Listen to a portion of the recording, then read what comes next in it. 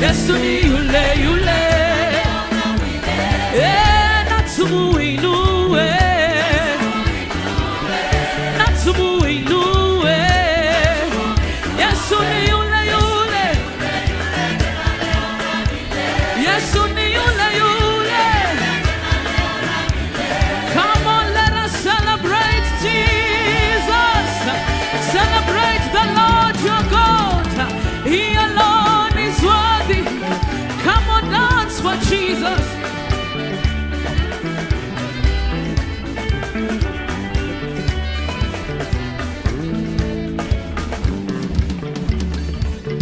Chezea Yesu, hallelujah, hallelujah. Put your hands above your head and celebrate Jesus, hallelujah. Yes, clap your hands and give God praise. Jesus is the same yesterday, today, and forever. How many of you believe that Jesus Christ is the same yesterday, today, and forever? Wave your hands. Jesus Christ is the same. Yes, today, and forever. I wish I had some interpreters. Some people miss me. Hallelujah, glory. Are you ready? Yes. You guys keep playing. We are still praying. Hallelujah, glory. Yeah. Let the player keep playing. We have the atmosphere, okay? Hallelujah, glory to God Almighty. Are you ready this afternoon? I said, are you ready this afternoon? Let me say those who are ready. Tell them again, this is your day for your miracle. You don't believe miracles. Say again, this is your day for your miracle. If you believe it, clap your hands and give him praise and glory. So we are ready. We're going to pray in some miracles. We have a man of God all the way from the apostolic house to come and lead us in the first session of prayer. And this is none other than Apostle David Juma. Please come and take us the next 15 minutes. All right, thank you very much. His microphone, please. Mine, yangu. Okay. Anasema utumie yangu. Akona yake. 1, 2. Hallelujah. Sema hallelujah.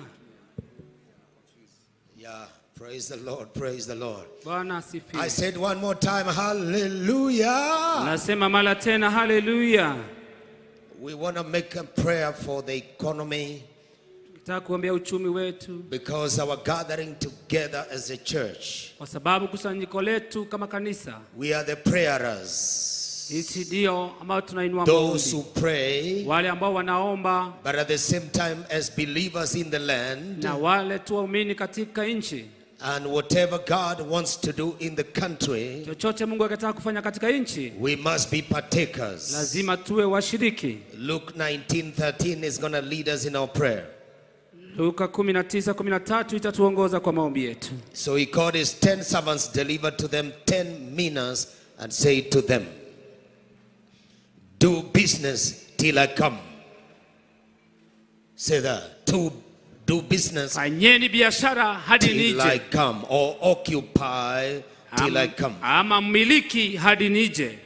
I want us to stretch our hand to heaven and begin to declare, Lord, I'm taking my position in the spiritual, economic occupation in our land. Nataka uinue mikono yako useme ya kwamba nimeanza kumiliki na chukua mahali pangu katika nchi.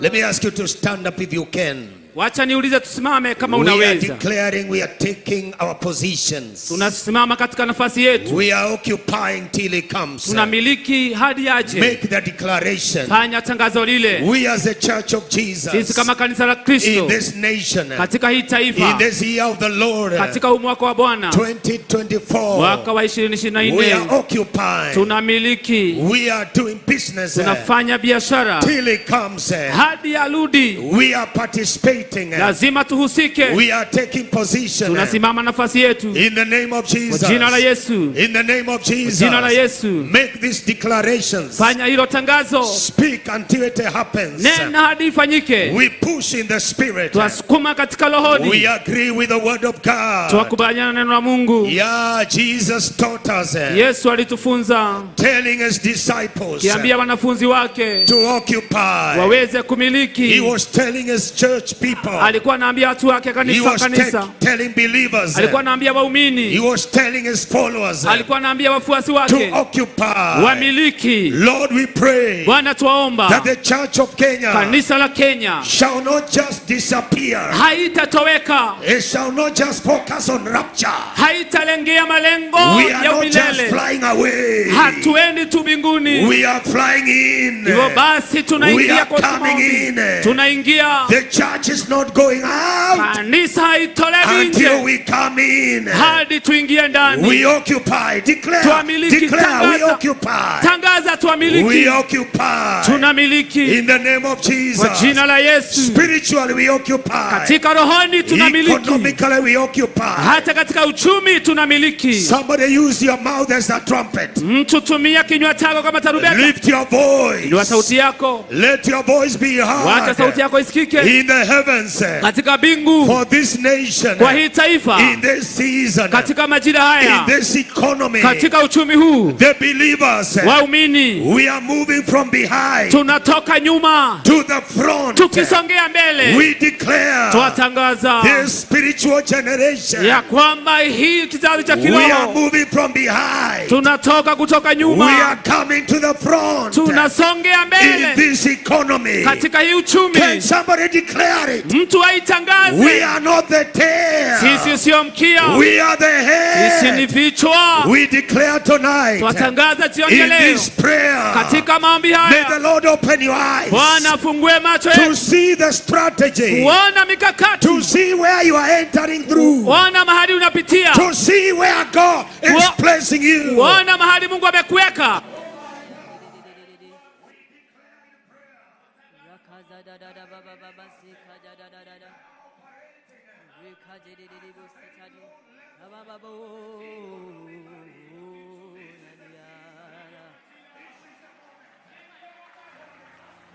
When I hear the rolling thunder, thy power throughout the universe display. Lift your voices and let's worship it. Then sings my soul, my Savior God, to thee. How great thou art, how great thou art. Then sings my soul.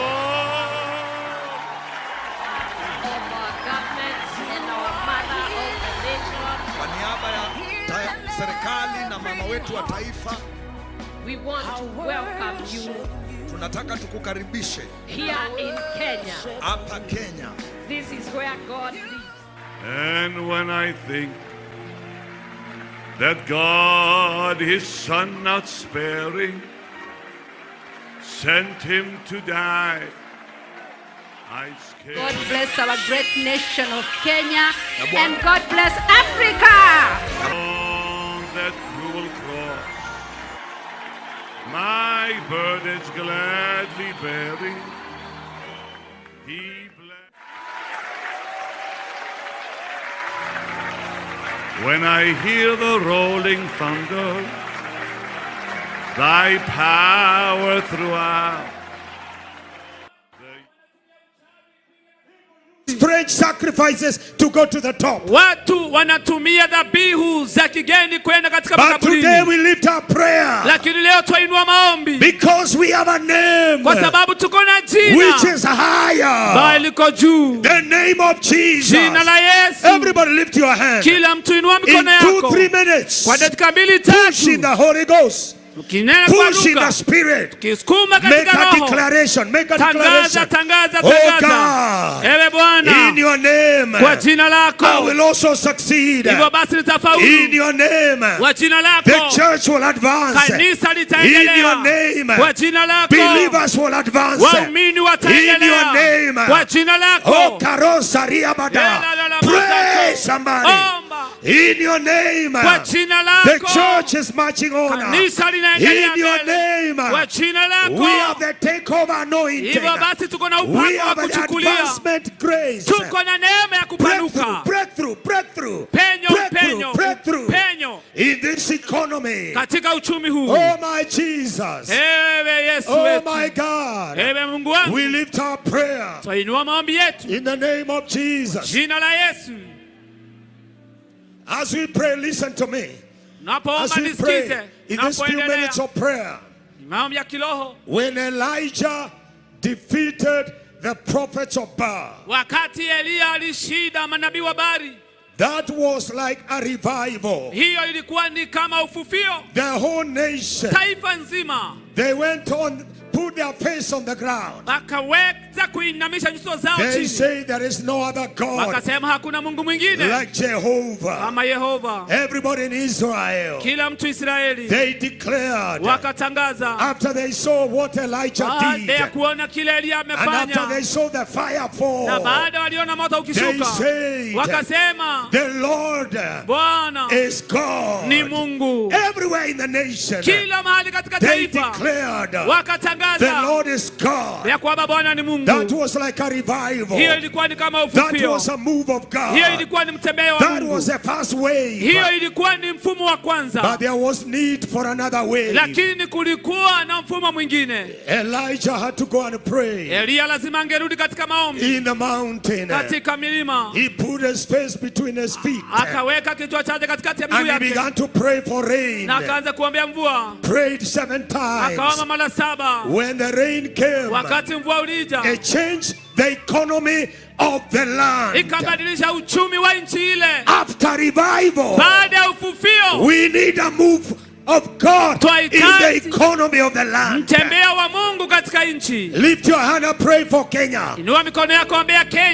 Those who come from different nations, pray for your nation. May the spiritual move of God impact the economy of the land. Oh Lord, we lift our voice. Oh Jesus, remember Kenya. May this move release a wave of prosperity, a wave of success to help the poor. Oh, somebody pray, somebody pray, somebody pray. Oh my God, may you do something for this nation. Kenya will never be the same. Kenya will never be the same. Let the poor be lifted. Let there be systems that uplift the poor, and these systems will work. They will work. The strategies will work. We pray in the name of Jesus. Our economy shall shift.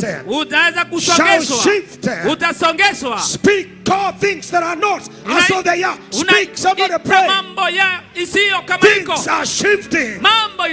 Things are shifting. In the name of Jesus. In the name of Jesus. Things are shifting, oh God. We believe it, oh God. In Jesus' mighty name we pray. One more before I'm out of here. As we pray for the economy, as we do business till He comes, as we occupy, Tell your neighbor you are also taking your position. Ambia jirani yako hata wewe Come unapata on, nafasi tell your yako. neighbor you are taking your position. Mwambie hata wewe unapata nafasi yako. In this economy. Katika hii uchumi. In the name of Jesus. Kwa jina la Yesu. There are 4 opportunities. Kuna fursa 4. As a believer. Kama muumini. To take position. Ndio uweze kupata nafasi yako. Katika hii uchumi. And this is a prayer we are making. Na hii ndio ombi tunafanya. The first position to occupy. Nafasi ya kwanza ambayo lazima umiliki. Is for producers. Ni ile hali ya kuzalisha. Manufacturers. Ile ni hali ya kuweza kuzalisha. Of industry. Uumbaji ama kujenga. Take your position there. Chukua nafasi yako pale. Number 2 are managers. Ya pili ni ile ukurugenzi. Those who manage resources. Mahali ambapo wewe ni mwelekezi wa rasilimali na pesa. And money. Na pesa. Number 3 is distributors. Ya tatu ni ile hali ya kugawa. Oh my God. Ewe Mungu wangu. And number 4 is the field marshals. The people sweating on the ground. Field marshals. Ni ile hali ya ujenzi, majumba makubwa. Lift your hand, we pray as you take your position. Inua mikono yako unapoomba, unapochukua nafasi yako. We are pushing for this economy to go to the next level. Tunasukuma uchumi huu uingie kiwango kingine. And you must be a partaker. Na lazima ukuwe mshiriki. As a producer. Kama yule mtu ambaye anazalisha. As a manager. Kama mkurugenzi wa mwelekezi. As a distributor. Kama naye gawa. As a field marshal. Kama mwingine ambaye ni mjenzi. Pray that God may help you 2024 to occupy. Omba Mungu akusaidie mwaka 2024 uweze kumiliki. Pray in the Holy Ghost. Omba katika roho. Pray in the Holy Ghost. Omba katika roho. Oh Jesus. In our nation. Katika taifa letu. We will not be left behind.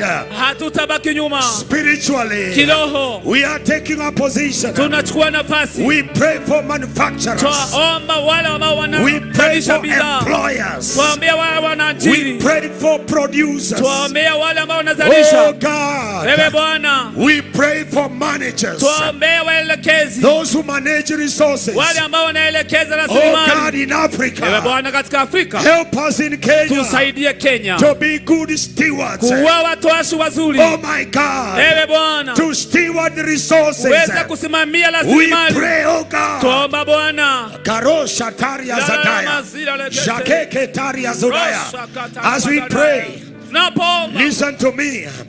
We have defeated tribalism to a great extent. Kumekuwa na hali ya ukabila kwa njia kubwa. We have defeated it to a great extent.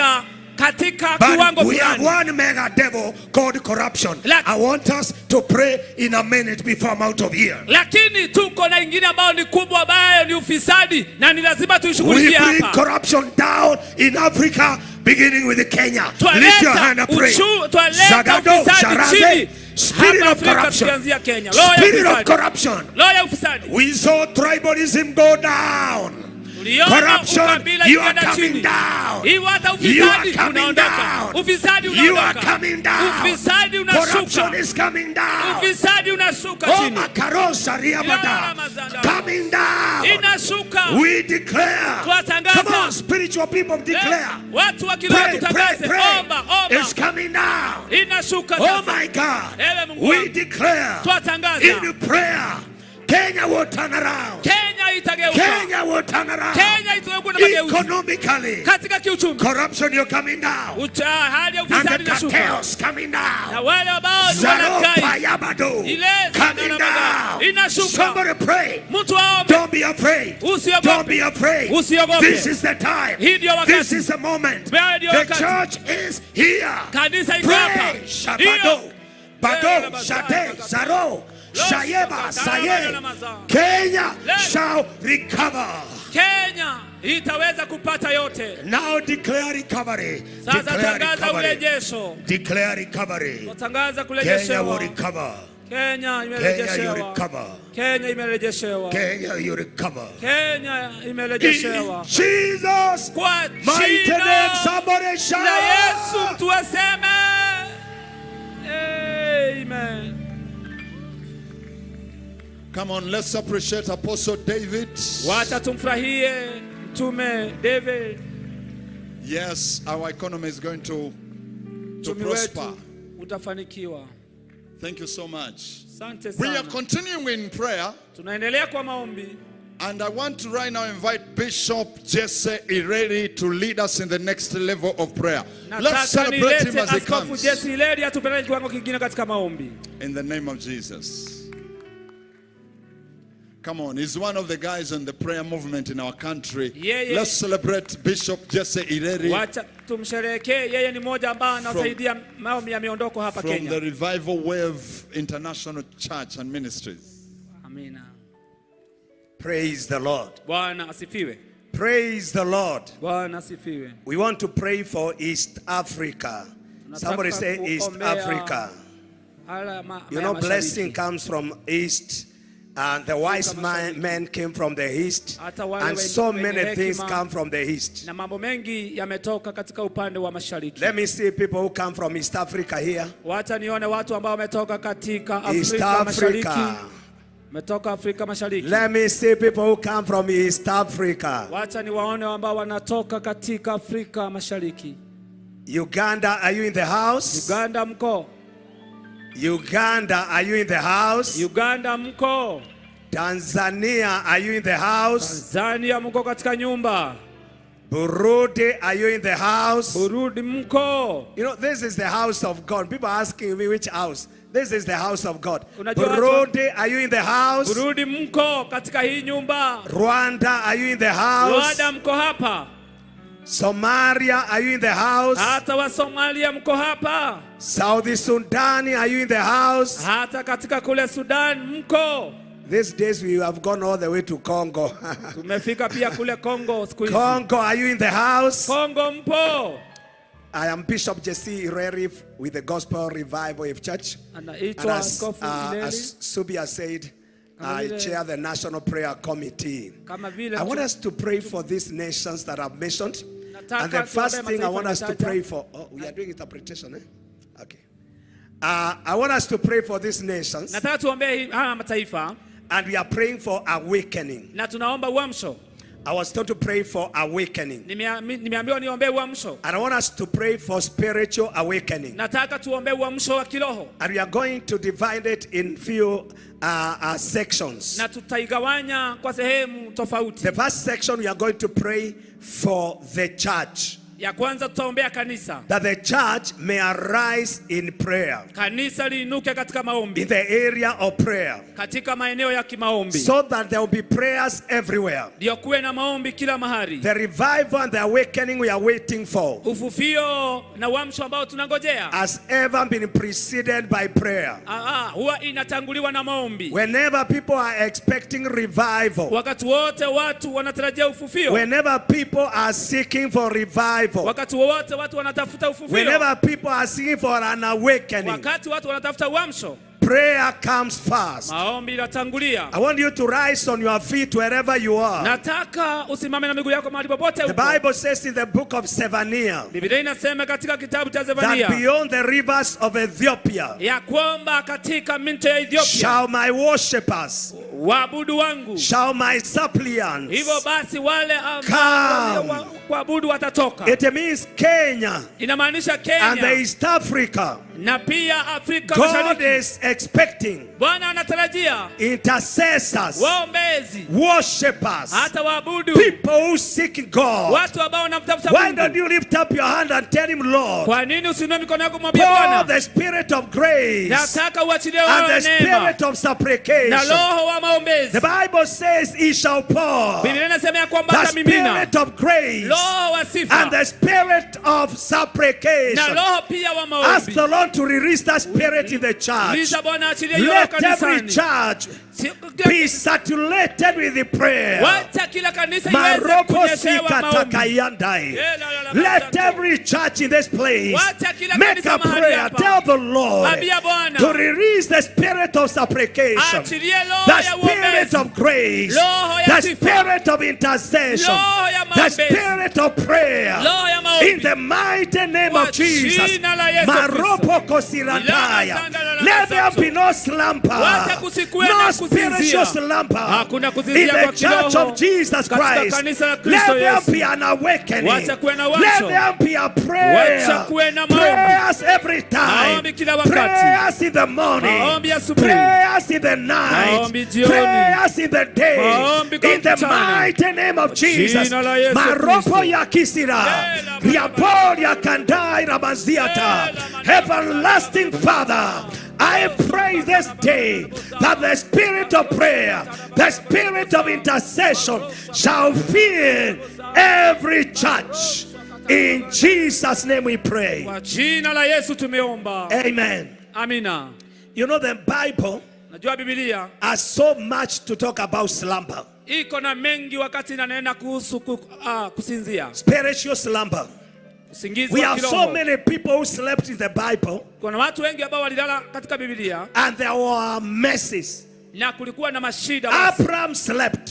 Abrahamu akalala And he was told his children will go to a foreign land because of that slumber. na akaambiwa kwamba uzao wake utaenda katika nchi ya kigeni kwa The sababu ya 5 kulala. virgins slept. Na pia mabikira wa And tano they were wakalala. not able to enter the marriage. Na hawakuweza kuingia katika ile ndoa takatifu. Eutychus slept. Na hata Eutychus And akalala he died. na akafa. And while men slept, Na wakati watu the walilala, enemy came and planted tears. maadui wakaja na We are wakapanda declaring magugu. no slumber. Twatangaza hakuna Somebody pray there will be kusinzia. no slumber in the church. Hakuna kusinzia Somebody kanisani. pray there will be no slumber in the church. Hakutakuwa na kusinzia kanisani. Even Samson slept. Hata Samsoni And his akalala. anointing was taken Na away. upako wake Pray ukaondolewa. for your neighbor here. Ombea jirani Pray yako for the hapa. church around here. Ombea kanisa Pray for ambao the iko. church of East Africa. Ombea makanisa We shall ya stay Afrika awake. Mashariki. Tutakuwa We shall stay tumeamka. spiritually awake. Tutakaa tumeamka We shall kiroho. stay in holiness. Tutakaa katika We utakatifu. shall stay in righteousness. Tutakaa katika We haki. shall stay in the fear of God. Tutakaa katika We kumcha shall Bwana. stay in power. Tutakaa katika We maombi. refuse spiritual slumber Tutakataa in the kusinzia mighty kiroho. name of Jesus Kwa Christ. jina la Yesu Maropo Kristo. ya keseradai. Just pray for your neighbor. Just on the hand of your neighbor for a moment. Nataka unganishe mkono wako na And pray jirani. for him, pray for him, pray for him. We are praying for everybody who is far and near. Tunaombea Maropo kila mtu kosirabayatai. ambaye- They shall not slumber. They shall not sleep. They shall not sleep. They shall pray. They shall walk with God.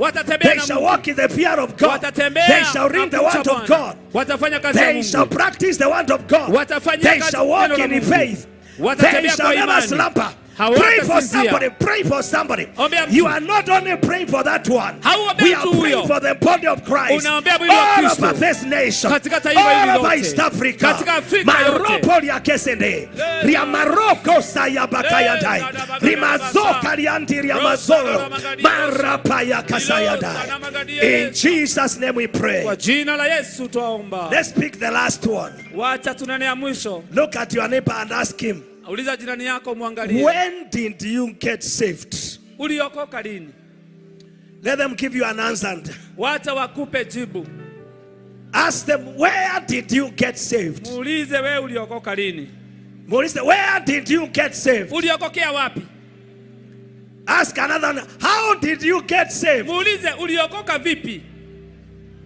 Ask them, did somebody preach to you? Muulize kama mtu alikuhubiria Or you are called by God at night. ama wewe uliamshwa na Mungu usiku. I want us to pray for evangelism.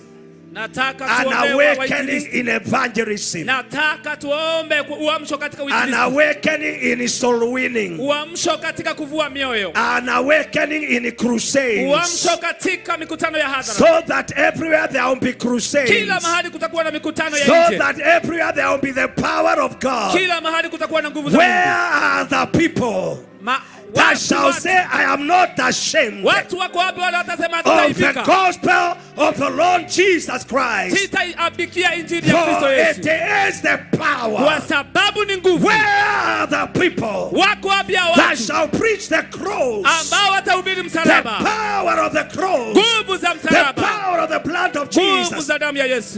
Lift up your hands and say, Lord Jesus, release the spirit of evangelism again. Release the passion for souls again.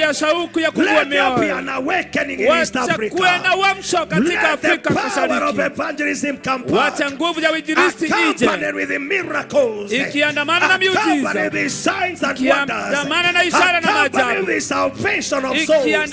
Who is making a prayer today? Who is making a prayer today? How can we stay in the four windows of the church? In the four walls of the church. We declare today, East Africa, East Africa, East Africa, arise, and preach the gospel. East Africa, arise, and preach the gospel.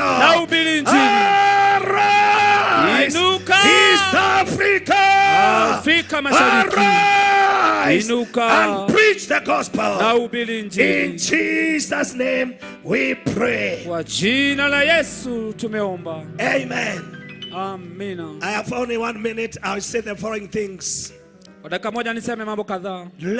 everybody have the passion for souls. That's when we shall preach the gospel of Jesus Christ, and we shall see the glory of God. May East Africa send missionaries all over the world. I said, may Kenya send missionaries all over the world.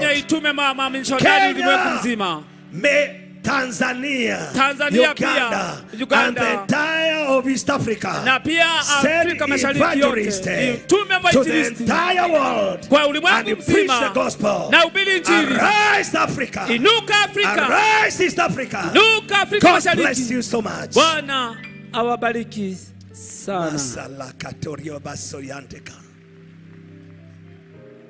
Thank you, Bishop. Let's give the Lord a better hand clap. You all know that the East African revival, which is one of the longest revivals in the history of revivals. Most revivals never go beyond 3 years. Just like the ministry of Jesus, 3.5 years. Azusa was 3.5 years. But the East African revival was for 50 years. The revival that will break out in this region will go on maybe for 100 years this time. So we are continuing in prayer. And right now I want to invite Reverend Kathe Kiuna to come and lead us to the next level. Yeah. Okay. So please, the driver of KDN 344R, you left your car with the hazards on. You're going to find your battery gone flat. KDN 344R. Please go and switch off the hazards. So I was saying we are having Reverend Kathe Kiuna from JCC, one of the great women of God that God has given us. Thank you. Glory to God in the highest. Would you tap your neighbor and say, hey, don't you go ignoring me, I'm here. Mguze jirani mwambie ujue kwamba niko karibu na wewe. Usijaribu kunilenga. Usinilenge jamani. Niko hapa. Niko karibu. So I want to talk about prosperity for 10 minutes. Nataka kuzungumzia kuhusu ufanisi kwa dakika 10. So that we can pray together. Diposa tuweze kuomba pamoja. The Bible says in the book of Deuteronomy 8:18. Biblia yasema katika kitabu cha kumbukumbu la Torati 18:18. And you shall remember the Lord your God. Kwamba utamkumbuka Bwana Mungu wako. For it is he who gives you power. Maana ni yeye anayekupatia ujasiri. To get wealth. Nguvu za kupata utajiri. That he may establish his covenant. Ili afanye imara agano lake. Which he swore to your fathers as it is this day. Alilowapa baba zako kama hivi leo. I just want us to understand. Nataka tuelewe. That in speaking about this scripture. kwamba tunapozungumzia maandiko haya, the promised land was flowing with milk and honey. kwamba nchi ya ahadi ilikuwa inatiririka na maziwa na asali, And it was full of people na ilikuwa imejaa watu who worshipped Baal, ambao walikuwa wanaabudu Baali, who was the god of prosperity. ambaye alikuwa ndiye mungu wao wa ufanisi. So the land was full of temptation Hivyo nchi ilikuwa imejaa majaribu, and full of greed. ilijaa tamaa. People wanting to find prosperity Watu walitaka kufanikiwa apart from God. ila isipokuwa kwa njia ya Mungu. And so God gives them a warning. Hivyo Mungu anawapatia honyo He says, do not go kwamba msiende trying to get prospered mkijaribu kufanikiwa by the blessings apart from me. kwa njia za baraka ila kwangu. You must remember it is I, the Lord, Ni sawa kwamba mkumbuke ni mimi Bwana that gives you power anayewapa to nguvu get wealth.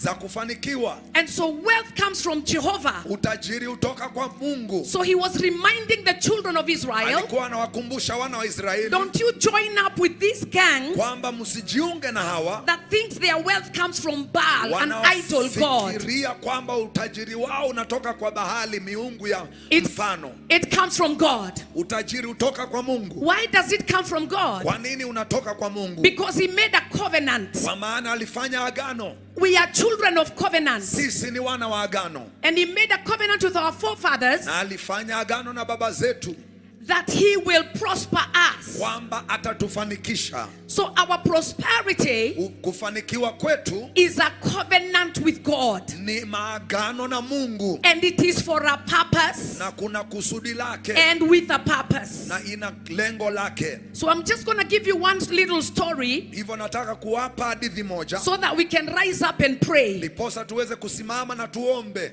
We all know that a tap, mfereji, Tunaelewa kwamba mfereji has a pipe.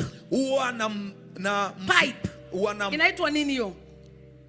Hiyo kitu mfereji, mfereji. huwa na mfereji.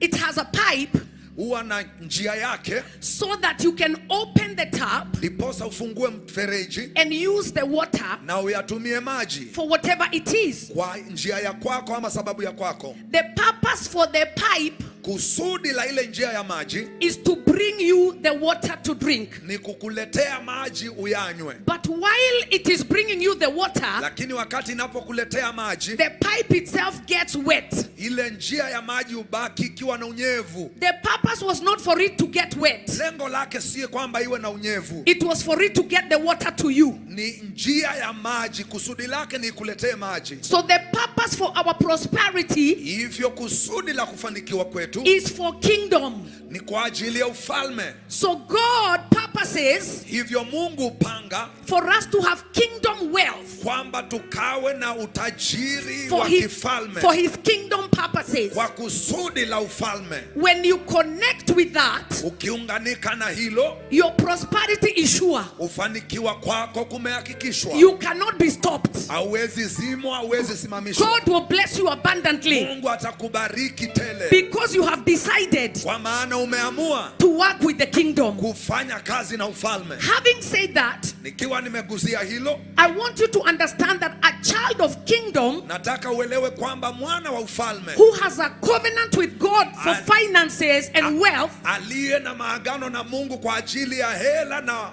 utajiri, your fight becomes God fight. hivyo vita zako hufanyika vita za Mungu. Whoever fights with you Atakaye kupiga meets with Elohim, Yahweh, anakutana na Yahweh, because he has a covenant with you. ni kwa maana ako na agano nawe. And they tried it with Isaac. Walijaribu kwa Isaka They got mad at Isaac. na Mungu akawa na They Isaka. were upset with Isaac Walimkasirikia Isaka because Isaac prospered wherever he went. kwa maana Isaka, kwa sababu Isaka alifanikiwa popote He alikoenda. opened up new wells and prospered Alikuwa na vizima mpya na akazidi kufanikiwa because he was a child of covenant. kwa maana alikuwa mwana wa agano. So as you stand up for this prayer, Hivyo unaposimama kwa ajili ya maombi I haya, want you to understand you're a child of covenant. nataka uelewe kwamba wewe ni mwana wa agano. That means that you are unstoppable Hivyo yamaanisha huwezi simamishwa kufanikishwa, when it comes to prosperity, inapokuja ni masuala ya ufanisi, you cannot be stopped. huwezi zimamishwa. Whoever tries, God will fight them. Atakayejaribu atapigwa na So Mungu. prosperity becomes a must. Hivyo ufanikio unakuwa ni lazima. Because you're connected to kingdom. Ni kwa maana umeunganika na ufalme. Whoever fights you, Atakaye kupiga,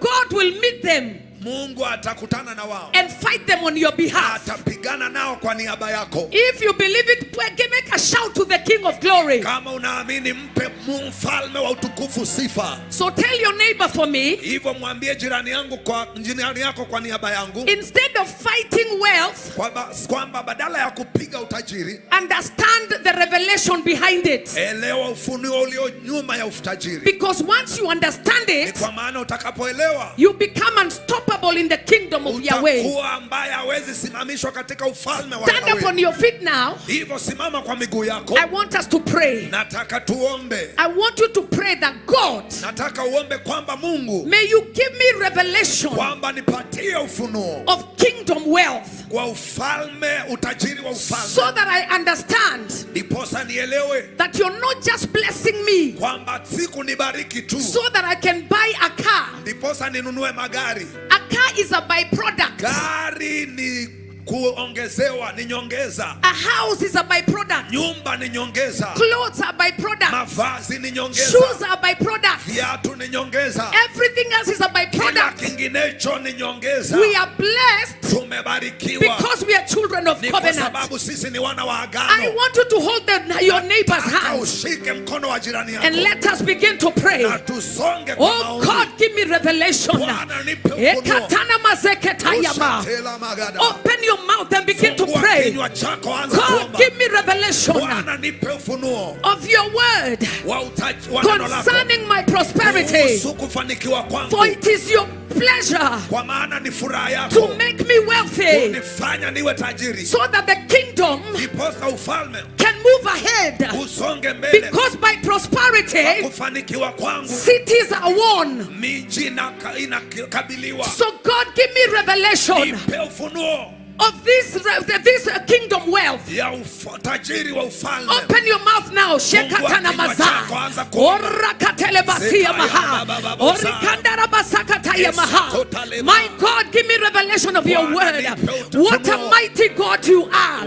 Give me revelation, oh God, of scripture, that I may understand that money is for kingdom purpose, is for growth in the kingdom, is for building the kingdom. Help me understand that I may prosper, oh God, for the sake of kingdom.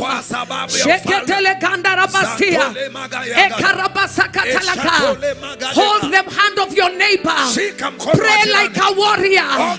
Pray like a warrior. Tell God to open your eyes to begin to see, so that you can walk in it. In the name of Jesus, begin to say right now that God opens your mind to see kingdom purpose for your wealth. In the mighty name of Jesus, may God show you what He created you to do. You must be unstoppable in the mighty name of Jesus Christ. And somebody said amen. The second thing I want us to pray for is for God to fight for us where covenant wealth is concerned. Like He fought for Isaac. They felt jealous. They were envious. They were angry. They were disappointed. But the more you get disappointed, the more a covenant child gets blessed. So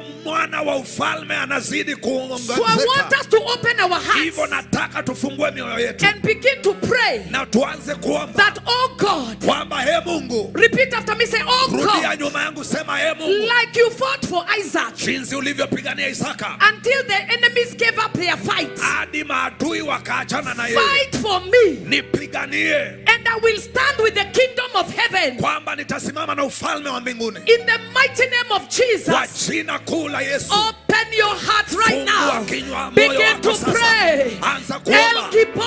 El Gibor. Man of war. Fight everyone that fights me. Because of kingdom purpose. Fight them, oh God. And help me to win. For kingdom in the name of Jesus. Like Isaac was a winner. Nobody could detour him. Nobody could get him out. They had to understand. You don't fight covenant children. They just begin to prosper and continue. May God open your heart right now to see that He is fighting on your behalf. Open your mind right now. Hold your neighbor again. Begin to do business.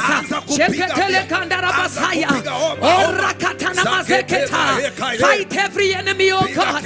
Wage war over every enemy. Right now in the name of Jesus, I declare I am unstoppable. I will open up the wells and they will bring forth water. They will bring forth substance. They will bring forth prosperity. They will bring forth what they carry from me. Every well that belongs to me, I will not miss on it. It's my hour of visitation. I will walk in kingdom wealth like Isaac did. Like Isaac did. In the name of Jesus. For 3 minutes open your mouth. Akatala basekema. Rekatala kandarabasa. Ekariandere baseketa. Ekarabazakatanama. Mandere baseke. Horiakanama. Shekataya mande. Ekarabaseka. Ariakane basaya. I will not be the broke one. With such a wealthy father, I will not be the broke one. With such a wealthy father, I will walk in the prosperity that God has in store for me. From today, in the name of Jesus, every well that is mine, help me to locate it, God. Help me to see it, God, and help me to work on my behalf. In the mighty name of Jesus. Ekatala basia mahaya. Makatala kandara base. Ekariatana maseka. Ekatala kandara basa. Makariatana mase. Okayatana masaya. Ekarabaseketa. Makarabasakata. In the name of Jesus. The third one. Jambo la tatu. And the last one. Na la mwisho. I want us to believe God. Nataka tumwamini Mungu. That our prosperity kwamba kufanikiwa kwetu will not end with us. Haitaisha nasi. It will start with us. Itaanza na sisi. And go from generation to generation to generation. Kizazi hadi kwa vizazi. That our children's children. Kwamba wana wa wana wetu. Our great grandchildren. Wajukuu. Will be kissing our graveyards. Watakuwa wanafurahia kaburi zetu. And saying, what a nasty powerhouse. Wanasema jamani, babu ama nyanya wa aina gani huyu? What an amazing great grandmother I had. Jamani, nyanya wa ajabu niliyepewa. And a great grandfather I had. Babu wa ajabu niliyepata. Because your wealth will not die with you. Kwa sababu utajiri wako utaisha na wewe. It will stay generation to generation to generation. Vizazi hadi vizazi. We have been known to start all over again. Tunaenda kuanza upya. We have been known tumejulikana to start all over again. Kwa kuanzia upya. With nothing. Bila chochote. But that story ends now. Lakini hiyo hadithi inaisha sasa. Oh, I wish I had a witness. Jamani, na utafuta mtu wa kushuhudia haya. That story ends with you and I. Nasema hiyo hadithi imeisha na wewe na mimi. Our children will not start again. Watoto wetu hawataanza upya. They will climb on our shoulders. Watapanda kwa mabega yetu. And fly high like eagles. So I want us to do business, the last one here, and declare that our wealth is transgenerational. Open your mouth and pray for 1 more minute. I have 1 more minute. It will be transgenerational. I will go from glory to glory. I will bless to be a blessing. My children and grandchildren shall enjoy the blessing of the Lord that maketh rich and addeth no sorrow. It is my hour. It is my season. Open your mouth and declare.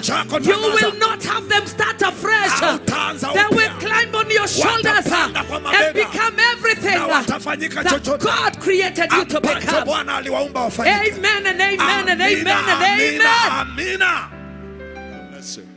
Let's celebrate Reverend Kathy. She has overshot her time, but her belly is full. Her belly is full. Are you enjoying the prayer? Why don't we give the Lord praise? Can I hear a shout?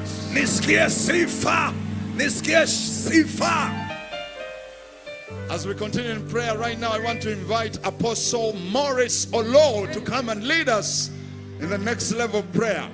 And people of God, as he comes, look at the way the choir is dressed. This is unbelievable. Jesus Christ. Yesu Kristo. Give it up for the Lord one more time. Appreciate him. To you shall be the gathering of all the people. Tell your neighbor, I cannot be intimidated by you. Put your hands together and give the Lord praise in this place. The man of God said tonight there will be greater miracles, and I believe that miracle is going with you. Mtumishi wa Bwana alisema jioni ya leo itajaa miujiza, na ninaamini huo muujiza ni wa kwako. The supernatural will explode in this place tonight. Anga za kiroho zitalipuka jioni ya leo. Shetani amemeza wembe. The devil will swallow a razor. Put your hands together, appreciate the Lord. Hallelujah. Tumpigie Bwana sifa. Matthew chapter 5 verse number 6. Mathayo 5 mstari wa 6. It begins with blessed. Na inaanzia kwa kusema amebarikiwa.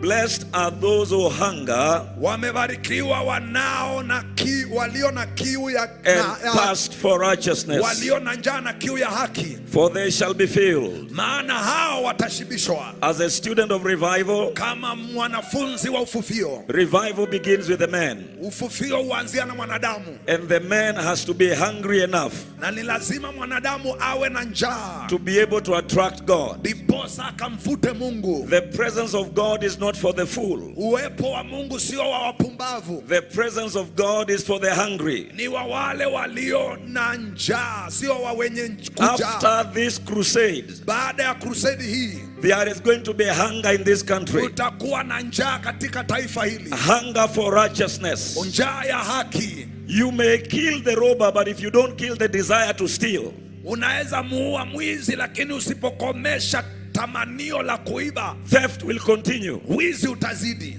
But when you kill the desire to steal, lakini ukiua ile tamanio la wizi, and the desire to live right comes, na ile tamanio la kuishi sawa inaingia, then that is the end of robbery. Basi mwisho wa wizi umefika. Blessed are those who hunger. Na wamebarikiwa walio na njaa. Men that have caused revival, watu walioanzisha uvuvio, were men that were hungry for God. Walikuwa ni watu waliokuwa na njaa kwa Mungu. That hunger led them into hours of prayer. Hiyo njaa iliwavuta kwa masaa ya maombi. Into days of prayer. Kwa masiku ya maombi. Into months of prayer. Kwa miezi ya maombi. They shall be filled. Watajazwa. I decree over your life, natangaza juu ya maisha yako, and over my life, na juu ya maisha yangu, that your spiritual hunger, kwamba njaa yako ya kiroho, is about to be filled and be met. Inaenda kushibishwa na kukutanwa na. Prayer number 1. Ombi la kwanza. And I beg us to do it a bit differently. Na ninaomba tuifanye tofauti. While we are praying, tunapoomba, we'll also clap our hands. Tutapiga makofi.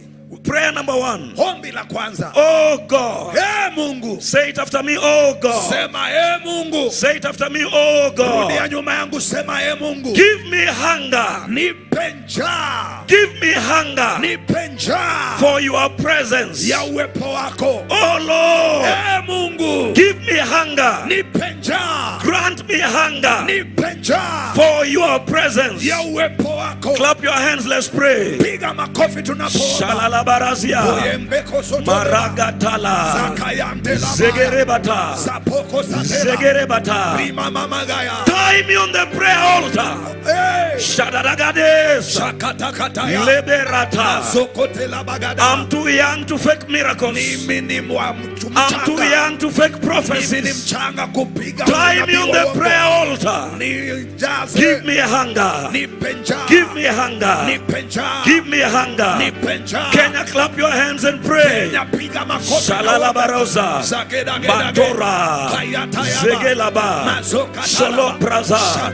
Legebarata. The prayer mountains. The prayer mountains in this country will not be empty. The prayer altars in this country will not be empty. Send us the hunger in the times of T.L. Osborne. Send us the hunger. Send us the hunger in the days of Wachara. Send us the hunger that Mama Teresa Wairimu had. Send us the hunger that Charles Finney had. Send us the hunger that drove Benny Hinn into hours of prayer. Hours of prayer. Days of prayer. Months of prayer. Send me hunger, Lord. Up your hands, let's pray it one more time. Shalagabara. Zeleba. Salabado. Zekeprala. Shadagabara. Zelaba. Zelaba. Shalibrosa. Paralaga. Shadalabara. Zelepara. Give me prayer appetites. The desire to pray. The desire to pray. The desire to pray. In Jesus' name. Now listen.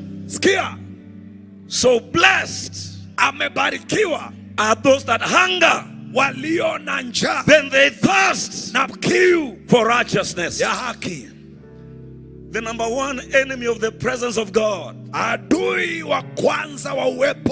no matter how much you pray, if you are not living right, you will pray 40 days and then 4 minutes of sin will drain the 40 days of prayer. Raise your hand one more time and say this after me. My Father and my God, plant in me the desire for righteousness. Kill my appetite for sin. Kill my appetite for unrighteousness. Kill my appetite for the things that drain the power of God. We do it differently one more time. Clap your hands and let's pray. Shalamarasa. Zegebara. Zegebara. Zegebara. Zegebara. Zegebara. The desire to live right. The desire to live right. The desire to forgive. The desire to walk in humility. The desire to live right. Give me an appetite for righteousness. Clap your hands and pray. Shalagibarasa. Lo paras. Lo paras. Lo paras. Lo paras. Lo paras. In this country, release. Release. Release. Achilia. The desire Tamanio. to live right. Ya kuishi sawa. The desire Tamanio. to walk right. Ya kutembea sawa. Up your hands, let's pray. Makofi na tuombe. Dadabarosa. Bakataya babo. Ligabarata. Zapalo. Ligabarata. Ekataya. Ligabarata. Zaketaya. Seleba. Mandolobo. Seleba. Mandolobo. Seleba. Aleba. Seleba. Zantela. Selaba. Shatela. Selaba. Shakaya. Lo parara. I bury grudges. I bury unforgiveness. Give me hunger for righteousness. Clap your hands and give Jesus praise. The last one. The last one. Turn around, tell your neighbor, you will not die before you see the results of your prayer. There are things you are praying for. Even as an old man, you will watch them take place. You will watch them take place. Some of you are going to watch your sons and daughters filling stadiums like this. You will see your grandchildren shaking the nations of the earth with the power of God. The Bible says, blessed. There is a blessing in being hungry for God. Simeon said, when he held Jesus, Simeon said, now you are letting your servants to depart in peace, for my eyes have seen your salvation. We will live to see the results of our labor in prayer for this country, in prayer for your generation. So the last prayer we pray is this: I will not lose the results of my prayer life. Clap your hands, let's pray. Shadamararas, Ibaraza, Ibaraza, Ibaraza, Ibaraza. My prayer life, I will see results. I will watch this nation while miracles are breaking forth. We will watch in this nation churches that can see this capacity. It is happening. It is happening. It is happening. The heavens are open. The heavens are open. It is a moment of visitation. Clap your hands and pray. Stand up on your feet. Clap your hands and pray. I will see. I will see. I will see 100,000 souls in one night. I will see the dead rise one more time. Clap your hands and pray. Malabra, Zeleba, Zeleba, Zeleba, Zapara, the labor of prayer, the labor of prayer over this nation. We will not lose it. We will not lose it. What has been put in this crusade, the prayer, the labor, the sacrifice, will not die. It will not die. It will not die. Clap your hands one more time. Let us pray.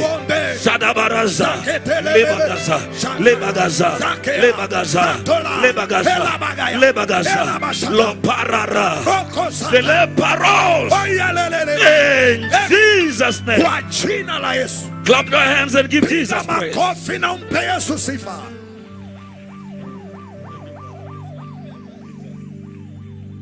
Wow, wow, wow. Let's celebrate the Lord. Thank you so much. Apostle Olo. We want to thank God because Pastor Dorcas has already arrived in the stadium. The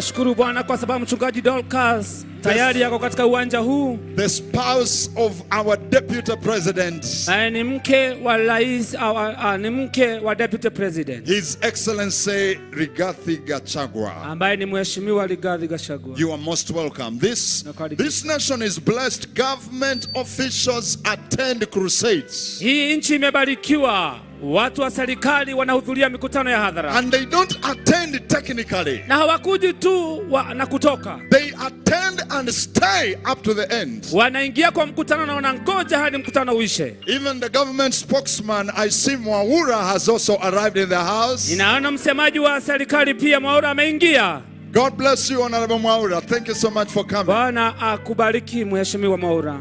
Amen and amen. And of course we celebrate all our fathers who have already arrived. Tasherehekea mababa zetu wote ambao wamefika. Our Bishop Kibarabara. Askofu Kibarabara. Our Bishop Modhe. Tuko na Askofu Modhe. Bishop Kirioba. Na pia tuko na Askofu Kirioba. Bishop Margaret Wanjiru. Tuko na Askofu Margaret Wanjiru. Honorable Kalonzo Stephen is also in the crusade. Na pia mheshimiwa Kalonzo Musyoka ameingia. What God is doing in Kenya has never been there. Kile Mungu anafanya Kenya haijawahi kuwa pale. And we also celebrate the only synod. Na tunataka kusherehekea synod mwenyewe. The only synod on the continent of Africa. Peke yake ambaye ndiye ako katika bara la Afrika. The leading worshipper in the whole world. Mwenye anaongoza mwabudu wa juu zaidi katika ulimwengu mzima. A child by the name Brighton Mwangi Kimani is missing. Mtoto ambaye anaitwa Brighton Mwangi Kimani anakosekana. Kindly assist, the mother is at gate 1.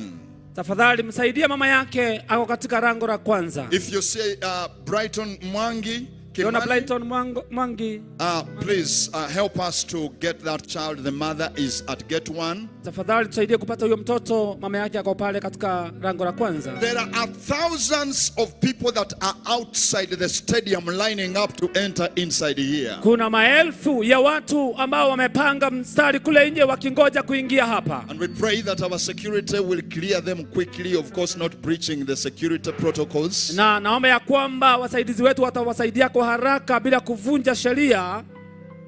Let's have now Bishop Mankura to come and lead us in. Wacha tuwe na Askofu Mankula akuja tuongoze kwa dakika chache. These were the men that were touched by the revival that broke out in Masailand. Let's celebrate him. Hawa ni moja yao ambao waliguza na ule ufufio ambao ulitokea kule katika nchi ya Masaini.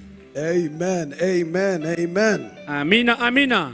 Briefly, because of time, I'm given 5 minutes to do the prayer. Kwa dakika 5 ndizo nimepewa niweze kufanya maombi haya. 1 John chapter 2 verse number 14. Yohana wa kwanza 2 mstari wa 14. I have written unto you fathers. Nimewaandikia enyi baba. Because you have known him that was from the beginning. Kwa sababu mmemjua mwenye alikuwa tangia mwanzo. I have written unto you young men. Nimewaandikia pia vijana. Because you are strong. Kwa sababu mko na nguvu. And the word of God abide in you. Na neno la Mungu linadumu ndani yenu. And you have overcome the wicked one. Na mumeshinda muovu. I'm told to lead a prayer on the young people. Nimeambiwa niongoze ombi ya vijana. The future of the church is the young people. Maisha ya baadaye ya kanisa iko katika kwa vijana. The future of the nation is the young people. Maisha hata ya nchi ya baadaye ni kupitia vijana. In the current world today, katika sheria ya leo, the devil is after to capture and destroy young people. Shetani anatafuta kushika vijana na kuwakamata. And you are saying in the name of Jesus. Na tuwasema kwa jina la Yesu. Our young men and women will not be destroyed. Vijana wetu wa kike na wa kiume hawataangamia. How many are saying our young men will not be destroyed? Ni wangapi wanasema ya kwamba vijana wetu hawataangamizwa? The church needs young people. Kanisa inahitaji wa vijana. We need musicians. Tunahitaji waibaji. We need preachers. Tunahitaji wahubiri. We need dynamic, strong, spiritual and even visionary young people. Tunahitaji vijana ambao wako na nguvu na pia wako na maono na hawa vijana. The government need young professionals. Serikali pia inahitaji watu wako na ustadi na masomo ya juu. Today we are declaring this crusade. Leo tunatangaza katika mkutano huu hadhara. The devil will not take the young people behind bars. Shetani alikuwa anahitaji wa vijana kuwashika na kuwateka nyara. The young boys will not be abused. Vijana wetu hawatatumia vitu vibaya. We are talking and saying, tunanena na kusema, if the young men can be turned around, kama vijana wanaweza geuzwa, wickedness will not be in the street. Maovu itakoma kuendelea. Kenya will have a healthy nation tomorrow. Kenya itakuwa na nchi nzuri siku ambazo zinakuja. When you read in the Bible, wakati tunasoma Biblia, we get God using young men. Tunaona Mungu akitumia vijana. Young men. Vijana. And today in this crusade, na leo katika mkutano huu hadhara, we are praying for revival. Tunaomba ufufio. To break in the country for young men. Uweze kuingia katika kambi ya vijana wetu. The young men. Vijana. Called Daniel in the Bible. Daniel chapter 1 verse 8. He refused and purposed to say no to destruction. And he became a prophet. He became a governor. He became a great man in a foreign country. Today we are declaring, may God raise other Daniels in Kenya. May God raise other Daniel in East Africa. Young boys, young girls that are on a purpose to say no to drug abuse. To say no to drug abuse. To say no to destruction. Again we see in the Bible God using another young man. His name is Joseph. He was a young man. And by the grace of God, God used Joseph. He had a vision. And he went to become a prime minister in one of the greatest countries. Today I want to declare our young people will not be destroyed by the enemy. How many are declaring that my children will not be destroyed? Come on, everybody, will say our children will not be destroyed. Listen to me, parents. Listen to me, parents. The Bible says our children will stand at the gate of your house. Shame will not come to your house. Shame will not come to our churches. I have gone to nations. You don't see a young person in a church. I've gone to places. You don't see young professionals. Because the enemy have taken control. But today we are declaring. Again we are declaring that our children will not be abused. We bless the Lord. Please let's stand up as we honor our first lady is coming. Thank you so much. Mama Rachel is coming in. Come on, somebody, let's celebrate. Let's celebrate. Let's celebrate our first lady. Thank you, Mama, for coming. So when you are standing up, every one of us, we are going to pray for our children. Luke chapter number 15. He's talking about a prodigal son. The father had two. One of the boys was snatched by the enemy. Riotous living. The young boy became useless. He was there, but he was mounting to nothing. So today, we are going to pray a prayer. Father, remember our children. The youth in Kenya are going to become arrows in the hand of a strong man. In the church, in the political world, in the career world, the devil will not destroy our children. Somebody lift up your hands and begin to pray. In the name of Jesus. Everybody pray for the young people. Pray for the revival. We need them. We need them. We need our young people to come to church, to be active in the nation, to be active in nation building. In the name of Jesus, we are declaring the enemy will not destroy the young people. They are all over in the choir. Young people receive the grace of God. They are all over doing some work. And you are declaring in the name of Jesus, the enemy will not steal and destroy the young people. In Jesus' mighty name. Thank you so much. Praise the Lord. Glory to God. God is good. The prayer is going on well. Let's have Bishop Kefa to come and lead us. Yes, let's do quickly. Our time is really going. Hallelujah. We continue in prayer. I want to read a scripture and then we go straight into prayer just to guide us. The Bible declares in the book of 1 Timothy chapter 2 verse 1 to 3. Can we please remain standing? Let's remain standing. 1 Timothy chapter 2 verse 1 to 3. We are admonished, I exhort therefore, that first of all supplications, prayers, intercessions, and giving of thanks be made for all men, for kings and for all that are in authority, that we may lead a quiet and peaceful life in all godliness and honesty. For this is good and acceptable in the sight of God our Savior. Why pray for those who are in authority? Why pray for the presidency? Why pray for our leaders?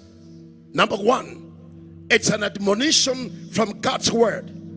We have a responsibility as an apostolic and prophetic people to raise a prayer covering at all times for those who are in authority. In our case, beginning with the presidency in our country. And we thank God so much that we have leaders, our president, the first lady, the deputy president, we have the second lady, and so many of our leaders according to the hierarchy that love God and fear God. We need to raise a prayer covering over their lives. Why? So that their hearts are aligned with the will of God for the nations, and in our case for our nation. We have seen what prayer has done in this country and will continue to do in this country. We are so grateful to God. So much that we are seeing is a result of prayer. So we pray that their hearts may be aligned and the decisions that they make for the nation are aligned with God's will. Number three, that we may lead a quiet and peaceful life in all godliness and honesty. Shall we welcome Pastor Kayanja even as he walks to the stage? Man of God, you're welcome. That we may lead a quiet and peaceful life in all godliness and honesty. Number four, the last one, and then we pray. The presidency, the leadership of this country need the prayer shield of the church. Don't forget, we have a responsibility to raise a prayer covering of our leaders so that, ladies and gentlemen, people of God, they are able to lead the people of God in line with God's will. So in line with those words, can we all lift up our hands to the Lord as we pray for the presidency of our country, beginning with His Excellency the President, the First Lady, the family. We come to the Deputy President, the Second Lady, the family. We pray for all the arms of government. We are going to pray for the entire executive. We pray for the legislature. We pray for the judiciary. Let's not forget, we have county leaderships, county governments, and our governors together with their leaders need prayer. So in these few minutes, let's raise our voices before God as we pray for our leaders. Everybody, go before God.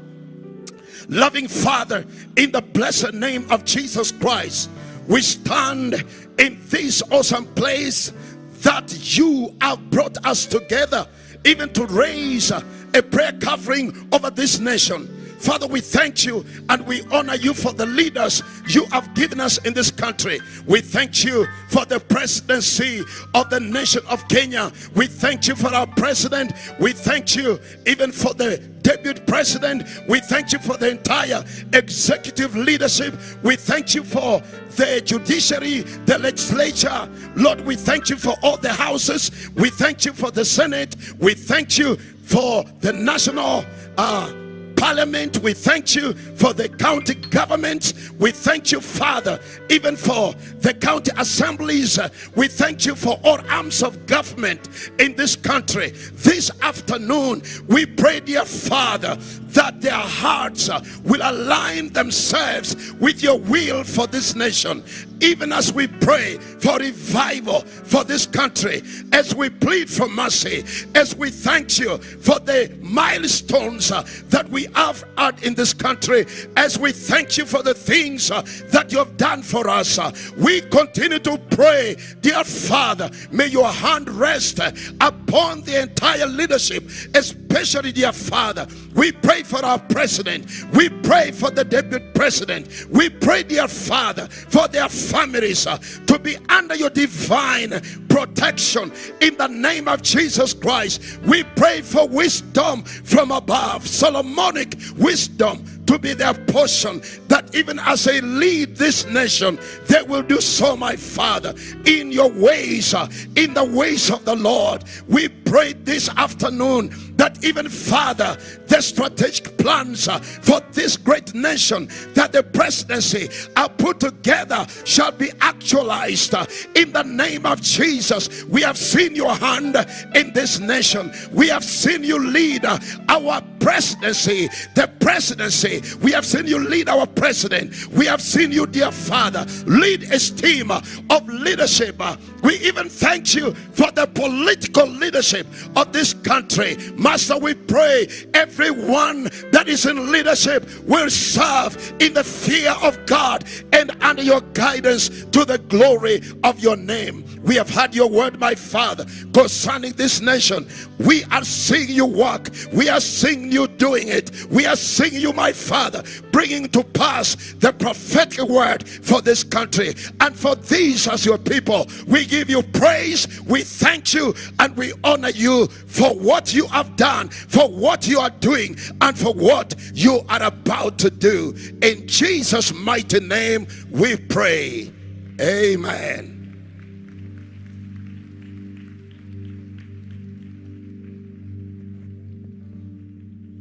Hallelujah. Thank you so much, Bishop Kefomai. Amen, amen, amen. So thank you for leading us in that. Let's have Apostle Magdalene quickly, please. We thank God that the prayer dimension is going to a high level. And as we pray, God is answering our prayers. Prayer shapes destinies of nations, destinies of people. And what is happening here is too powerful. Let's celebrate the Lord as we have Apostle Magdalene to lead us in prayer in Jesus' name. We want to pray for the nation of Israel. And I want to read a quick verse in the book of Psalms 122, verse 6. And it says, pray for the peace of Jerusalem. They shall prosper that love thee. Peace be with thy walls and prosperity within thy palaces. For my brethren and companions' sake, I will now say a peace be within thee. Because of the house of the Lord our God, I will seek thy God. We want to remember the nation of Israel. And we pray that the Lord Almighty will give peace to Israel at this time.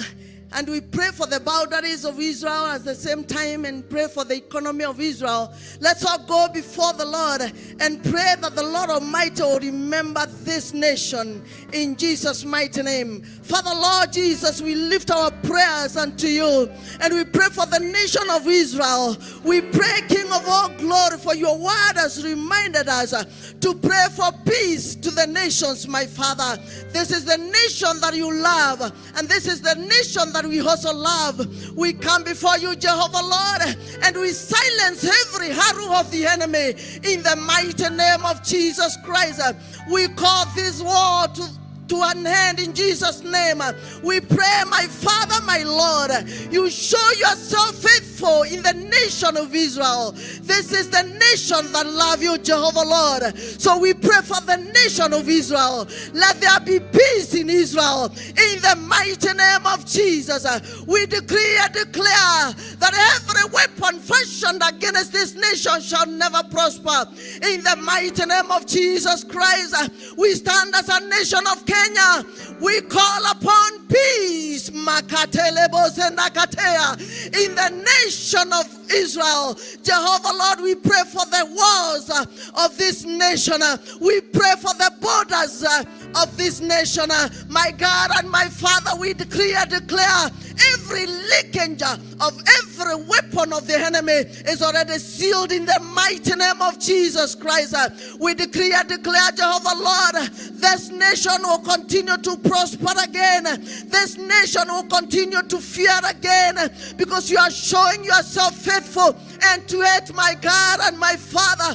We call upon your holy name, the name that is highly lifted. The word of the Lord reminds us that this name, oh, the righteous run unto it and they are safe. We run unto your name, Jehovah Lord, for the safety of the nation of Israel, in the mighty name of Jesus. And if there is anything that may hinder us, Lord, oh, Rimazeka, that may hinder our prayers to reach unto you, Jehovah, we pray that you forgive us as Kenyans. We pray that you forgive us as individuals, that you may hear the cry that we are crying for this nation of Israel, Lord. It is the nation that we love. It is the nation people run to, Jehovah, Lord. We pray, Jehovah, Father, for this is the nation that you called. This is your own nation, my Father. So we pray, Rabashanda Katereboza, every weapon of the enemy has no power right now, in the mighty name of Jesus. We pray, my Father, my Lord, there will be peace in the borders, in the mighty name of Jesus. Visit Gaza, Jehovah Lord. Let there be peace in Jesus' mighty name. We pray for peace, Lord. We pray for peace, my Father. We pray for unity, King of glory. We know during this time the economy went down. My Lord and my Father, we stand as a nation, Makalabozea, and we call upon the Lord of Israel in the mighty name of Jesus. Let the economy of Israel be. Let people of Israel be. Let the nation of Israel be. We pray for the palace in the mighty name of Jesus. Let the leader of this nation be, Jehovah Lord. We honor you, King of all glory, for you are bringing peace. You are bringing peace. We call peace, Lord, in the mighty name of Jesus. We declare that north of Israel is protected, the south of Israel is protected, the east of Israel is protected, the west of Israel is protected, every center part of this nation. We pray for peace, Jehovah Lord. We pray for peace, my Father. Your word says, if people that are called by my name will humble themselves and repent of their sins and call upon me, I will hear their cry in heaven and I'll heal their land. We pray, my Father, as the people that you have called, forgive our sins, Lord, even as we call upon peace in this nation, Lord. Let there be peace, my Father. We pray for the leadership, my Lord. We pray for the unity, King of all glory. We pray for harmony in that nation, Lord, in the mighty name of Jesus. Peace among the children, peace among the youth, peace among women, peace among men, Lord. Peace among the politicians and those who are fighting the nation, Lord. We pray that they all have peace, Lord, with them. In the mighty name of Jesus, let them make peace with them. We make this declaration, Lord, that everyone will have peace with Israel. We prophetically declare there will be peace in this nation, Lord. We give you glory and we give you praise, and it is in Jesus' name we pray, and we have given thanks for Israel. Give glory to the Lord. Thank you so much, Apostle Magdalene. I want to take this opportunity also to just remind the people at the gate, the security, we still have a space here which is not yet occupied. Please allow the people to come in. As you're clearing them, we still have. Open the gates so that the people can come in so that we don't have a stampede. People are hungry. They want to come in for the word of God. I want to take this opportunity to acknowledge our fathers who are seated on the right. We have Dr. Njuguna. God bless you so much. We have Bishop Masika. God bless you so much. We have Bishop Pius Mwiru, Bishop Paranjo. Come on, Bishop Mbai, Bishop Waderi, and all the other fathers. We have Prophetess Ruth Kioko and all the other servants of God who are there. God greatly bless you. Somebody say hallelujah. I don't hear you say hallelujah. Glory to God. Okay, so I want to read a scripture and lead you in prayer. Isaiah chapter 19 and verse 19.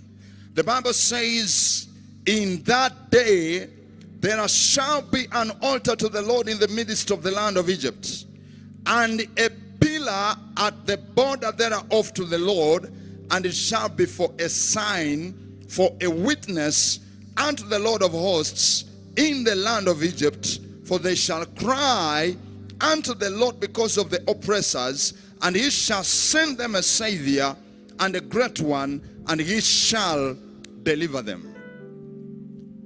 The Lord promised. We know that every time that the Lord spoke about Egypt, he was speaking about Africa.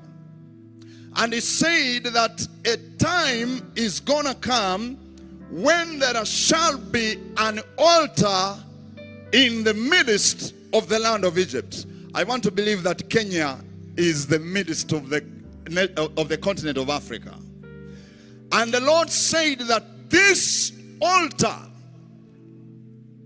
when this altar shall be there, through this altar, the Lord shall break the oppression against the land of Africa. And through this altar, the Lord shall raise deliverers and saviors. Somebody lift your right hand and declare, say, this is the day. I cannot hear somebody. Hallelujah. Somebody say, in that day there shall be an altar. Are we together? And that altar is where we are gathered here today. And God is going to use the way God is going to redeem Africa from oppression. He's going to use the power of the altar.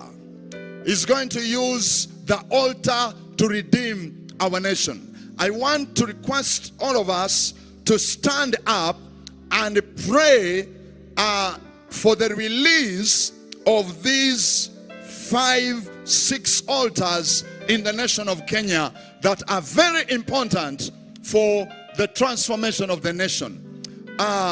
Pastor Bishop Jesse led us in praying for revival.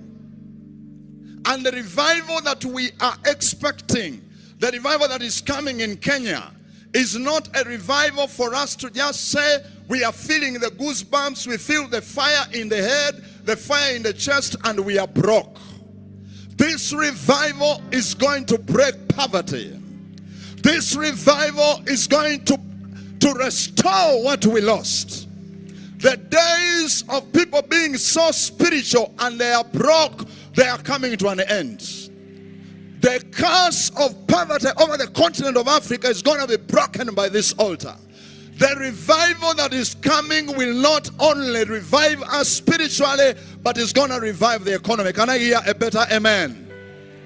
Can I hear a better amen? Hallelujah.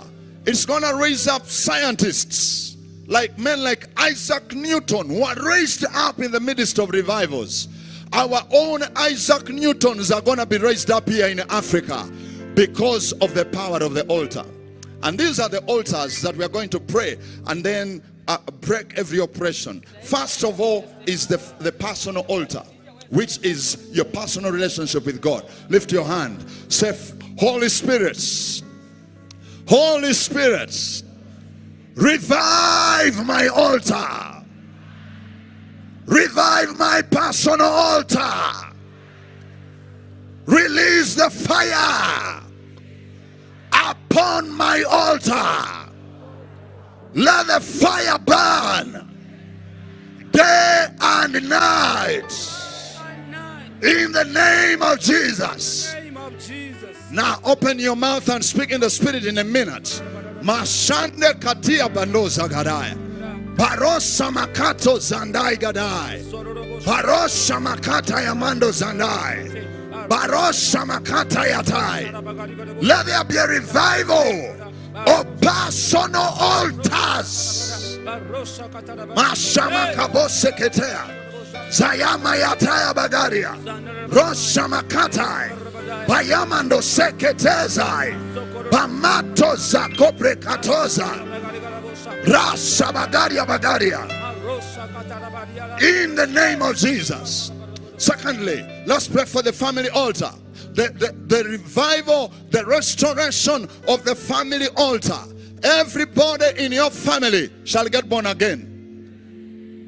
As Bonki used to say, to hell with the devil and to heaven with the people.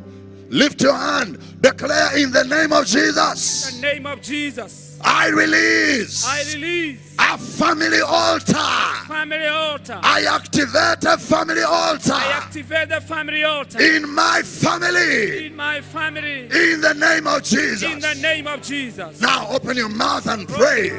Let there be a restoration of family altars all over the families of Kenya. In the 47 counties. Mashandi Abagadia. Every family shall have an altar. Masayatai, Barosatai, Bayataya, Bayataya, Bayataya. Pray! Zaga, Zaga, Zaga, Zaga, Zaga, Zaga, Zaga. Fire! Altar number 3 is the church altar. The Bible says, my house shall be called a house of prayer for all nations. Lift your hand. The days of the church being prayerless in Kenya, in Africa, and in the nations which are here, those days are over. Amen. Those days are over. Amen. The church shall be a house of prayer. Lift your hand, declare, Father, in the name of Jesus. In the name of Jesus. Let there be revival. In the family altars. In the name of Jesus. Now open your mouth. Pray for the church. Makayatai, Roshatai, Barosatai, Bakabozagaria, Ramato Zandia, Bayato Zekete, Baroshamatia, Zamaya, Roshamakatai, Barosataya Bagadia. In the mighty name of Jesus. Altar number 4, marketplace altars. We want to see every business, every company, every office, the parliament, the senate, the state house, every governmental house, every media place having a marketplace altar. Lift your hand and say, in the name of Jesus, we release marketplace altars all over our nation. Every office, every business, every university, every school, every college, let there be an altar. Open your mouth and pray. Worship team, I'm not hearing you. I want to hear you pray. Our fathers encourage me. Encourage me in prayer.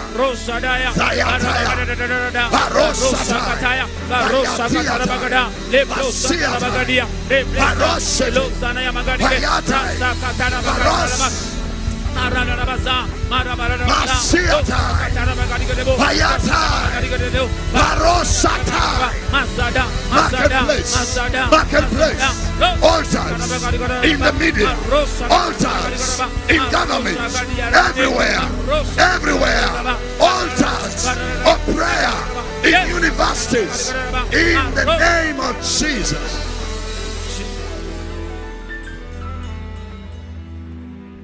And finally, we want to have a strong national altar.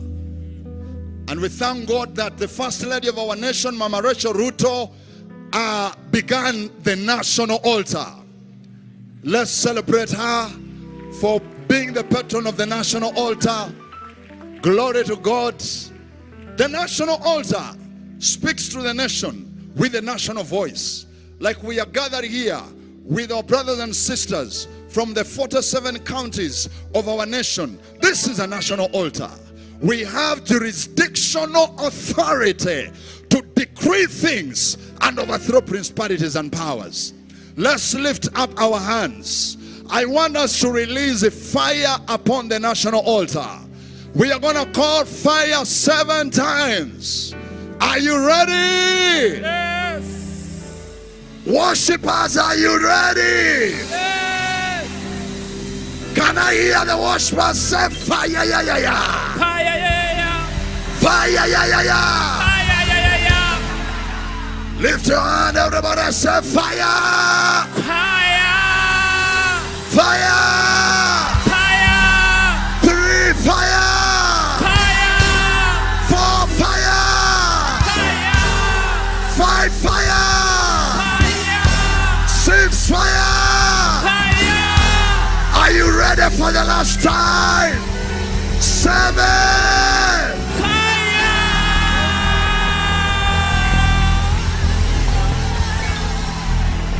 Now open your mouth and pray. Pray in the spirit. We release fire over the national altar. Zayata, Bayata, Barosata, Zaya, Zaya, Zaya, Zaya, Zaya, Zaya, Zaya, Zaya, Zaya, Zaya, Barosata, Bayatia, Barosata, Bayata, Bayata, Bayata, Bayata, Bayata, Bayata, Bayata. Pray. Asiata, Zamaya, Zamaya, Zamaya, Zamaya, Zamaya. Fire everywhere. Rosekete, Barosa, Bayataza, Rosataya Bagadia, Resataya Bagadia, Zamaya Taya. We pray for the nations represented here. You will get the grace to begin national altars in your countries, in the name of Jesus Christ, the Son of the living God. The final point I want to pray for, then we get to praise and worship. Praise and worship team, please get ready. Is the release of the gifts of the Spirit. The release of the gifts of the Spirit. In 1939, Lester Sumrall went to see a man of God called Smith Wigglesworth. He was about to die. And Smith Wigglesworth began to prophesy about 4 major waves that were going to come before Christ comes. But one of the waves that really captured my spirit was Smith was crying and he began to say, I can see it, I can see it, I can see it, but I will not be there. He was telling Lester Sumrall that. Lester Sumrall is one of the generals in the United States. He went to be with the Lord. So Lester asked him, what do you see? And he says, I see a release of the gifts of the Spirit. And this kind of gifts that are going to be released in the end times, they have never been there. They have never been there. The prophets, the apostles, the healing gifts that God is releasing in our time, they have never been there.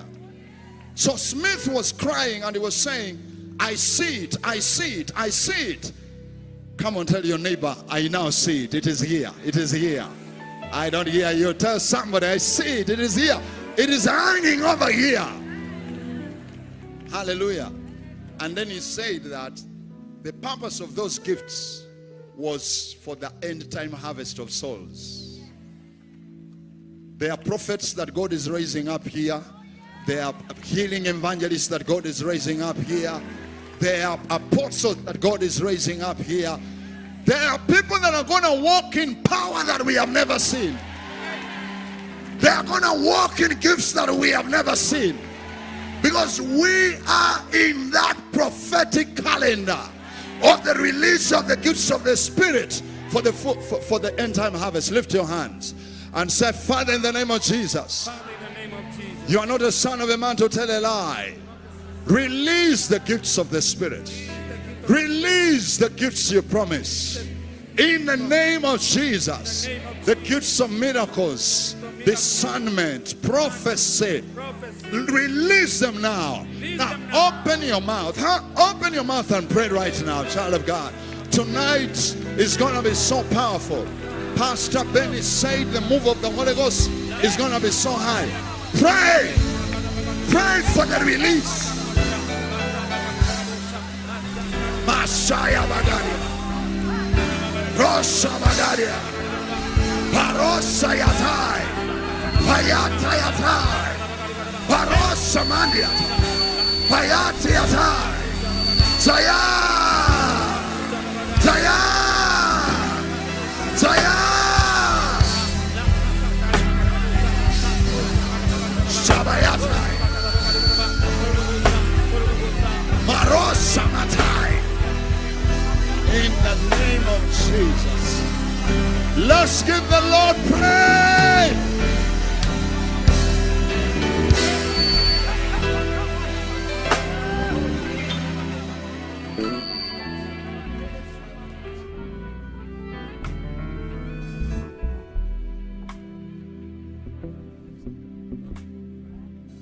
As we get into the praise and worship team, the ministering team of HINN will be going to the place where the sick are, and they will be ministering to you. They will be praying for you as we get into praise.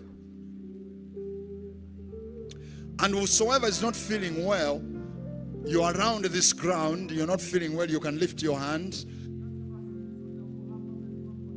The ministry team of Benny is going to be going around praying for people. So you'll not miss out on that. So can we give the Lord a praise? Oh my goodness. Before the worship team takes over, everybody get out your handkerchief. Get out your handkerchief. Everybody get out your handkerchief.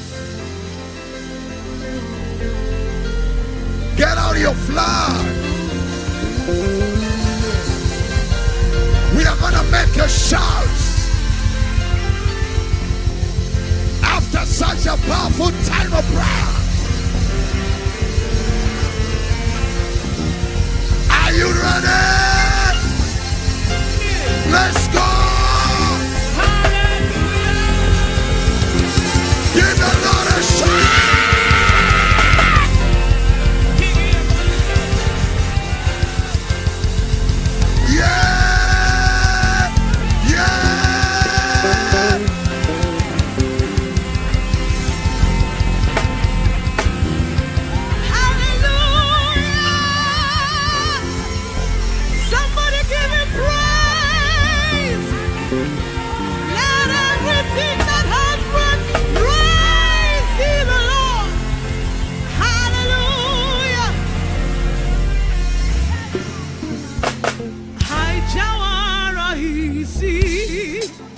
Kufika hapa ni mkono wa Mungu umenibeba, haijawa rahisi.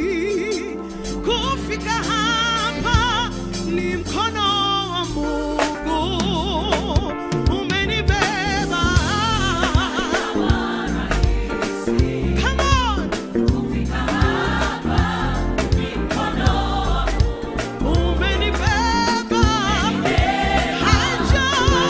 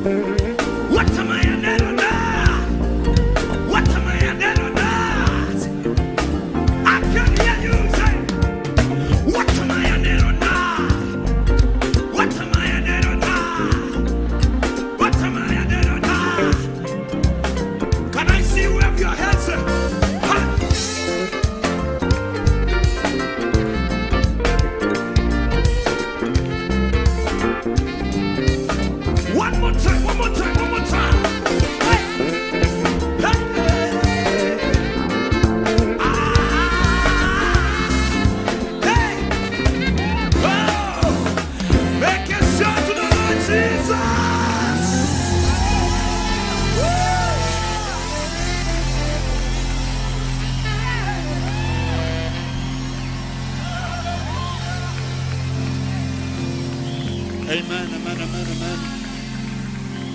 Wow. What an atmosphere. We are going to continue with the praise Tutaendelea na sifa and worship. na kuabudu. We are going to continue. Tutaendelea.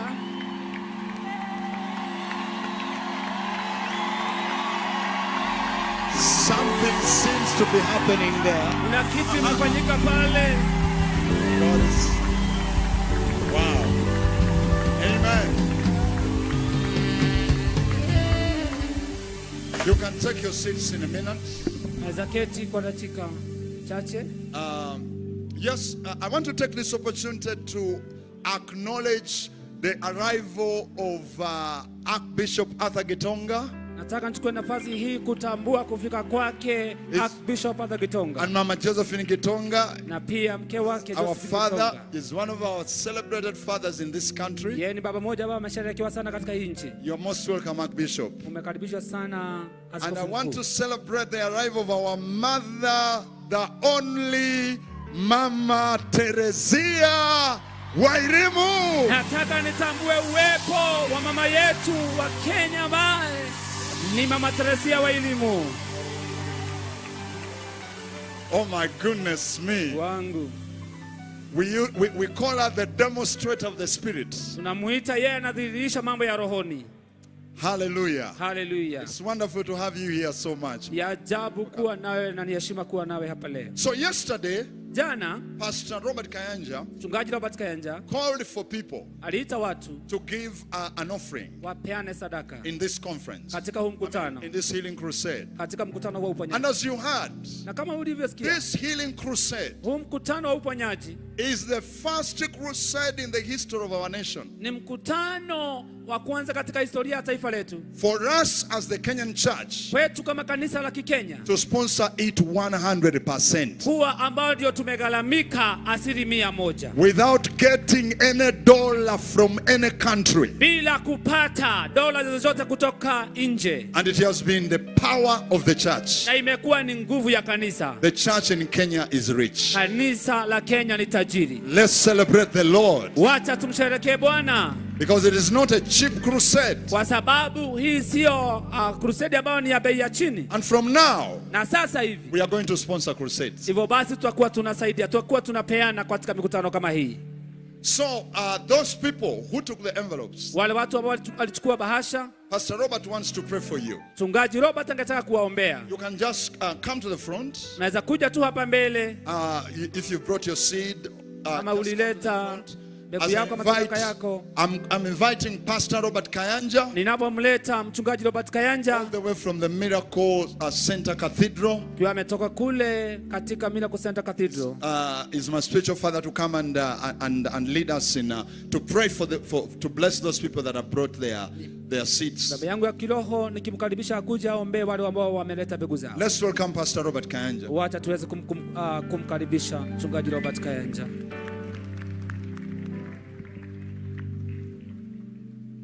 I know later on there will be an offering, but those who took your envelopes yesterday, kutakuwa na sadaka, lakini wale ambao mlichukua bahasha za dhabihu jana, thank you Reverend. Stand here please. Asante kasisi, simama hapo tafadhali. Let's come. We have few minutes. Tuna dakika chache. And if you are coming, come quickly. Kama unakuja changamka, kuja upesi. Don't go anywhere. Mabawabu msiende mahali. Wachezaji pale. Where are you running away? Wachezaji msikimbie, tulieni. I didn't want the music to stop. Sikutaka muziki ukakome. Your seat, please just bring it. Ninyi ambao mmepata dhabihu zenyu mko tayari, kujeni mbele haraka. In Jesus' mighty name. Kwa jina kuu la Yesu. There's a scripture in the Bible that said that the Lord will multiply you 1,000 times. Andiko linasema kwa Biblia kwamba Bwana atakuzidisha mara 1000. In Deuteronomy chapter 1 verse 11. Kumbukumbu la Torati mlango wa kwanza mstari wa 11. He said you and your children and your children's children. Sema wewe na watoto wako wajukuu na pia vitukuu na vilembekeza. So time when we make a pledge before the Lord, kufanya nadhiri ama kiapo mbele ya Bwana. I know people are running to come in. Najua watu wanachangamka ili waje hapa. Security just allow them to come in and bring their seeds. Walinzi hizi tuwafungulie ili waje hapa walete mbegu zao. Yeah, make it short for them so that they don't have to walk all the way. Wafupishe njia yao ili wasitembee njia ndefu, waje kwa haraka. Kenya, you have gone to another level. Kenya, mmepanda kiwango kingine. Once you start investing your money in the anointing, kufanya uwekezaji wa pesa katika upako, katika kazi ya Mungu, your economy will be multiplied 1,000 times. Uchumi wenu utazidishwa mara 1000. And we thank God for this opportunity. Kwa sababu na nafasi hii. Many of you responded yesterday. Wengine mlitikia mwaliko jana. And we want to thank you. Tunashukuru sana. Gideon used those 300. Gideoni alitumia wale 300. And you cannot imagine that they won and took over the land. Hebu bashiri kwamba waliteka nchi na wakashinda. So I believe that the Lord is going to do the same thing. Naamini Bwana pia atafanya mambo hayo hayo. I have seen how God has blessed us. Maana vile Bwana ametubariki. Because we sow seeds. Kwa maana tunapanda mbegu. God always calls people. Mungu wakati wote huita watu to do the unthinkable. Wafanya mambo ambao hawezi wakawaza. He's going to restore. Naye ataregesha everything in Joel chapter 2. Kile cha Yoeli mlango wa 2. Pour out my spirit. Anasema kabla nimimine roho wangu nitaregesha. Tonight, usiku wa leo, I already sense the presence of God. Ninahisi uwepo wa Mungu. Miracles are already happening. Inatendeka miujiza tayari hapa. I'm telling you, your life, your family, your everything is going to be restored. Maisha yako, jamii yako, mambo yako yote yataregeshwa. So you have 1 more minute, please. Dakika moja zaidi uko nayo. If you are coming, come. Kama unakuja, changamka. And hold your seed with you. Na ushike mbegu yako pamoja nawe. Hold your seed. Shika mbegu yako, dhabihu shika na mkono wako inue. Father, in the name of Jesus, Baba, katika jina la Yesu, as you led me yesterday, uliponiongoza jana, and you ordered me yesterday, na ukaniamuru jana, that your people will rise up their seed, kwamba watu wako watatoa dhabihu zao, mbegu zao, able to fight everything the enemy has stolen from them. Nawezi kupiga vita chote ambacho adui amewaibia. May you open up the heavens. Ninaomba kafungue mbingu. As you sent me, uliponituma, may you pour your anointing. Mimina upako wako. May you restore ukaregeshe the seed your people are sowing. Mbegu ambao watu wako wanapanda. May it bring them back 1,000 times. Waje kalete mavuno mara 1000. More than they are today. Zaidi ya kila wanacho nacho leo. Everything that has been held back, vyote ambavyo vimezuiliwa. Lord, I pray. Bwana, ninaomba you will give it back to them. Utawaregeshea kwao. Pressed down, shaken together, running over. Imetikiswa, inasimilika, ninafurika. In Jesus' mighty name. Kwa jina kuu la Yesu. Amen. Amina. I hope there is somebody with a basket. Na mimi kuna mtu ako na mkoba wa sadaka hapa. To receive this offering. Ili watupokee dhabihu hii. Father, in the name of Jesus, as I do. Baba, wanapofanya hivyo kwa jina la Yesu. Running to bring their seed. Na wengine wanakimbia, wanachangamka kuleta mbegu zao. Can we have a basket, please? Hebu lete mikoba ya sadaka tafadhali. In Jesus' name. Kwa jina la Yesu. Come on, keep on prayer. God has just given you a moment more. Endelea kuomba, umepewa nafasi na Mungu zaidi. In Jesus' name. Kwa jina la Yesu. Thank you, Lord. Asante Yesu. Thank you, Father. Asante Baba. Thank you, Jesus. Asante Yesu. Thank you, Father. Asante Baba. In Jesus' mighty name. Kwa jina kuu la Yesu. Apostle Subi, I think you are organizing a basket. Mtume Subi, na binu unashughulikia sanduku la sadaka hapa. Please, the ushers, can you please bring the baskets? Maboabu, simlete mkoba wa sadaka mbele tafadhali. Father, I pray for the grace of God. Baba, naombea kwa ajili ya neema ya Mungu. To be multiplied to you. Ikazidike kwako. I prophesy. Natabiri. By 31st December. Kufika December 31. You will be a testimony in Kenya. Utapata ushuhuda Kenya. The Lord will open up the windows of heaven. Bwana anafungua milango ya mbinguni. He will pour down a blessing for you. Na atakumwagia baraka. Because obedience is better than sacrifice. Maana utiifu ni bora kuliko dhabihu. Because you have obeyed God. Kwa maana umemtii Mungu. Let it be granted to you. Wacha ukapewe haja ya moyo. In Jesus' marvelous name. Kwa jina kuu la Yesu la dhamani. Amen and amen and amina amen. Na amina. Okay, so the baskets, where are they? Can I request, please, Secretariat, just come and help me? Naomba kamati andalizi. We receive those envelopes. Wanisaidie kamati andalizi, mnisaidie tupokee bahasha hizi. Just hand them over to the Secretariat. Wapatie hao kamati andalizi. As the baskets are coming. Mikoba zake inapoletwa.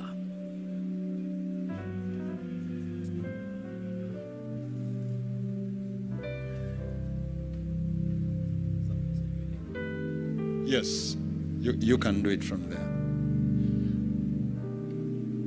We thank God that the child that had gotten lost has been seen. Tunashukuru mtoto ambaye alikuwa amepotea amepatikana. Yes, you can follow our team so that they, just they are receiving the envelopes from you. Wanapokea hizo bahasha kutoka mikononi mwenu. Now we thank God for such a turn up. The 4 overflows on this side are all packed with the people. Tunashukuru kwa sababu maeneo haya yote yamejaa watu. That's behind what you can see. They are packed with the people. Let's give the Lord a hand clap offering. Wacha tumshukuru Bwana na tumpigie Bwana makofi mazuri. Katika maeneo haya yote mitiririko yote imejaa. We are only remaining with here. Please send the people this side. Tumebakia hapa juu, tafadhali tume watu upande huu. And thank you so much for giving. Asanteni sana kwa kutoa. Thank you Pastor Robert for leading us in that time of giving. Asante sana mchungaji Robert kwa sababu ya kutuongoza kwa kipindi. Let me call back our anointed, powerful praise and worship team. This has never happened in the history of our nation. Haifanyika tena, wacha niwakaribisha hiki kikundi cha sifa cha nguvu zaidi. I want to request you, Ma'am Teresia, and the people there in the VIP, please can you just look behind and see the glory of Kenya. Utukufu wa Kenya. This is too much. Hii ni zaidi. God bless you. Worship team, over to you. Thank you. Amen. Can we stand up and we continue praising God? Make a shout to the Lord Jesus.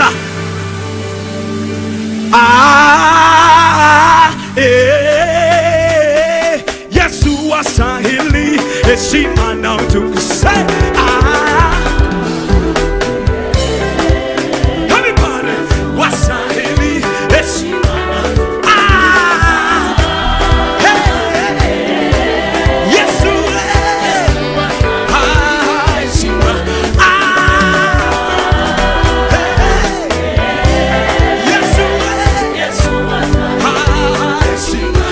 Put your hands together, celebrate Jesus. Hey! Whoa!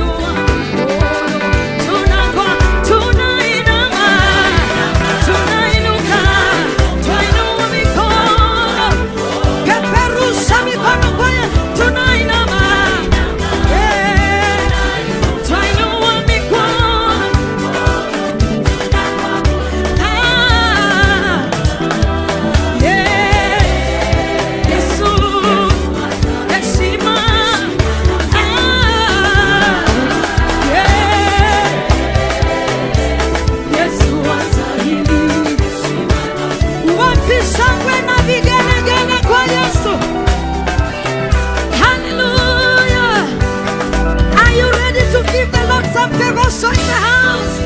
Hallelujah. Celebrate the Lord. Hallelujah. Gai wakwa, gai wakwa, eh. Gai wakwa, yeah. Gai wakwa, gania gai wakwa, eh.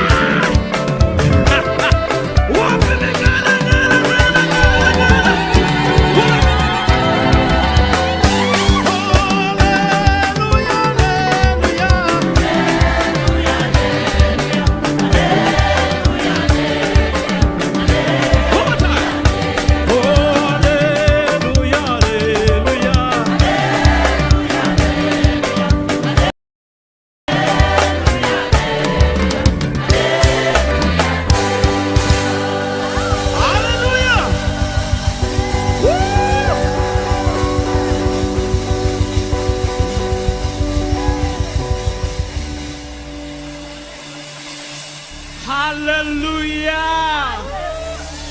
Give a shout to our Lord Jesus Christ. Let the Lord hear your voice tonight. Let the Lord receive a sound from you tonight. Hallelujah.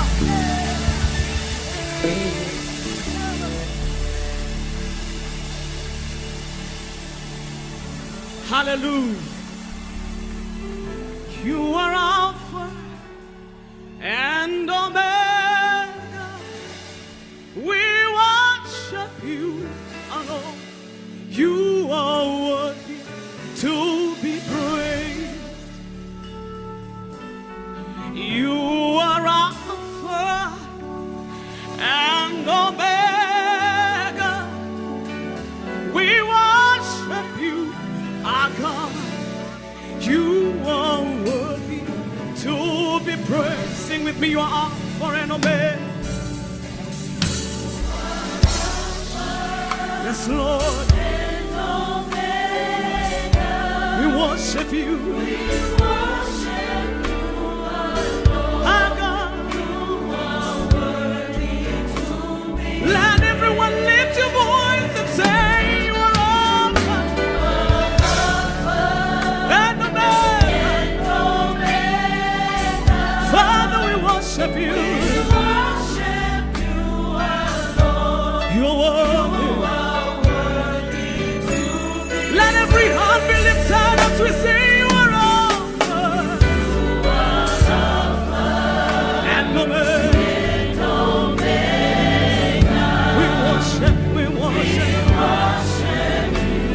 our Lord, our God. We lift our hands and say you are Alpha and Omega. The beginning and the end. The first and the last. You are the final say. Lord, we give you all the glory. All the glory.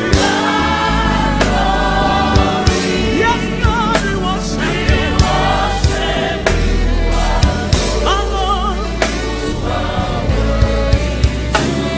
Father, we give you all the glory. All the glory. Father, we worship you. Oh yes, Lord. We lift our voice to give you all the glory.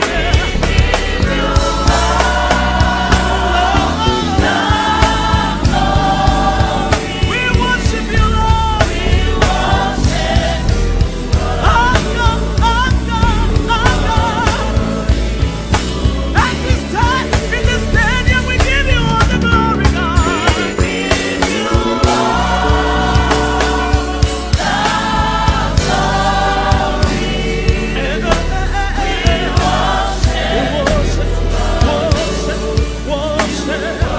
Yes, lift your voice and worship the Lord.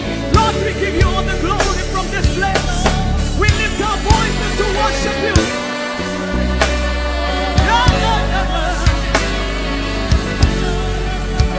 Father God, I worship you. You are great. You are great. You are faithful. You are powerful.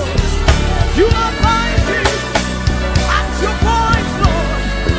At the sound of your voice, mountains tremble. Lord, Lord, receive our worship, Lord. Receive our worship, Lord. Receive our worship to you, Lord. Yeah.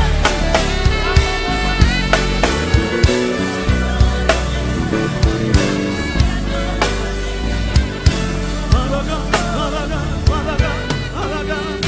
Oh, yes, Lord. We give you all the glory.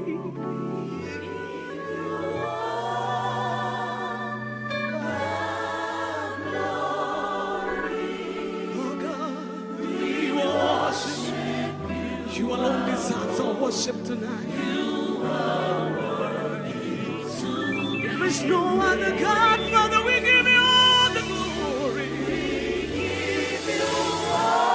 Jehovah, Jehovah, Jehovah, for what you've done, oh God, we give you. We worship you alone. You are worthy. In Kenya, Lord, we give you all the glory. We give you all. Father, receive our worship.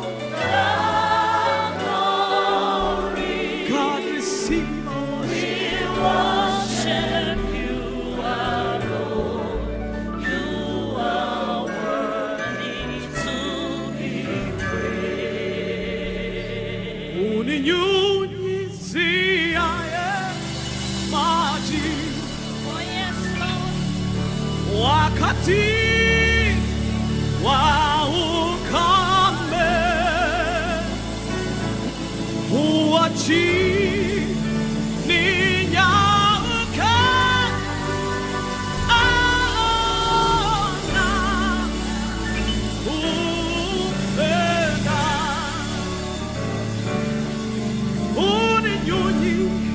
uninyunyiziaye maji. Wakati wa ukame huachi ninyauke.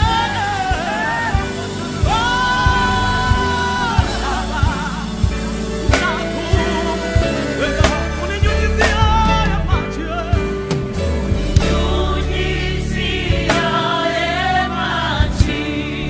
Wakati wa ukame,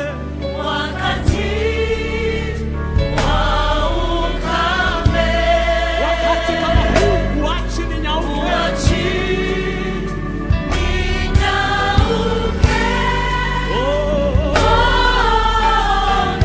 Nakupenda.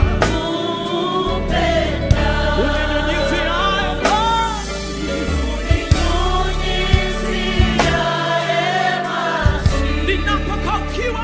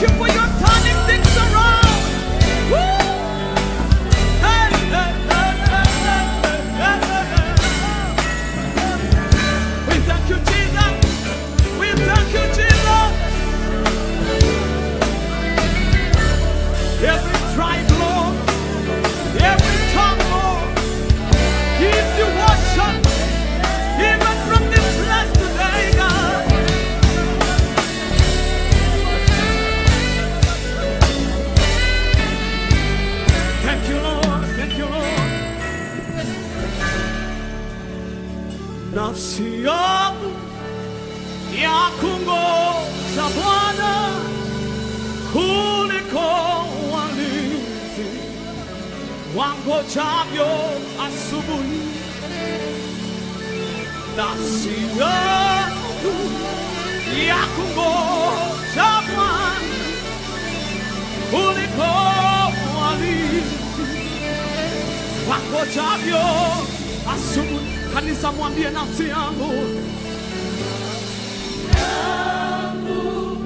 ya kungoja Bwana kuliko walinzi wangojavyo asubuhi. Nafsi yangu Baba, nafsi yangu ya kungoja Bwana kuliko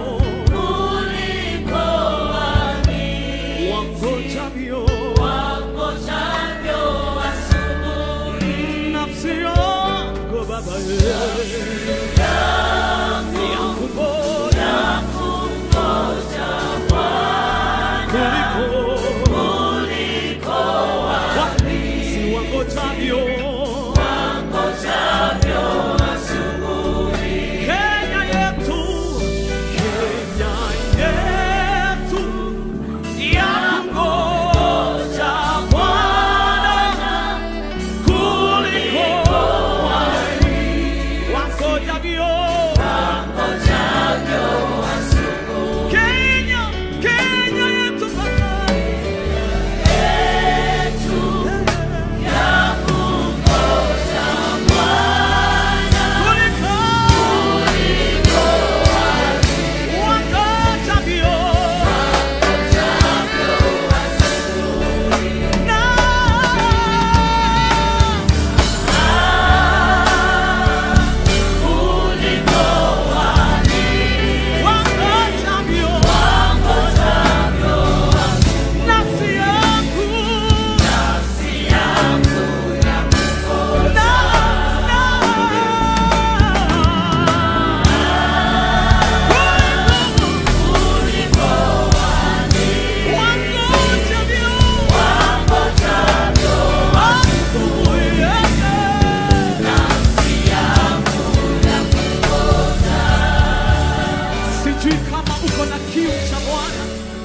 Sijui kama uko na njaa ya Bwana.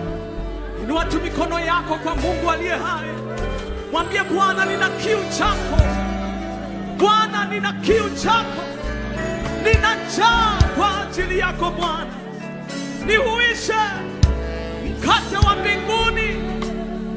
Nihuishe Bwana. Nihuishe Baba. Sijasikia sauti yako. Sijui kama Bwana anasikia sauti yako. Bwana, nina kiu, nina njaa. Nihuishe. Nihuishe Bwana. Nihuishe Bwana.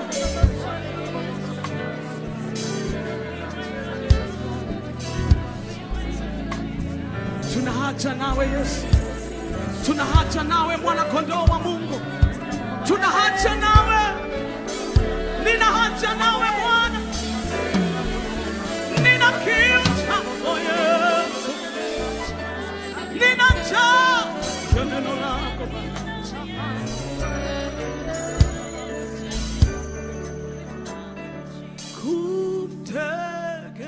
Kutegemea Mwokozi kwangu tamu kabisa.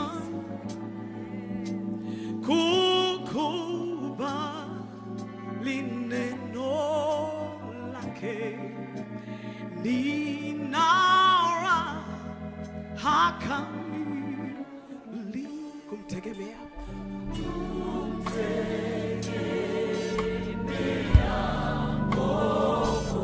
kwangu tamu kabisa.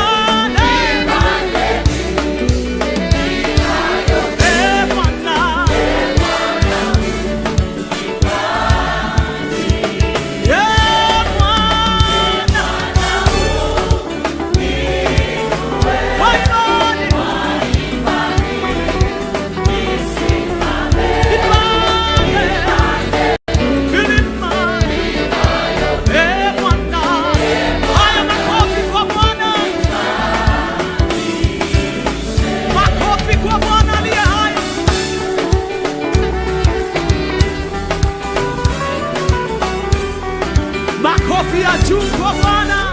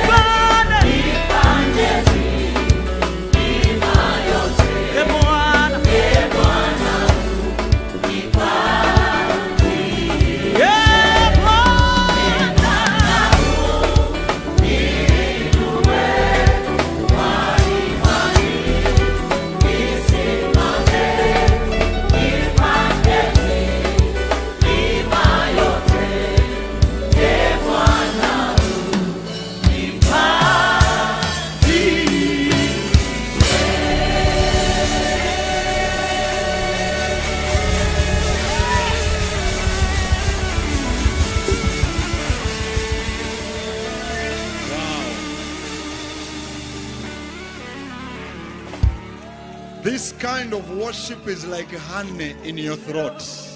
Hii kuabudu ya aina hii ni kama asali katika koo yako. Let's celebrate Minister Florence and the team. Wacha tusherehekee mhuduma Florence na kikundi.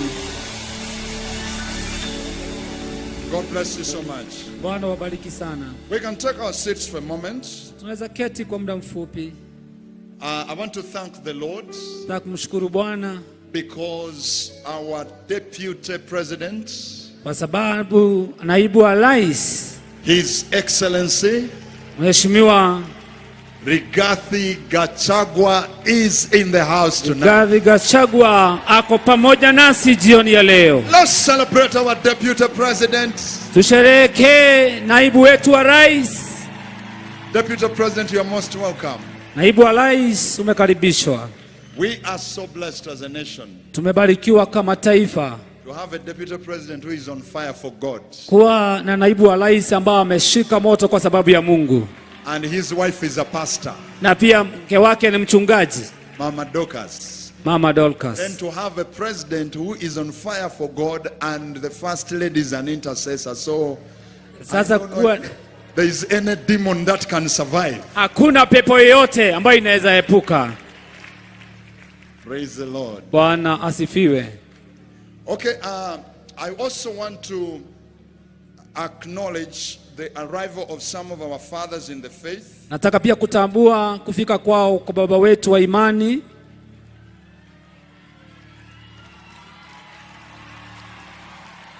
There goes Pastor Ezekiel. Basi mchungaji Ezekiel pia ameingia. We celebrate the work that he's doing in our nation. Tunafurahia ile kazi ambayo anafanya kwa taifa letu. This is a historical crusade. Hii ni mkutano wa hadhara ambao ni wa kihistoria. Praise the Lord. Bwana asifiwe. Where you have people from different faiths, different God has gathered his army here. Mungu amekusanya jeshi lake hapa, watu kutoka imani tofauti. People in government, people in the opposition. Watu katika serikali, wengine katika upinzani. All worshiping one God. Wote tukiabudu Mungu mmoja. We thank the Lord. Tunamshukuru Bwana. So we have Bishop Margaret Wangare from Banana. Tuko na Askofu Margaret Wangare kutoka Banana. Let's celebrate her. Tumsherehekee. She's seated on the left. Ameketi upande ule mwingine wa kushoto. You know, in Kenya, najua hapa Kenya, we are the only country where women are very powerful. Sisi ni ile nchi tu peke yake ambao wamama ni wa nguvu sana. Very, very, very powerful. Ni wa nguvu sana. You will not get any country like that on the continent of Africa. Hautapata nchi kama hii katika bara lote la Afrika. Even when I went to Asia, when I went to where, I never met a country with the powerful bulldozers, women who are powerful in the spirit like Kenya. Let's celebrate the Lord. Wacha tumsherehekee Bwana.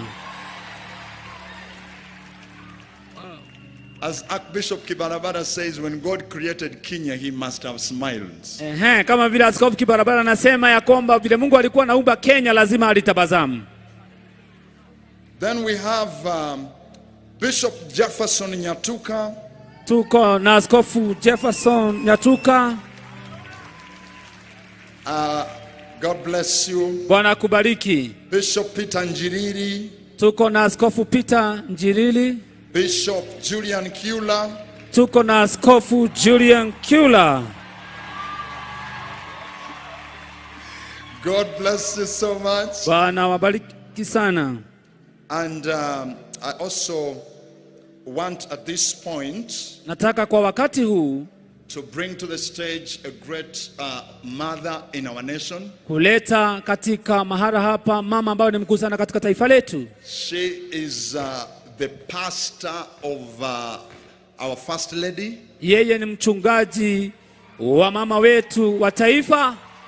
She's a woman of prayer. Yeye ni mwanamke wa maombi. She's a woman of power. Yeye ni mama wa nguvu.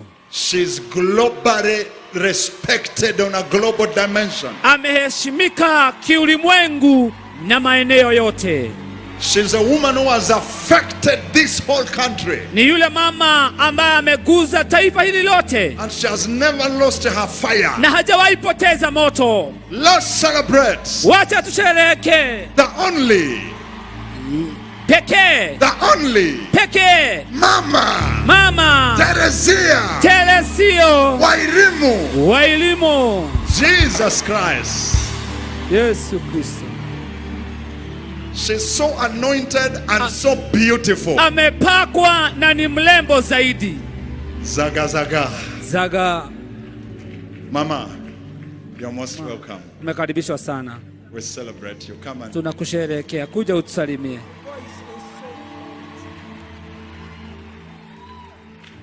You know, Apostle, Mtume, you weren't too nice to me. Umekuwa wa ajabu kwangu.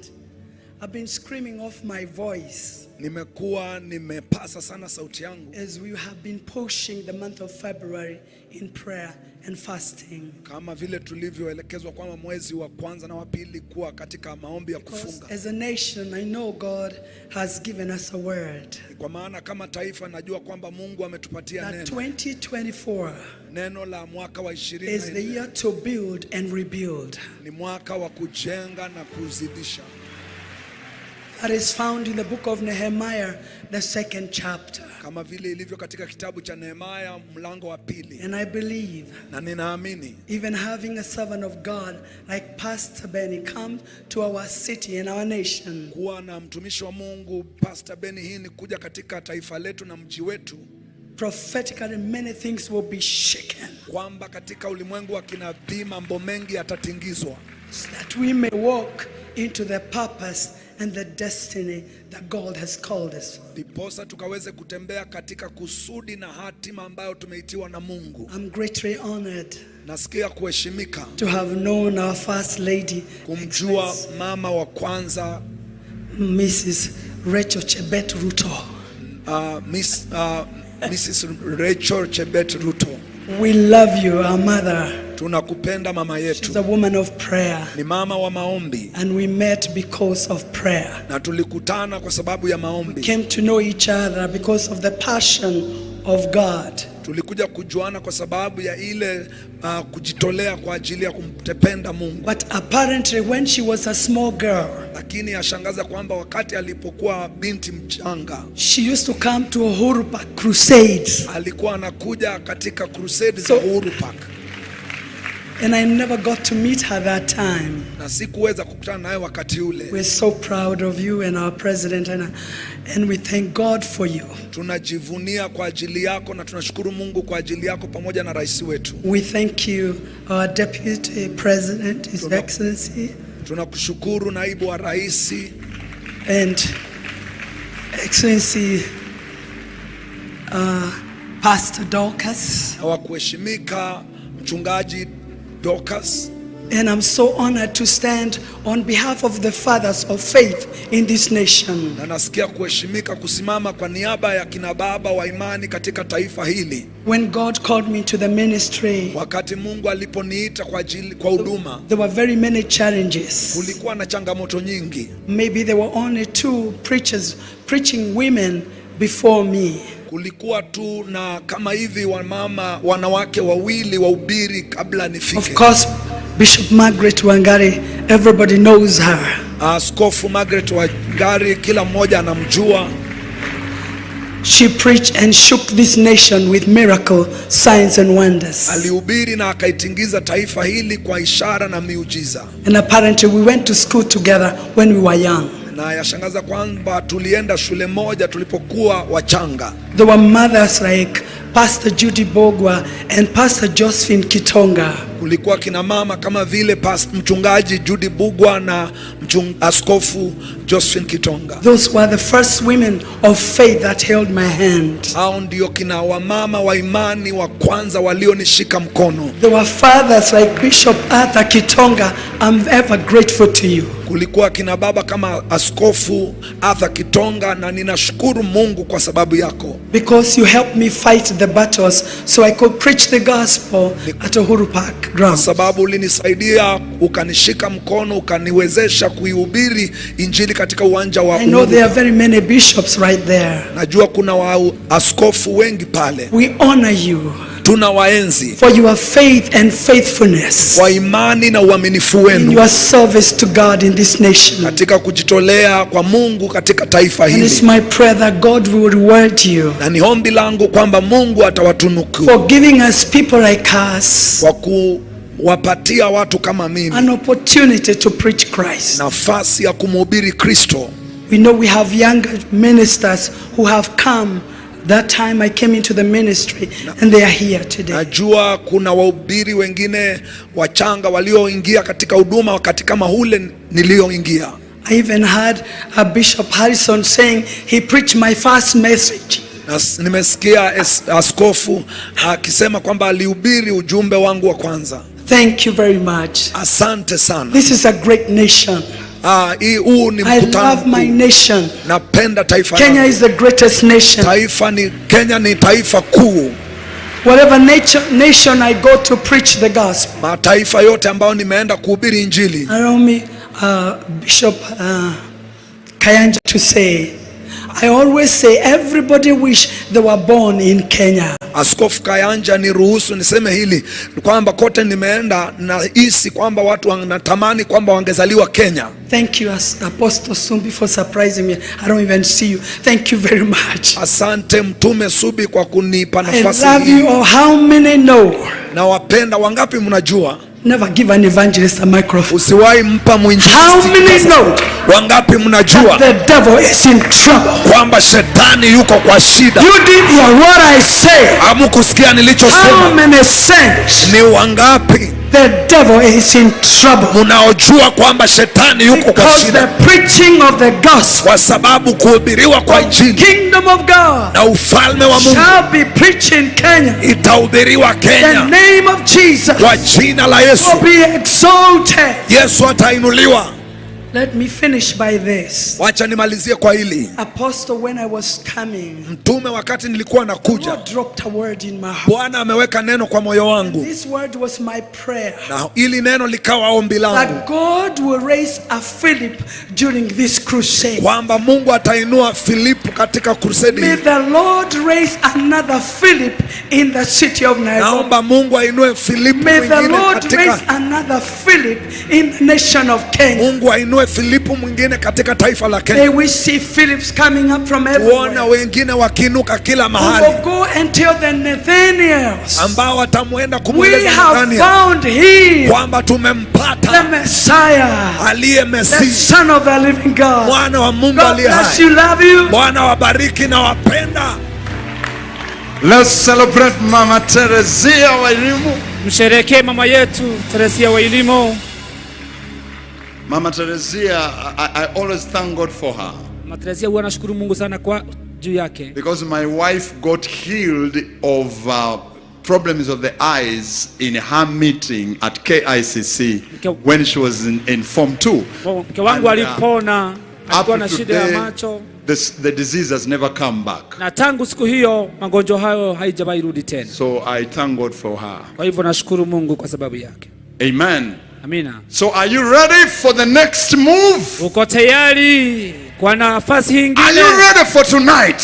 uko tayari kwa usiku wa leo? How many people are expecting a miracle? Ni watu wangapi wanatarajia muujiza? If you are expecting a miracle tonight, kama unatarajia muujiza jioni ya leo, I want you to stand up and jump 7 times. nataka usimame uruke mara 7. Jump 7 times. Nataka uruke mara 7. And tell Jesus I'm ready. Na uambie Yesu niko tayari. Holy Ghost I'm ready. Roho Mtakatifu niko tayari. Are you ready for the miracle? Uko tayari kwa muujiza? That is not the way people who are ready celebrate. Watu ambao wako tayari hawasherehekea hivyo. Are you expectant tonight like me? Je, una matarajio jioni ya leo kama mimi? You heard what Pastor Benny Hinn said yesterday. Ulisikia kile mchungaji Benny Hinn alisema jana? He said Kasema hivi, that today kwamba leo there is going to be so much healing that is going to take place. kutakuwa na uponyaji mwingi ambao utatendeka hapa. Even your pockets will get healed today. Hata mfuko yako itapona leo. Even your account will get healed today. Hazina yako pia itapona leo. And our economy, everything is getting healed. Uchumi wetu na kila kitu itapona. Amen. Amina. So I want to invite back our powerful praise and worship. Nataka nirejeshe tena kikundi cha sifa To come, our praise and worship team, are you ready? Kikundi cha sifa, mko tayari? I want the whole world to see you. Nataka ulimwengu mzima wawaone. I am your ambassador. Mimi ndio balozi wenu. People are watching all over the world. Watu wanatazama ulimwengu kote. Can I hear better shout? Nisikie shangwe.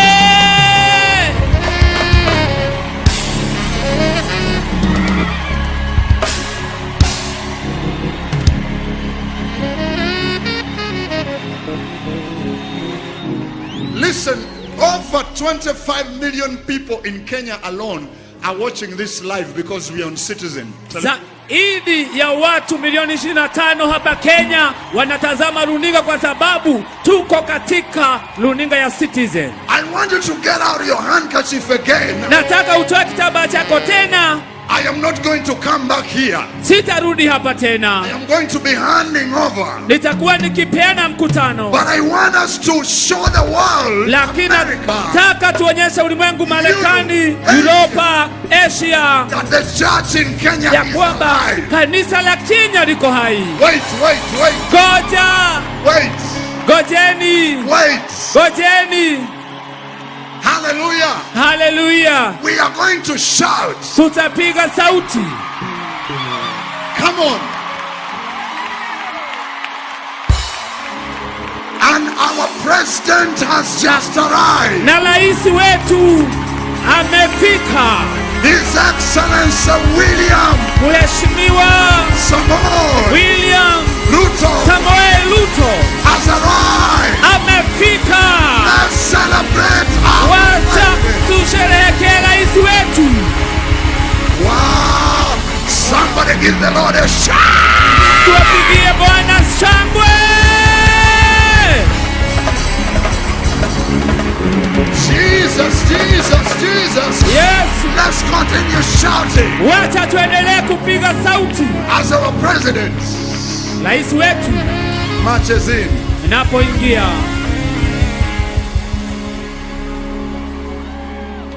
Glory to God. Utukufu kwa Bwana. You are excellent. Ni maajabu. Where you have a president, mahali uko na rais, Holy Ghost filled, amejazwa na Roho,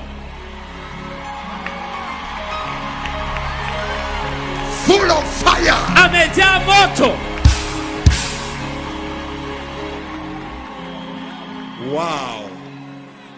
I can tell you waambia ukweli that what God is doing over this nation, kile Mungu anafanya kwa hii taifa, it has never happened in the history of nations. haijawahi fanyika mahali pengine popote. Hallelujah. Hallelujah. So we thank the Lord. Tashukuru Bwana. As I was saying, nilipokuwa nasema, I want to hand over. Ningetaka kupeana mkutano. I want us to make the final shout. Nataka tuweze kupiga and vigeregere mara ya mwisho. The man of God, Pastor Benny HINN has also arrived. Hii ya mchungaji Benny HINN ashafika.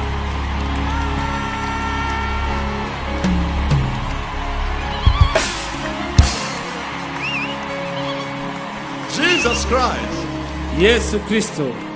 It seems today, inaonekana leo, the people that were in the spirit, wale watu ambao walikuwa rohoni, they put on white or close to white. Walivalia nyeupe ama kitu imekaribiana na nguo nyeupe. I see Pastor Benny in white. Naona mchungaji Benny akiwa na white. Bishop is putting on a white shirt. Na pia askofu amevaa.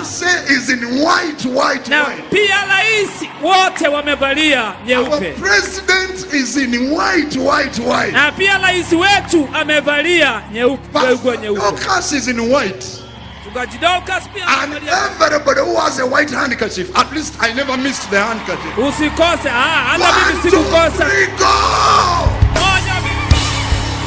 Wow! Give the Lord a shout. Pigia Bwana shangwe.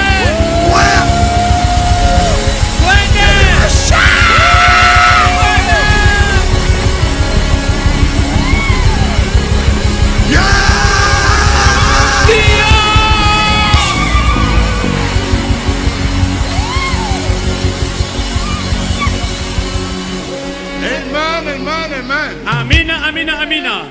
Glory to God. I want to invite my brother Reverend Davis Kisotu. Nataka nilete ndugu yako kasisi Davis Kisotu.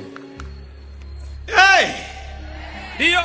Wachawi wamehama Kenya, kuna mahali tena wako. All the witches have to leave Kenya. They have no place. Yesu wetu ni Bwana. Jesus is Lord. Wow. Hallelujah. Glory to the Lamb of God. Utukufu kwa mwana wa kondoo. Kwa sababu rais amefika. The president is here. Pastor Benny amefika. Pastor Benny is here.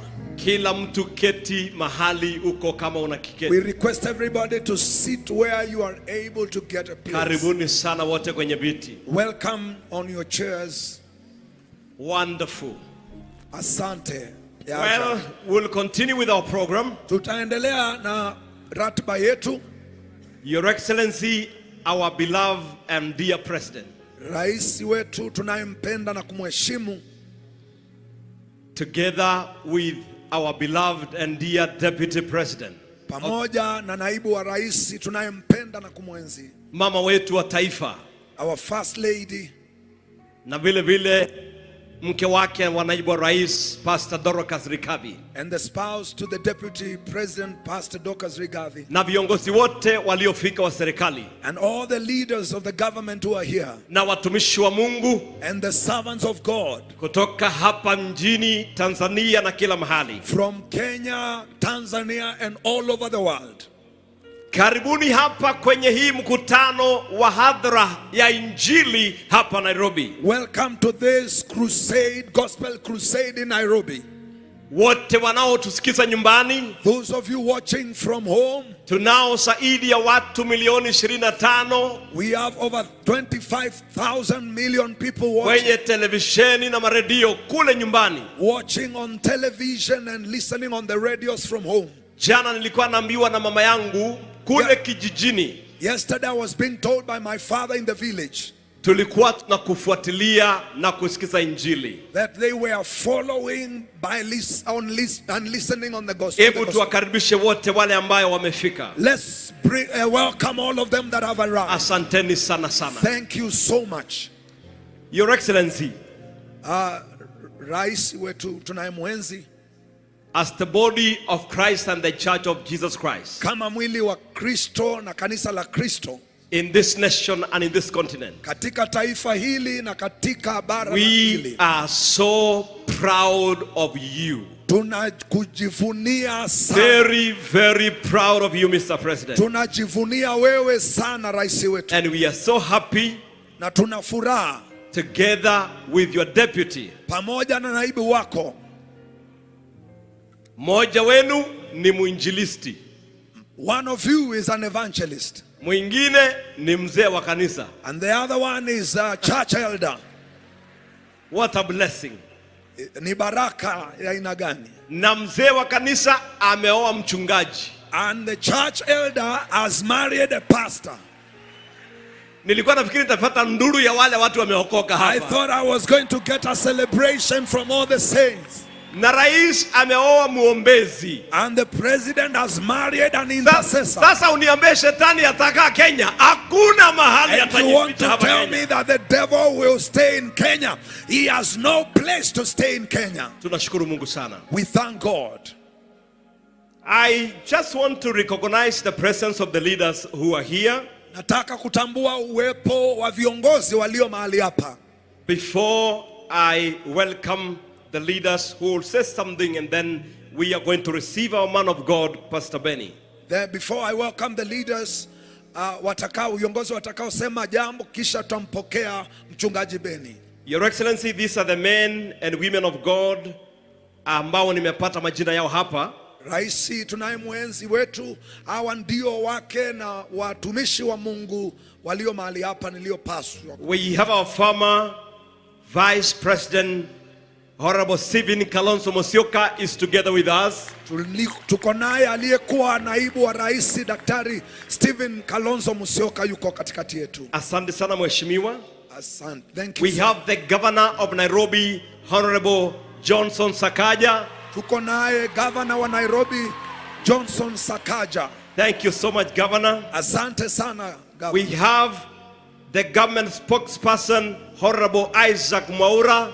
Tunaye msemi wa serikali, Honorable Mheshimiwa Mwaura.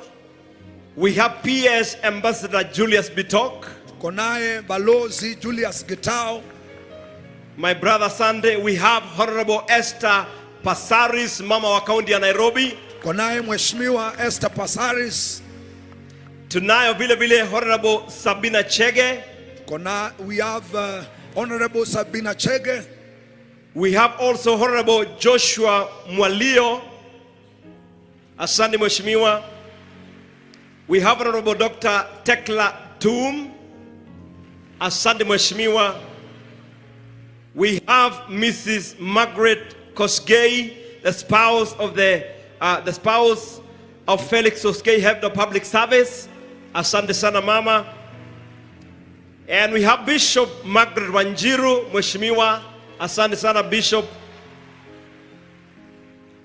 Na wengi ambao wamefika kama list imeshaandikwa, wote tumewakaribisha. Asanteni sana watumishi wetu. And many of you that have arrived after the list had been put down, we honor you and we welcome you so much. Your Excellency, also we have many nationalities here. Rais wetu tuko pia na wengi kutoka mataifa tofauti. We have many pastors from China. Tuko na wachungaji wengi kutoka Uchina. We have pastors from Europe, different countries from Europe. Kutoka Europa. We have people from South Africa. Tuko na watu kutoka Afrika Kusini. Tanzania. Kutoka Tanzania. Uganda. Kutoka Uganda. Nigeria. Kutoka Nigeria. We have many people from different nations. Tuna watu wengi kutoka mataifa tofauti. And of course people from America who came together with the man of God, Pastor Benny. Na watu pia kutoka Marekani waliokuja pamoja na mchungaji Benny. And all of you are welcome. Na nyote mumekaribishwa. Now before I will receive the ministry of Pastor Sinach, kabla tupokee huduma ya mchungaji Sinach, Pastor Sinach, he is here together with us. Mchungaji Sinach yuko katikati yetu. Na ataenda kutuhudumia. She is going to minister to us. I want to welcome our chairman. Nataka kumkaribisha msimamizi kamati, the chairman of the steering committee, Archbishop Harrison Nganga. Msimamizi wa kamati, Askofu Harrison Nganga, to come also and welcome the leaders who will say something here, and also is going to give the president a chance to greet us and bless the nation. And also we are going to be ready to receive the man of God, Pastor Benny HINN. Karibu. Aje atambulishe viongozi walio mahali hapa na kisha baadaye ataweza kumpokea mchungaji Benny. Hallelujah, hallelujah. Hallelujah. Bwana Yesu asifiwe. Praise the Lord. Bwana Yesu asifiwe. Praise the Lord. Karibuni nyote katika jina la Yesu. Welcome in Jesus name. Sisi tuko na furaha kubwa. We are very happy to welcome the man of God, kumkaribisha mtumishi wa Mungu, Pastor Benny HINN, mchungaji Benny, all the way from United States of America. kutoka kule Marekani. He is here with us. Yuko hapa pamoja nasi. And I want to also appreciate the President of the Republic of Kenya. Nataka pia kumshukuru raisi wa nchi yetu Kenya. Na rais wetu wakati nimekutana na wewe dakika chache zimepita. And when I met you, Your Excellency, a few minutes ago, nilikusalimia Bwana asifiwe. I greeted you, praise the Lord. Nilikuwa nataka nisikie rais akisema amen. I wanted to hear the president say amen. Ninaona kama ni ndoto ninaota. I felt like it's a dream.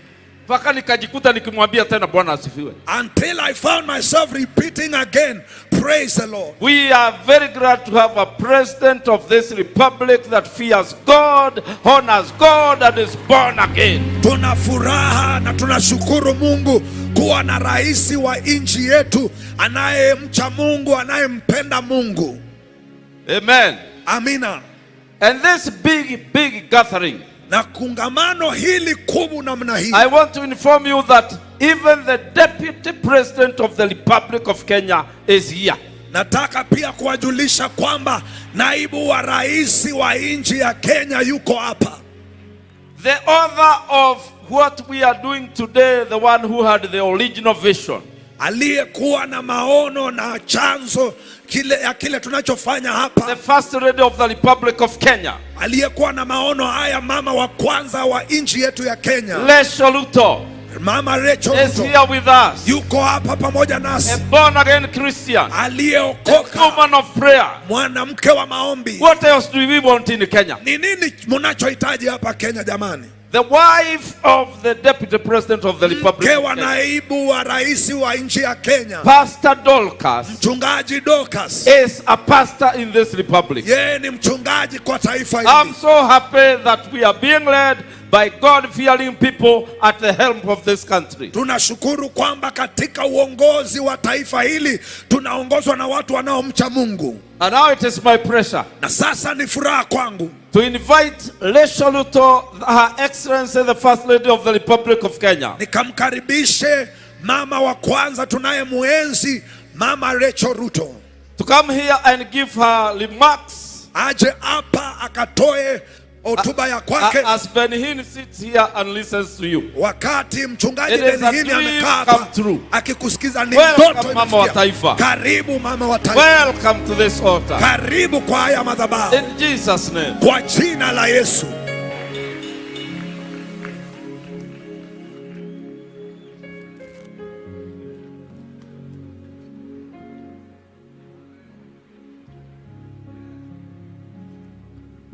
Asante sana, tunaweza kuketi. Thank you so much. We may sit. Your Excellency Dr. William Ruto, President of the Republic of Kenya. Raisi wetu tunayemwenzi Daktari William Ruto, the raisi wa nchi ya Kenya. Your Excellency Rigathi Gachagua, Deputy President of the Republic of Kenya, and your spouse Pastor Dorcas Rigathi. Tunayemwenzi naibu wa raisi Rigathi Gachagua pamoja na mke wako mchungaji Dorcas Rigathi. Cabinet Secretaries, Excellencies, government officials and leaders present. Makatibu na viongozi wote wa taifa mlio hapa. Pastor Benny HINN and the team accompanying you from the United States of America and other parts of the world. Mchungaji Benny HINN na wote waliokuja pamoja nawe kutoka kote ulimwenguni. The National Organizing Committee for this Healing the Nation Crusade led by Archbishop Dr. Harrison Ng'ang'a. Kamati andalizi ikiongozwa na Askofu Harrison Ng'ang'a. All clergy present. Wachungaji wote walio mahali hapa. The Church of Jesus Christ in Kenya and from all over the world. Kanisa la Kristo Kenya na kutoka kote ulimwenguni. Ladies and gentlemen. Wake kwa wanaume. Good evening. Habari za jioni. Tusalimiane. Bwana Yesu asifiwe. Let's greet each other. Praise Kenya, the Lord. wacha nione mikono yenu mkisema Bwana Yesu asifiwe. Let me see your hands as you wave and shout praise the Lord. Amen. Amen. With a heart full of gratitude to God. kwa moyo uliojaa shukurani kwa Mungu. I stand here again Nasimama hapa tena to welcome all of you to the second day of the Healing the Nation Crusade with Pastor Benny Hinn. Kuwakaribisha tena kwa siku ya pili ya crusade ya uponyaji wa taifa letu ikiwa pamoja na mchungaji Pastor Benny Hinn. Yesterday, jana, the heavens opened. Mbingu zilifunguka. And we received showers of blessings. Na tulipokea mvua ya baraka. We saw the stadium fill up with guests from the 47 counties of the great nation Kenya. Tuliona uwanja huu umejaa wageni kutoka kwa magatuzi yote 47. We also had visitors from over 20 countries. Pia tulikuwa na wageni kutoka kwa mataifa zaidi ya 20. All hungry to hear the word of God. Wote wakiwa na njaa ya kulisikia neno la Mungu. Pastor Benny Hinn and the clergy blessed us with the word of God. Mchungaji Benny Hinn alitubariki na neno la Mungu. We saw many miracles. Tuliona miujiza mingi. The deaf began to hear. Siwi walisikia. Those unable to walk walked. Wasioweza kutembea walitembea. Tumors and pain disappeared and many more. Mauvimbe na uchungu zilipotea na mambo mengi yalifanyika. We give all glory to God for his healing power. Twamtukuza Mungu kwa uponyaji. Excellencies, leaders, clergy, ladies and gentlemen. Maraisi, viongozi na wote kwake kwa wanaume. This Healing the Nation Crusade is testament of what we can achieve when we work together. Crusade hii ya uponyaji wa taifa ni maono sambamba ya kile tunaweza timiza tukija pamoja. It is a powerful testimony of the oneness of the body of Christ. Ni ushuhuda mkuu wa muunganiko wa mwili wa Kristo. I want to thank the chairman of the National Organizing Committee led by Archbishop Dr. Harrison Ng'ang'a for planning this crusade. Nataka kumshukuru msimamizi kamati Askofu Harrison Ng'ang'a pamoja na kamati yake kwa kuweka mkutano huu pamoja. I thank the Church of Jesus Christ for hosting Pastor Benny Hinn and giving selflessly to make the crusade a success. Nashukuru kanisa la Kristo katika nchi yetu kwa kutoa na kujitoa kuweza kumpokea mchungaji Benny Hinn. I also honor and thank Pastor Benny Hinn for honoring us with his presence after 23 years. Namshukuru pia mchungaji Benny Hinn kwa kuweza kutuheshimu na uwepo wake baada ya miaka 23. Thank you, Pastor Benny Hinn. Asante mchungaji Benny Hinn. Yesterday, I told him that his coming to Kenya is not only a blessing to us, but also a blessing to the continent of Africa. Jana nilimjulisha mchungaji Benny Hinn kwamba kuja kwake Kenya si uponyaji tu wa Kenya bali pia hata kwa bara la Afrika. Pastor Benny Hinn, thank you for accepting our request to come to Kenya. Mchungaji Benny Hinn, tunashukuru kwa kuheshimu mwaliko wetu wa kuja katika nchi yetu ya Kenya. God bless you. God bless your family.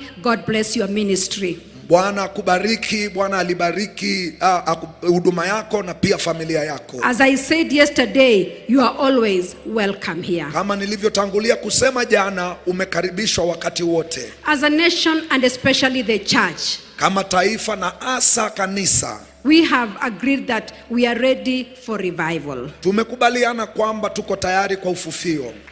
And as God increases us, na vile Mungu anavyozidi kutuongoza, we will deepen our sense of true worship and reverence to God.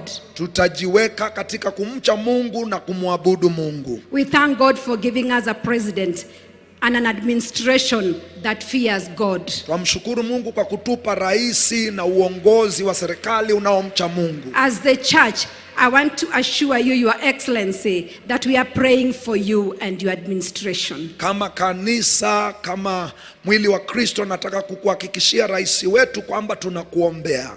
As my spiritual authority, Reverend Teresa Wairimo, says, what is birthed in prayer must be sustained in prayer. Kama vile msimamizi wangu wa kiroho kasisi Teresa Wairimo anavyosema, kilichozaliwa kwa maombi kitadumishwa kwa maombi. Excellencies, leaders, clergy, ladies and gentlemen, wanaoheshimika wake na viongozi mlio hapa, hata kwa wanaume, today we are greatly honored, Excellency the President of his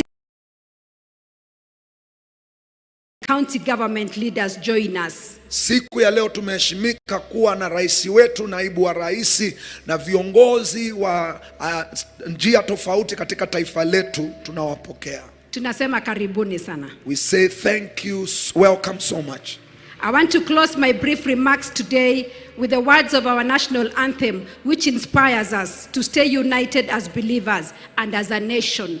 Nataka kumalizia hotuba yangu kwa maneno yaliyo katika ombi la wimbo wetu wa taifa, ambao ni maneno yanayotutia moyo na kutuhimiza. I quote, let all with one accord in common bond, united, build this our nation together. And the glory of Kenya, the fruit of our labor, fill every heart with thanksgiving. End of quote. With those few remarks, kwa hayo machache, I want to thank you for your kind attention. Nataka kuwashukuru kwa kunisikiza kwa umakini. Asanteni sana. Thank you so much. God bless our beloved nation Kenya. Bwana alibariki taifa letu tunalolipenda Kenya. And God bless Africa. Na Bwana abariki Afrika. Thank you. May the Lord bless you. Asanteni, Bwana awabariki.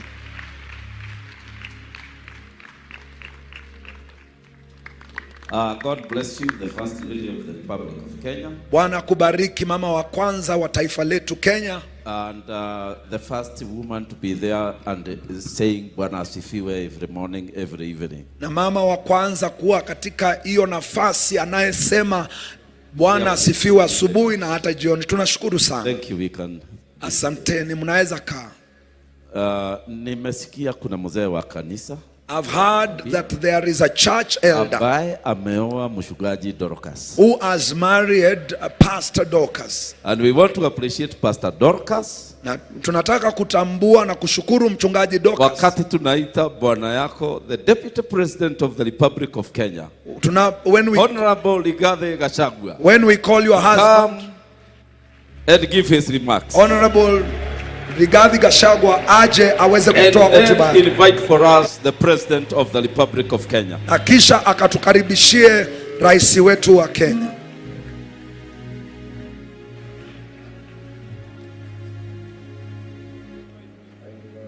Asanteni sana, mnaweza kaa. President William Ruto, rais wetu William Ruto, President of the Republic of Kenya and Commander-in-Chief of the Defense Forces, Raisi wa nchi ya Kenya na amri jeshi wa majeshi yetu, Your Excellency the First Lady Mama Rachel Ruto, anayeheshimika mama wa kwanza Mama Rachel Ruto, our visiting Pastor Ben HINN and the rest of the clergy, mgeni wetu anayetutembelea mchungaji Ben HINN. I am very elated to accompany my boss to this Healing the Nation Crusade. Nina furaha sana kuweza kuja pamoja na mkubwa wangu katika mkutano huu.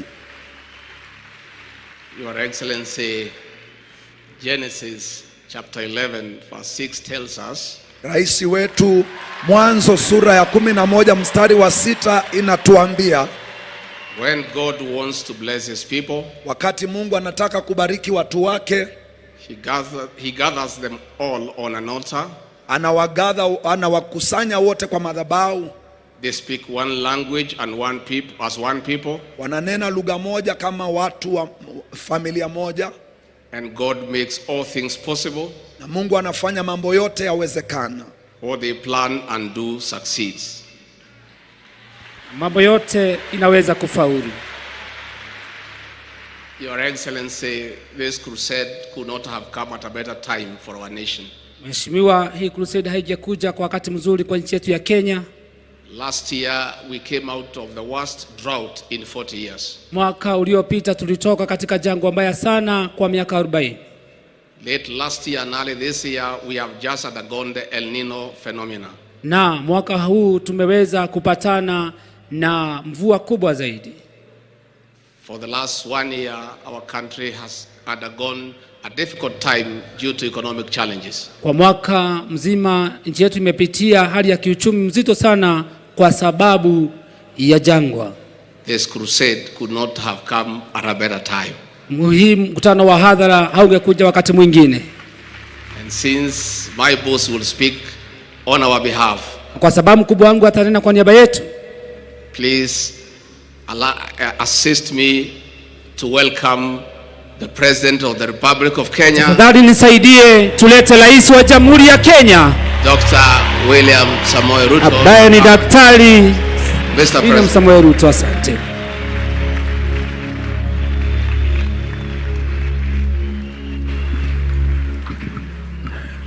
Kwa Kristo, Bwana Yesu asifiwe.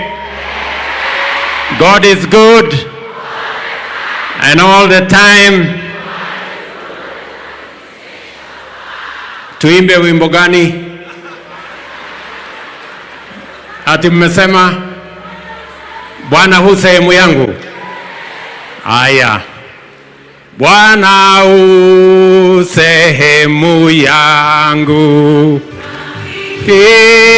yangu wewe, katika safari yangu twatembea na wewe, pamoja na wewe, pamoja na wewe, katika safari yangu na wewe.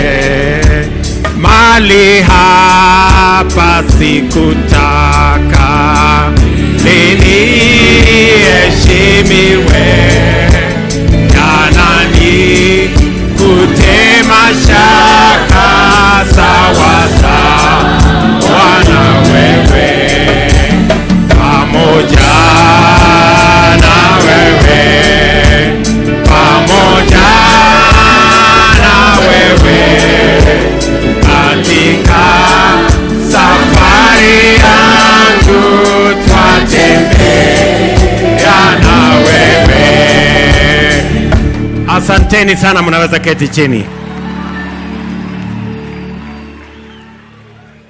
Our friend and brother Benny HINN, welcome to Kenya. On behalf of the government and the people of Kenya, and on behalf of our spiritual fathers and the Christian community in Kenya, we welcome you to this great crusade and thank you very much for finding time to visit Kenya after a very long time. When my wife told me that he had visited you and requested you to come to Kenya, I didn't know it was going to happen that soon. But thank you very much for honoring us with your visit. Because you are a great man of God, I will say this today, here in Nyayo Stadium, that the first time I got a revelation that I was going to be president in Kenya is in 2006, during the Azusa 100 celebration of revival in the US, and I was there with my wife, and I was there with Reverend Bishop Adoyo and many others, and I couldn't believe that the son from Sugoi would one day be president of Kenya.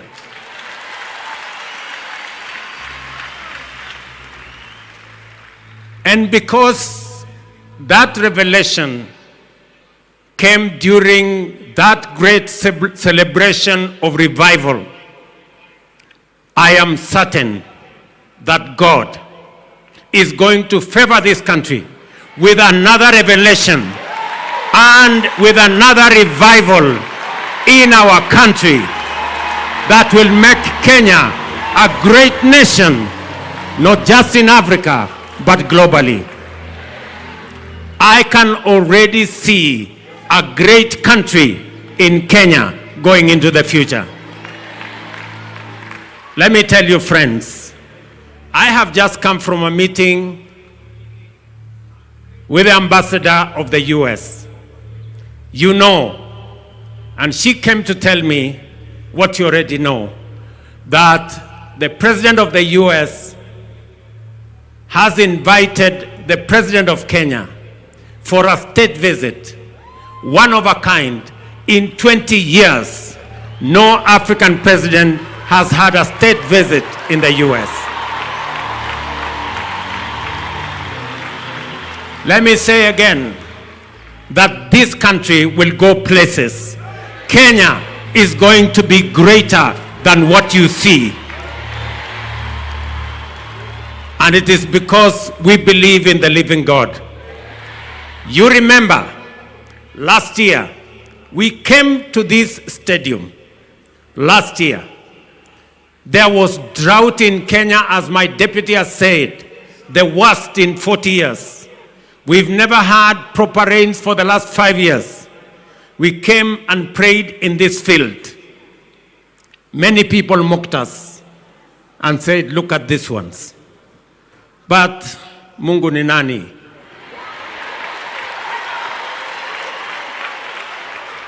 Last year we had rains because men and women of God prayed.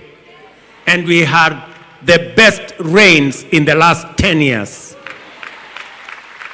And I want to thank God that already there are signs, there is a writing on the wall that Kenya is going to go places.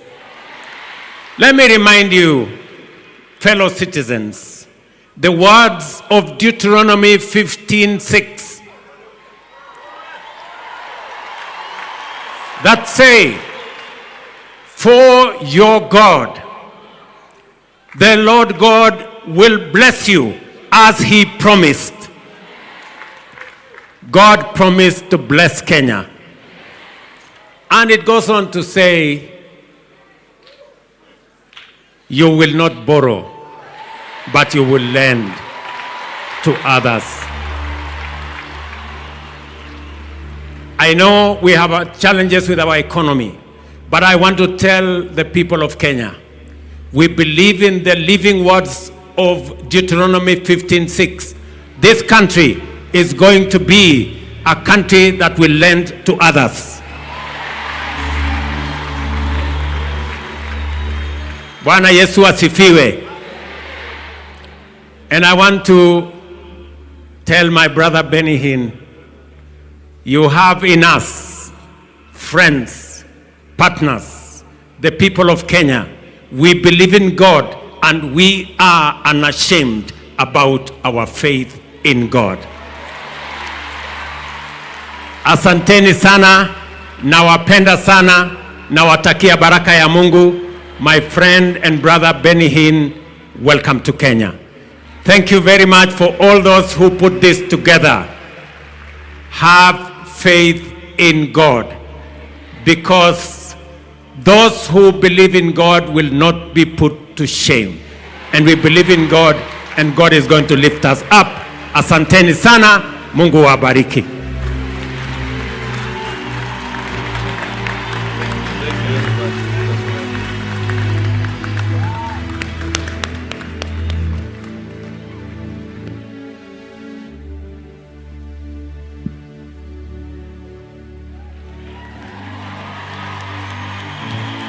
Hallelujah, hallelujah, hallelujah. Big hand clap to the President of the Republic of Kenya. Rais wetu wa Jamhuri ya Kenya, makofi mazuri. Can we sit down? Tunaweza keti. We are now preparing to bring the man of God Benny Hinn to the pulpit. Sasa tunajiandaa kuleta mtumishi wa Mungu Benny Hinn hapa katika madhabahu. You Pastor Benny Hinn, that the whole church in this country mainly have come here to welcome you and to listen to your message today. Ningetaka mchungaji Benny Hinn ajue ya kwamba kanisa zote za Kenya zimekuja hapa kuweza kukukaribisha. Led by our fathers of faith who are seated there.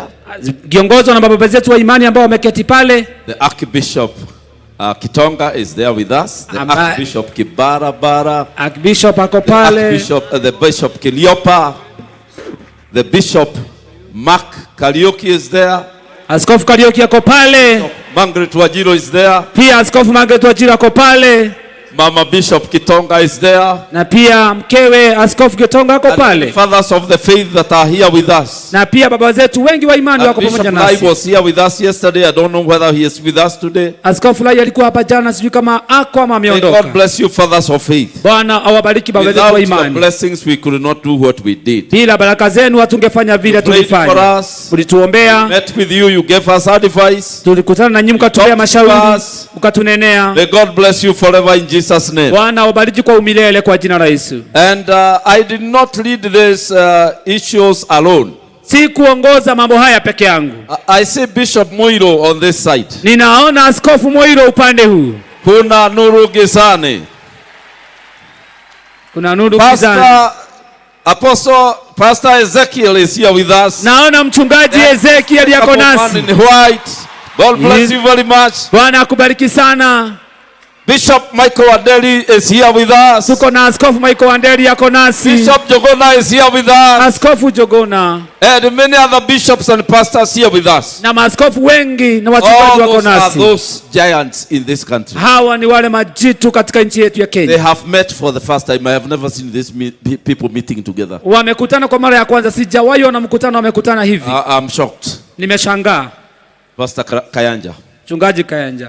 We love you in this country. Tunakupenda kwa hii nchi. Do not get tired of holding our hands because this kind of ministry was brought about by you. Usichoche kutushika mkono kwa sababu mkutano huu umeletwa na wewe.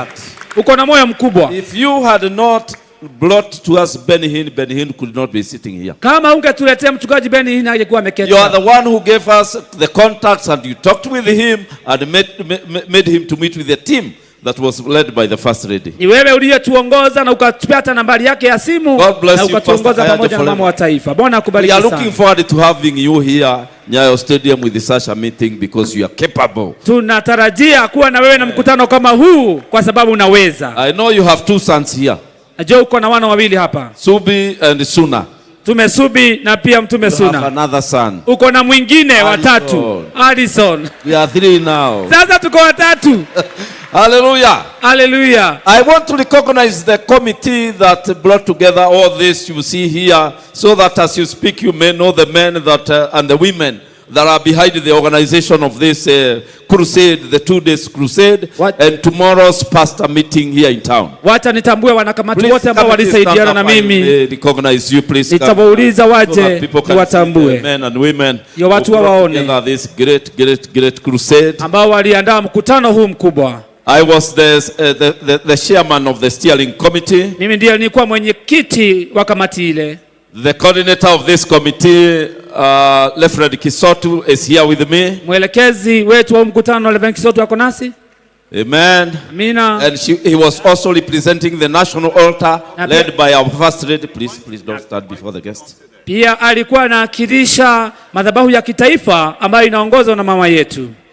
And also we have Pastor Apostle Suna that has been leading us here and organizing all you see here in front. This is Apostle Suna. Yeye ndiye alikuwa anafanya maandalizi ya hapa mbele. Mtume Suna. Apostle Subi is the one that led intercessors. Mtume Subi ndiye alikuwa anaongoza waombezi.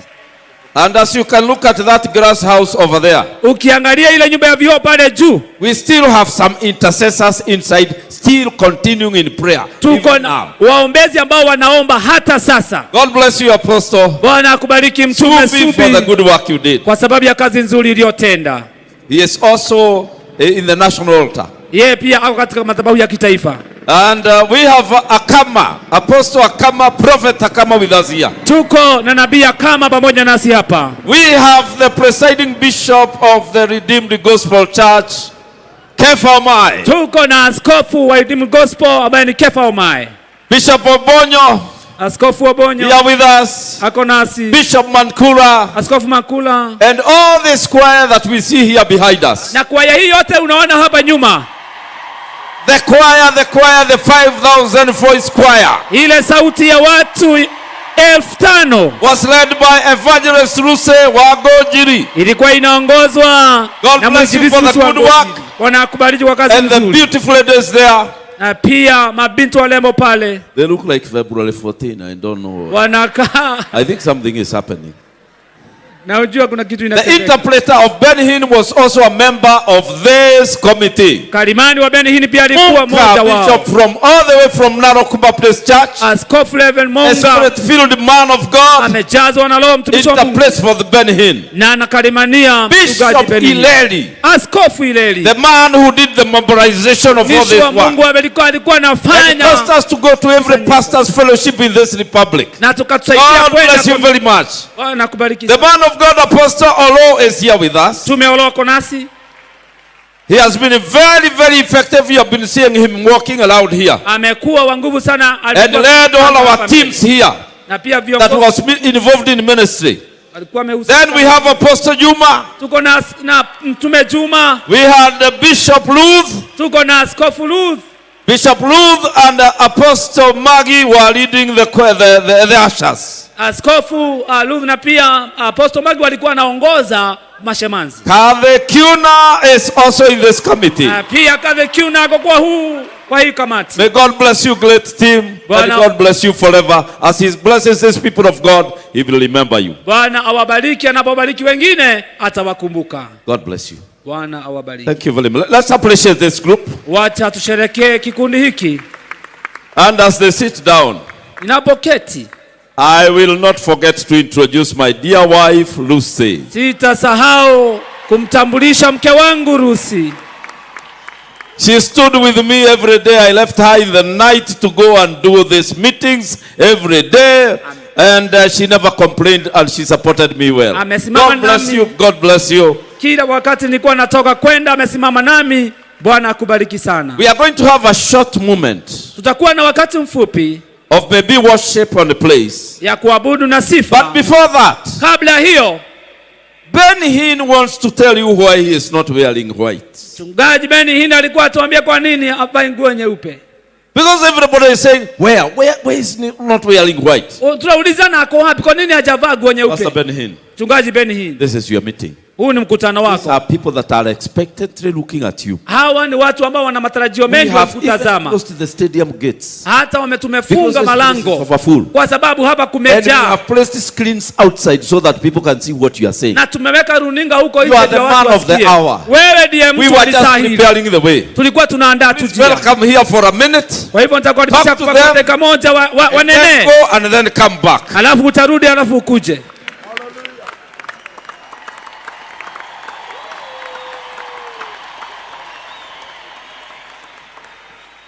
I was requested today niliulizwa leo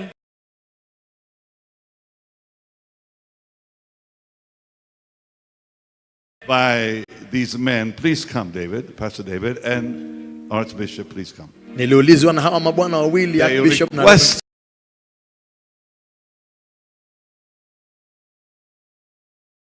waliniuliza that I wear my white suit. Nivae suti yangu nyeupe.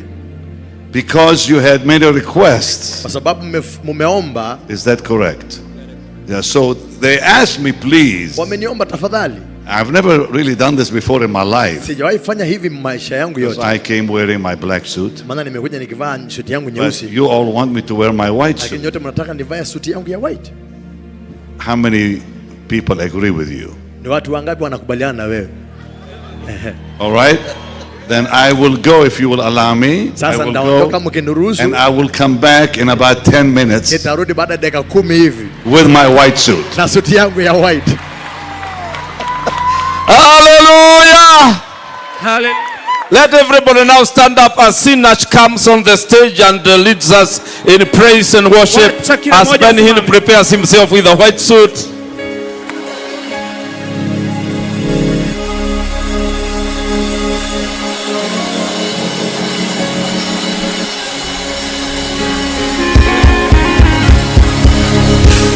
Walking in power.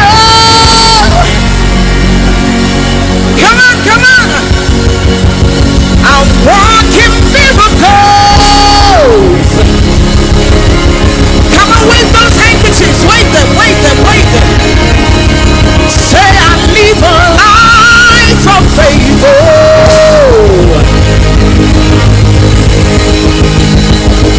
Say I know who I am.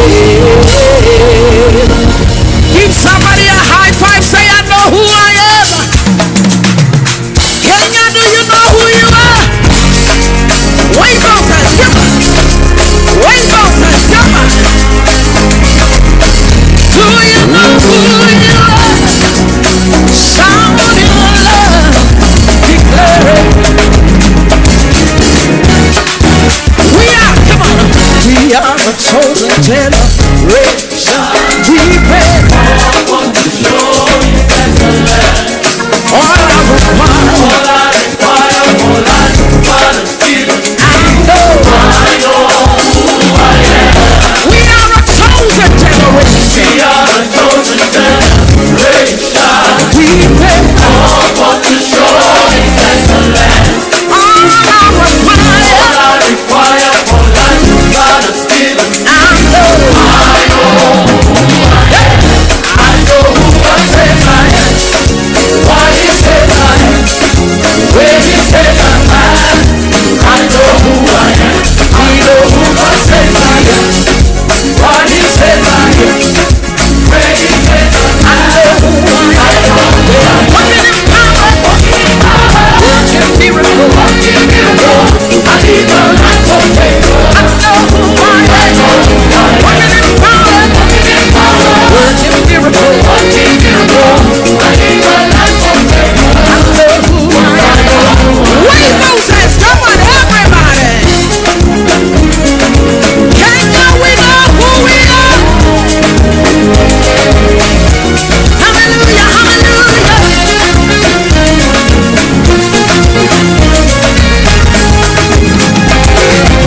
We are a chosen generation. We are a chosen generation. We pray for the show is excellent.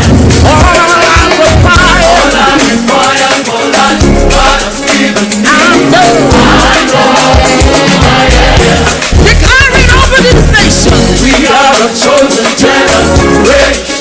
We pray for the show is excellent. All I require for life, but still I know who God says I am. Where He says I am. Where He says I know who I am. I know who God says I am. What He says I am. Where He says I know who I am. Working in power. Working miracle. I need a light of faith. I know who I am. Working in power. Working miracle. I need a light of faith. I know who I am.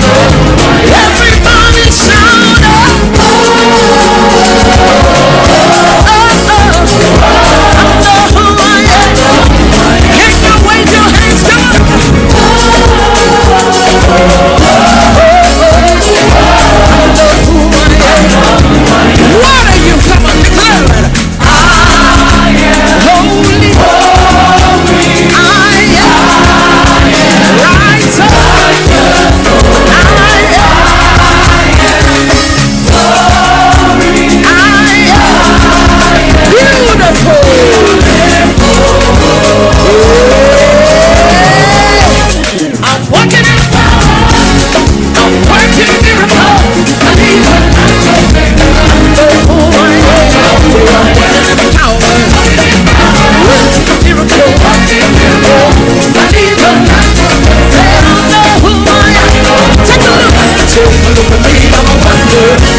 It doesn't matter what you see now.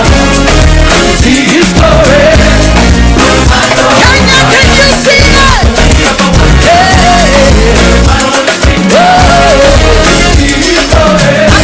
Tell somebody, take a look. Take a look at me, I'm a wonder. It doesn't matter what you see now. I can see His glory. I know who I am. Everybody shout out.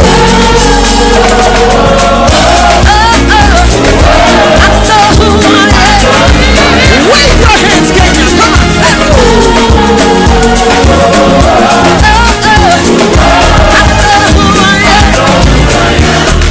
Turn to somebody, tell him victory is my name. Kenya, turn to someone, say victory is my name.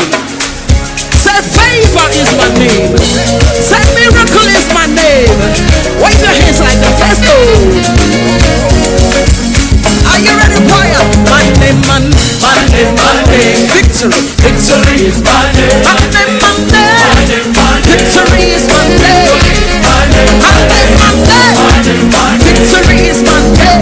Can you come on? Monday. Victory is my name. Monday. Victory is my name.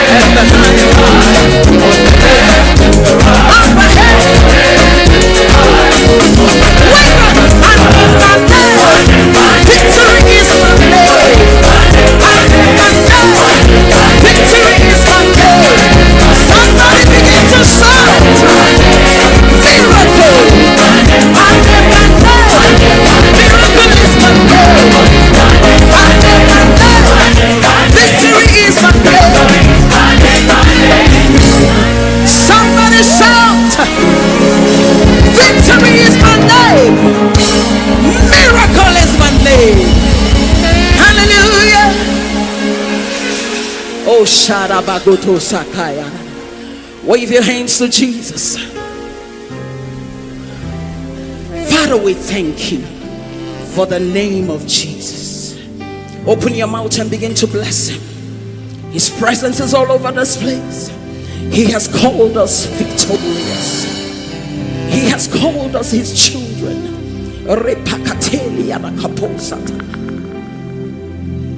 The name of Jesus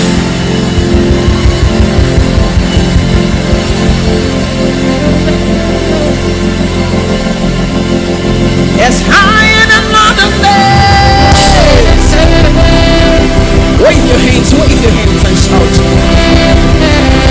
King of all kings. No other name like his.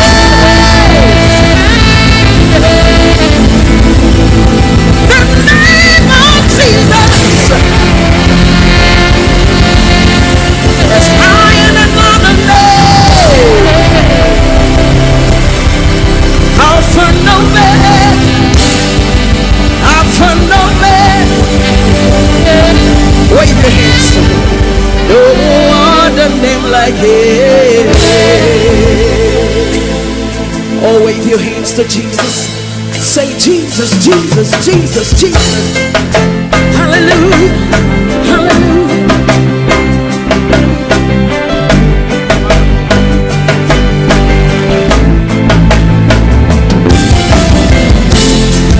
How much is seeking your name?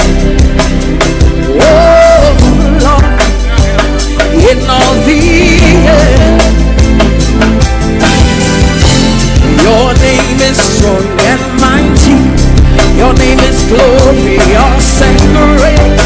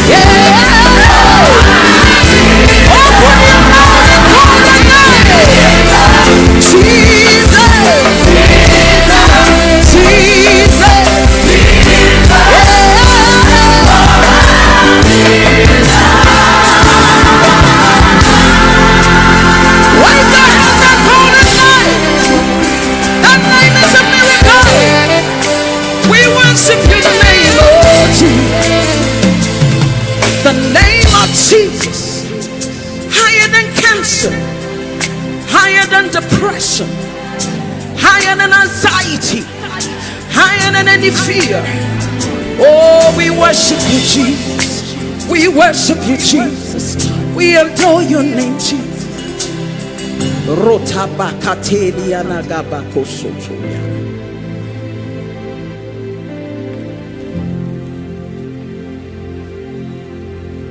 And to Jesus.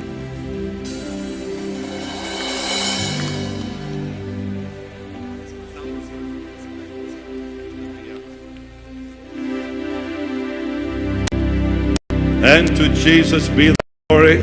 Na kwa Yesu iwe utukufu. And God's people said a mighty amen. Na watu wa Mungu waseme amen ya nguvu. Thank you for having me in your country. Asante kwa kuwa nami katika nchi yenu. And thank you, Mr. President. Asante sana Mheshimiwa Rais na mke wako, mama wa taifa. Nashukuru Bwana sana. Now let's lift our hands and thank him. Tuinue mikono yetu na tumshukuru. Wonderful Lord. Baba mwema. You are our God. Wewe ni Mungu wetu. The God of Abraham. Mungu wa Ibrahimu, Isaac, Isaka and Jacob. Na Yakobo. And so we come to you today. Sasa twaja kwako leo. In the name of Jesus your son. Katika jina la Yesu mwanao. Thank you, Lord. Asante Bwana. For your son. Kwa mwanao. We come in his name. Twaja kwa jina lake. The name above every other name. Jina lililo juu ya majina yote. Jesus. Yesu. Jesus. Yesu. Jesus. Yesu. And we welcome you, blessed Holy Spirit. Twakualika mbarikiwa Roho Mtakatifu. Touch our hearts today. Guza mioyo yetu leo. You're the one who makes Jesus real. Wewe ndio wafanya Yesu kuwa halisi. We welcome you. Tunakukaribisha. Holy Spirit. Twakualika Roho Mtakatifu. Thou art welcome. Twakualika in this place. Let's welcome him, saints. Twakukaribisha. Holy Spirit, thou art welcome in this place. Holy Spirit, thou art welcome in this place. Sing it, choir. Omnipotent Father of mercy and grace,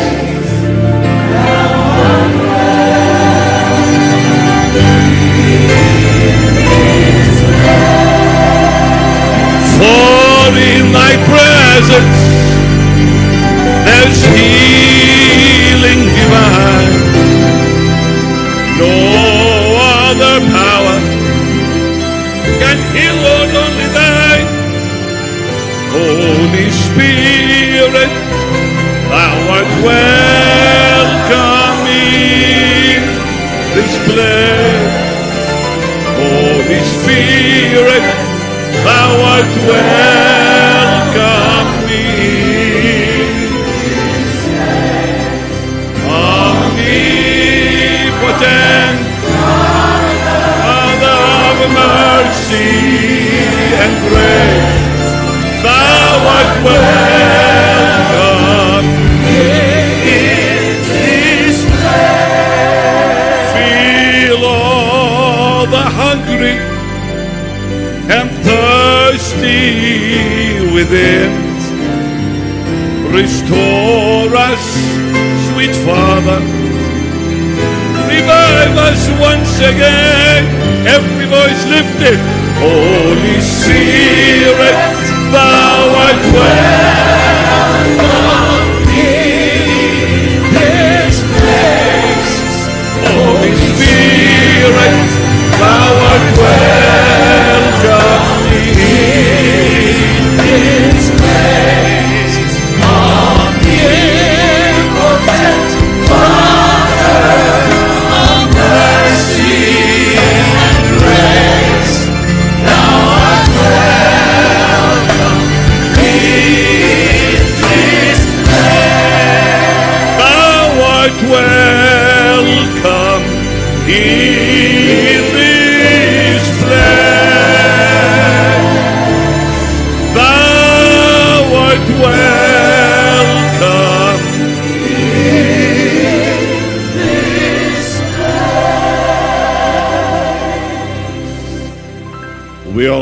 why we're here. We're not here to hear a preacher or any man. We are here to hear the sweetest voice, the voice of the Lord. We've come to meet with Him, our Redeemer, our Savior. The greatest privilege we have, the greatest privilege is to know Him. The reason we were born into this world was not that we would know our parents, because sooner or later they will go, or our brothers or our sisters, because they too one day will go, or our friends. Whom do I have in heaven but thee, Lord, said David. Whom do I have but thee? This life is only a passing moment. Why are we here? Why were we born? Bona tukazaliwa that we might meet the Son of God. ili tukutane na mwana wa Mungu. What a tragedy it is Hatari iliyoje to live this life kuishi maisha haya and not meet the Son of God, na usipatane na mwana wa Mungu who became flesh, aliyefanyika nyama, and was proven to be the Son of God by His resurrection from the dead. Na kufuka kwake kutoka kwa wafu ikathibitisha kweli yeye ni mwana wa Mungu. He sent the Holy Spirit. Alimtuma Roho Mtakatifu. The Holy Spirit. Roho Mtakatifu. God Almighty. Mungu mkuu. To dwell within us. Kukaa ndani yetu. Our comforter, mfariji wetu, our friend, rafiki yetu, God Almighty. Mungu mkuu. Why is the Holy Ghost here? Bona Roho Mtakatifu yuko hapa. Not that we might know each other, sio eti tufahamiane moja kwa mwingine, that we might know the Lord, lakini tumjue Bwana, and walk with Him, atembee naye, and talk with Him, na tunene naye, and hear His lovely voice. Nasikia sauti yake nyororo. So when we sing now this song, so tunapoimba wimbo huo mwingine, it's a prayer. Ni maombi. Lift your hands to Him. Inua mikono kwake.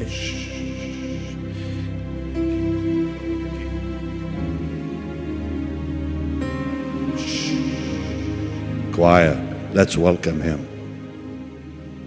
Holy Spirit, Thou art welcome in.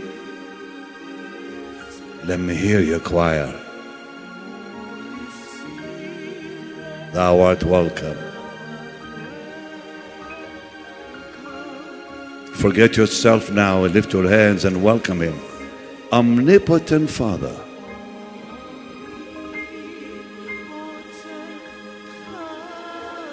mercy and grace, Thou art welcome, Lord.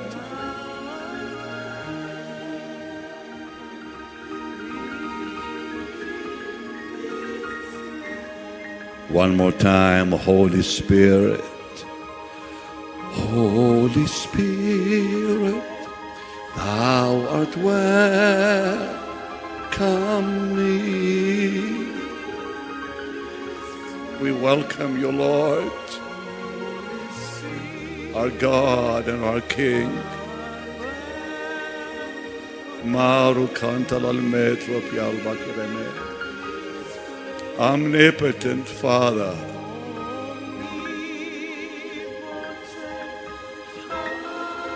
oh, so merciful, Thou art welcome.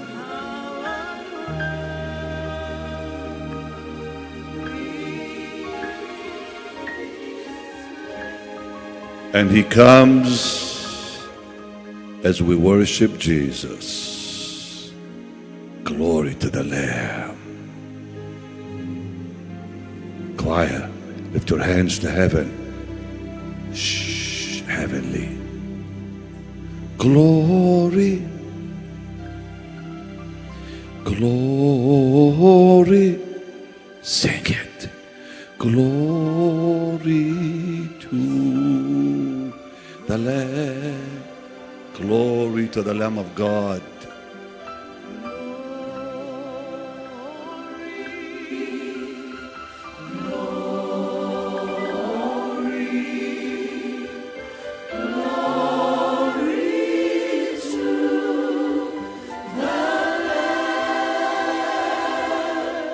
For you are glorious and worthy to be praised. You're the Lamb upon the throne. Unto you, Lord, we lift our voice in praise. You're the Lamb upon the throne. Glory, glory, glory, glory to the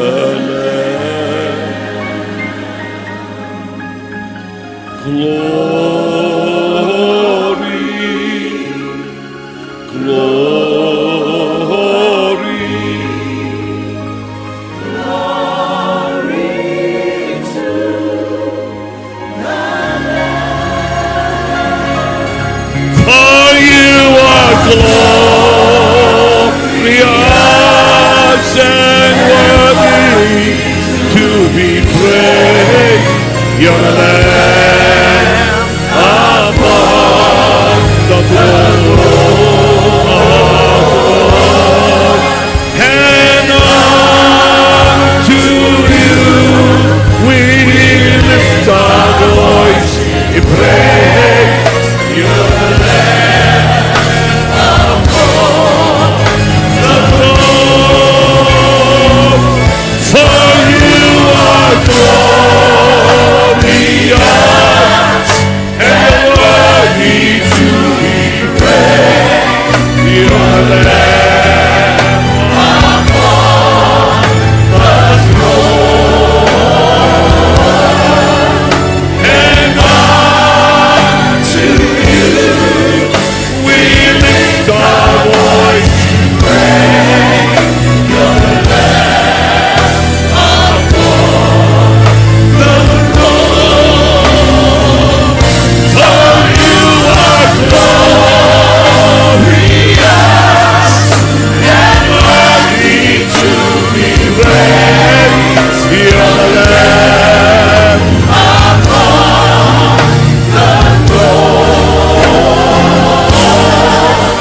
and unto you we lift our voice in praise. You're the Lamb upon the throne.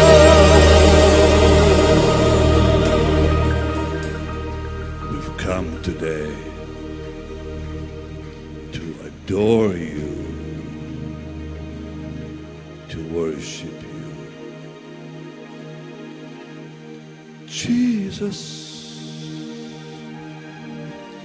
Jesus, Jesus.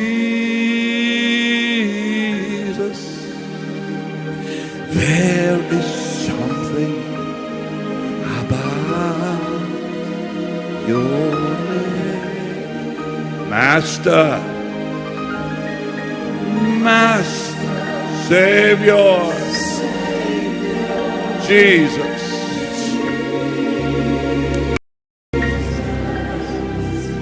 Like the fragrance after the rain. Jesus. Jesus. Jesus.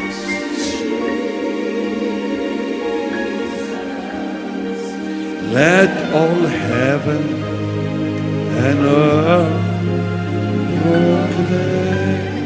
Kings and kingdoms,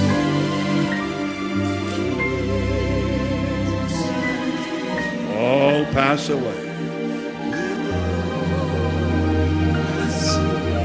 But there is something.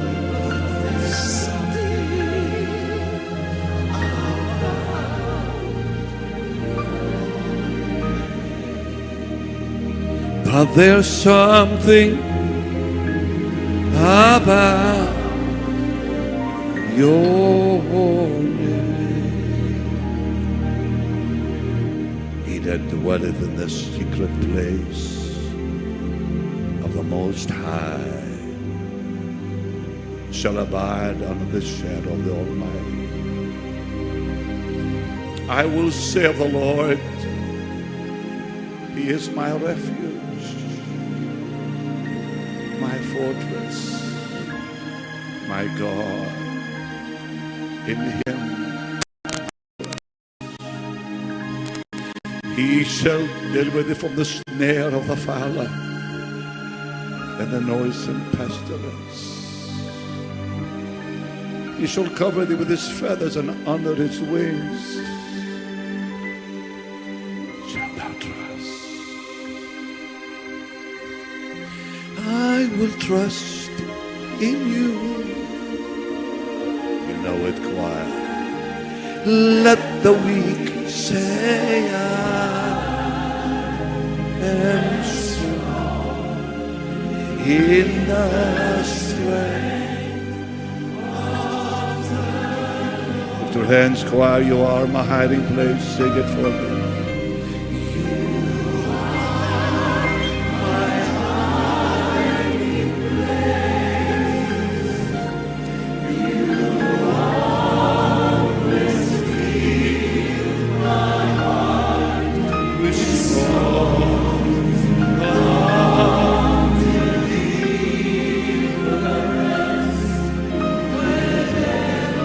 Lift your voices, choir. I will trust.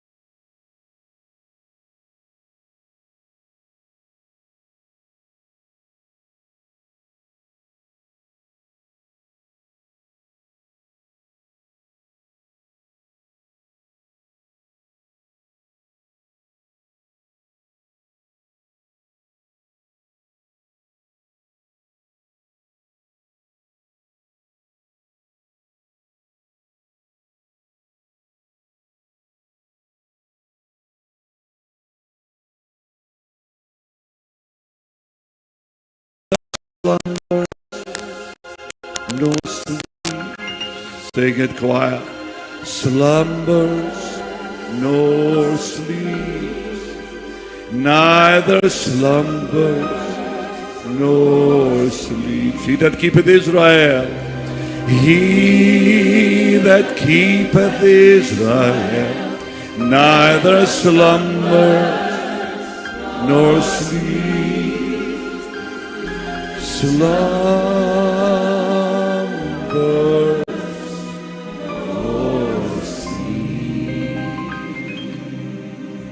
Would you lift your hands to heaven with me? Lord, we come tonight. We pray first of all that your name would be glorified in this house, in our lives. Your name glorified. Protect them. And keep heaven open upon Kenya. In Jesus' name.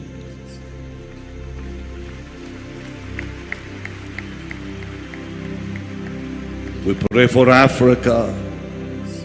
Visit this continent with revival. Bless every nation in this continent. Now, Lord, we come on behalf of your people Israel tonight. You are the God of Abraham, Isaac, and Jacob, the God of Israel. O Lord, intervene. O Lord, bring peace to your people, your pleasant land. Such pain, such turmoil. But you're the Prince of Peace. You're the one who is peace. Now, Lord God, we pray, intervene in the present situation. Glorify your name. Protect your name. Fulfill your word to Abraham, to Isaac and Jacob. Fulfill your promises spoken through the prophets of Israel, Isaiah and Jeremiah and Ezekiel and all the prophets. Bless your people. For you're the one who keeps your people. To you belongs all the praise and all the glory and honor. And God's people said, Amen, Amen, and Amen. As you remain standing, I want to say a few words to you. God Almighty declared in His Word,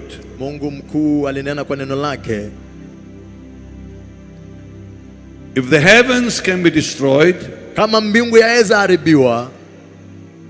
if the moon and the stars can vanish, only then will the seed of Israel cease from being a nation.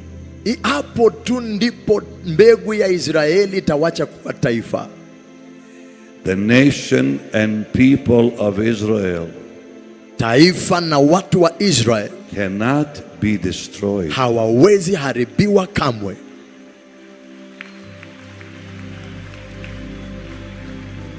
For God declares, it is impossible. Where are the ancient Egyptians? Gone. Where are the Babylonians? Gone. How about the Assyrians? Gone. How about the Edomites? Moabites? All the ites? Gone. God said. Mungu anasema. God said. Mungu anasema. I will make an end of all nations. Mimi nitafanya mwisho ya mataifa yote.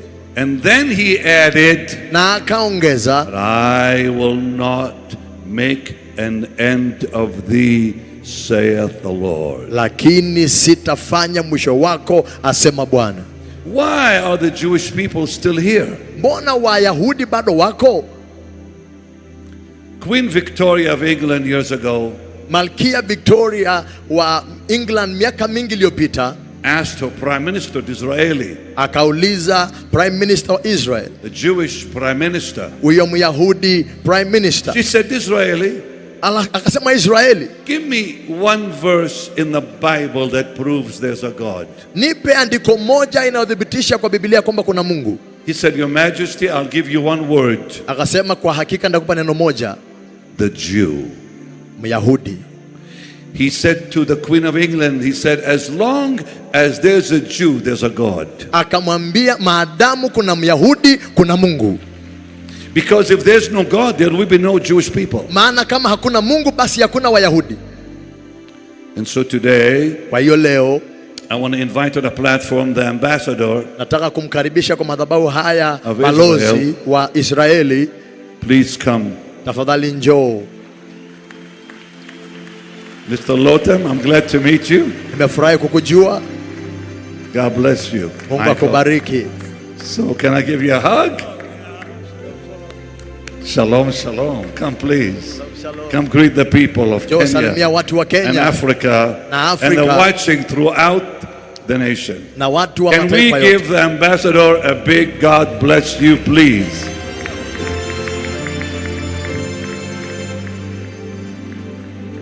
God bless you. Mungu awabariki. If I may, a few words. Kama ningeweza kwa maneno machache. His Excellency Dr. William Ruto, President of the Republic of Kenya. Mheshimiwa Rais Daktari William Ruto, Rais wa Kenya. First Lady Mrs. Rachel Ruto. Mama wa Taifa Rachel Ruto. Deputy President Rigathi Gachagua and the spouse Pastor Dorcas. Naibu wa Rais Mheshimiwa Rigathi Gachagua na Mheshimiwa mkewe Pastor Dorcas. Pastor Benny Hill and your delegation, shalom. Mchungaji Benny Hill na delegation yako, shalom. All archbishops, bishops and clergy from throughout the world. Watumishi wa Mungu, maaskofu na kutoka nchi zote za dunia. Government leaders, sisters and brothers. Viongozi wa mataifa, wa ndugu na wadada. All protocol observed. Shalom. Shalom, itikadi zote zikiwa imehifadhiwa. Isaiah chapter 2. Isaiah, or the way we call him, Ishayahu. Tunamuita katika lugha yetu Ishayahu. The son of Amos. Mwana wa Amosi. And I will quote. Na nitasoma. Come, let us go up to the mount of God. Njoo twende kwenye mlima mkuu wa Bwana.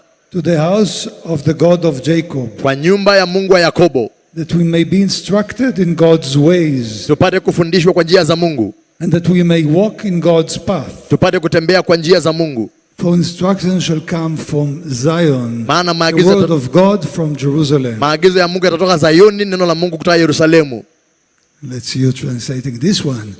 והלכו עמים רבים ואמרו לנו, ונעלה אל הר אדוני אל בית אלוהי יעקב, וירונו מדרכיו, ונלמד באורחותיו, כי מציון תצא תורה ודבר אדוני מירושלים. ושפט בין הגויים והוכיח לעמים רבים, וכיתתו חרבותם לעיתים וחניתותיהם למזמרות. לא יישא גוי אל גוי חרב ולא ילמדו עוד מלחמה. Thus God will judge among the nations. Hivyo Mungu atahukumu kati ya mataifa. And arbitrate for the many peoples. Na atapatia wengi haki. And they shall beat their swords into plowshares. Na watapiga silaha yao, vyombo vyao vya kazi vya silaha. And their spears into pruning hooks. Mikuki yao iwe vyombo vya kulima. On behalf of my government. Kwa niaba ya serikali yangu. On behalf of my sisters and brothers, the people of Israel. Kwa niaba ya dada zangu na ndugu zangu, watu wa Israeli. Those free and those who will soon be free. Wale ambao wako huru na wale ambao watakuwa huru hivi karibuni. I thank you all for your prayers. Na washukuru wote kwa maombi yenu. And sheer love. Na upendo wenu. Pray for us, stand with us. Tafadhali tuombeeni, simameni nasi. God bless you all. Mungu awabariki wote. Elohim yevarech otchem. Shalom. Shalom, hiyo peke yake tunajua. Shalom, asante sana. Asante sana. No. Surge. Mwangaza utarudi baada ya muda mfupi. But the Lord is here. Lakini Bwana yuko hapa. How many of you can hear me? Please wave. Wangapi mnanisikia? Tafadhali mpungie mkono. All right. Okay. How long before they fix it? Muda gani kabla watatue hiyo shida? In just a moment. Kwa muda mfupi.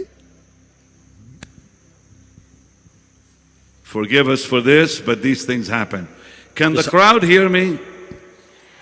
Aha. Good. Asante, unanisikia? If you hear me, say yes. That's all I need to know. Hiyo tu ndio nataka kujua. Are the instruments working? Vyombo vinafanya? Beautiful. We can have service now. Asante, tunaweza endelea na ibada. Yes. Ladies and gentlemen, mabibi na mabwana, tonight I'm going to minister on the power and the authority of the Bible. Usiku wa leo ndanena kuhusu nguvu na mamlaka ya Biblia. Can we bring this pulpit a little closer this way, please? Tusongeshe karibu.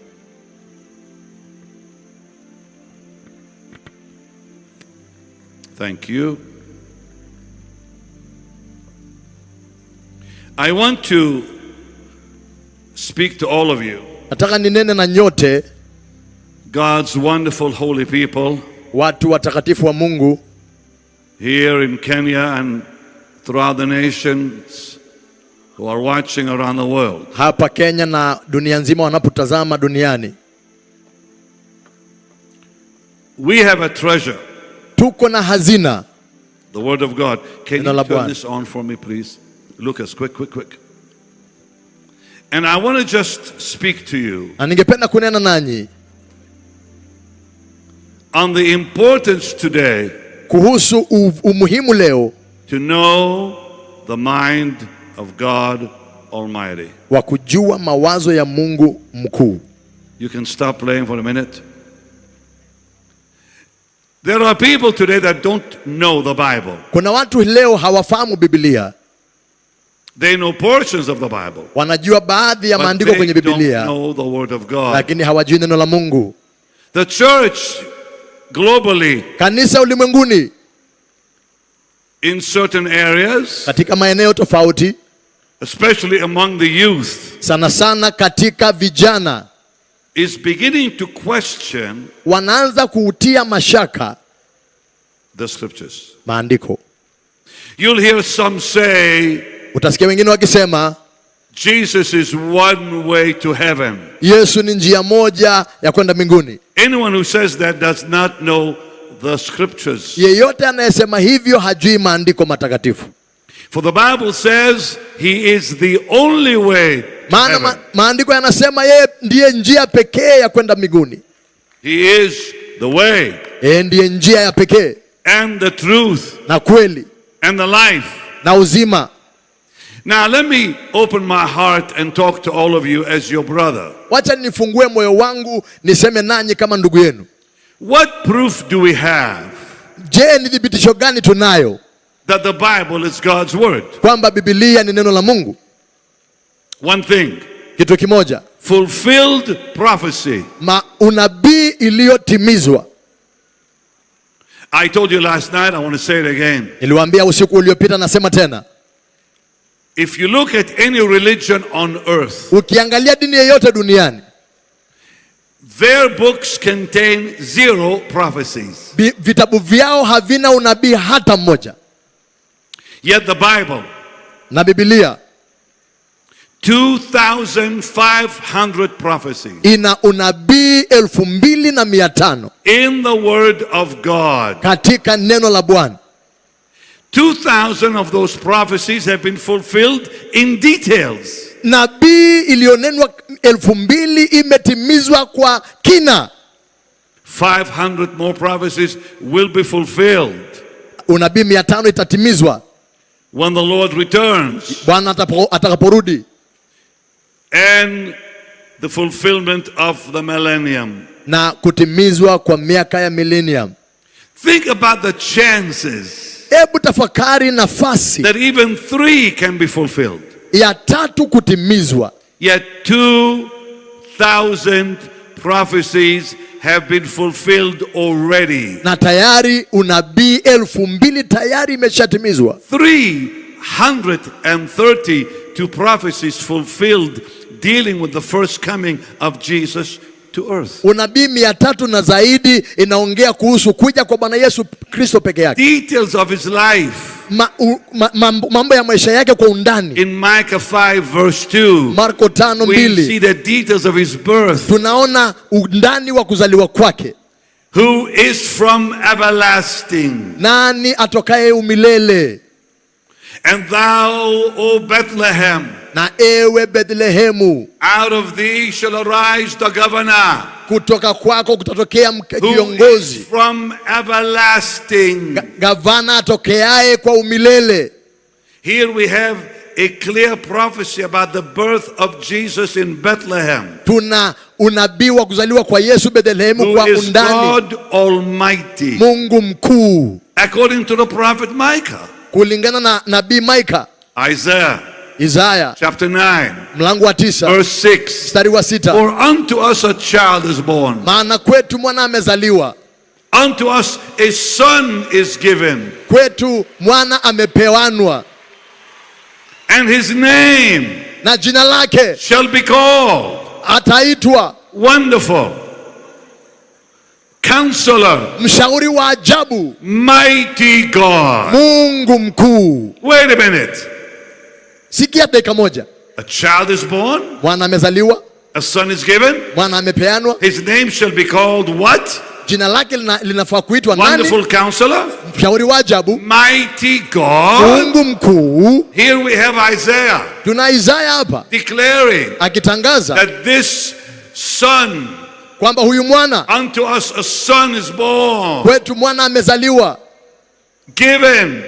Amepeanwa. His name is Wonderful Counselor, Jina Mighty lake God. Mungu mkuu, Mungu wa ajabu. I can give you prophecy after prophecy after prophecy. Naeza wapa unabii baada ya unabii, proving to you that Jesus is the Messiah. Inaodhibitisha ya kwamba Yesu ndiye Masia. According to Old Testament scriptures. Kulingana na maandiko ya Agano la Kale. They pierced my hands and my feet. Wametoboa mikono yangu na miguu yangu. Psalm 22 written by David. Zaburi 22 imeandikwa na Daudi. Who else? Nani mwingine was crucified? Nani mwingine alisulubiwa? Now the reason I'm talking to you, sababu nao wanenea, is I'm going to give you a challenge. Nitawapa changamoto. I'm going to give you a challenge. Nawapa changamoto. I'm going to give you pastors a challenge. Nawapa wachungaji changamoto.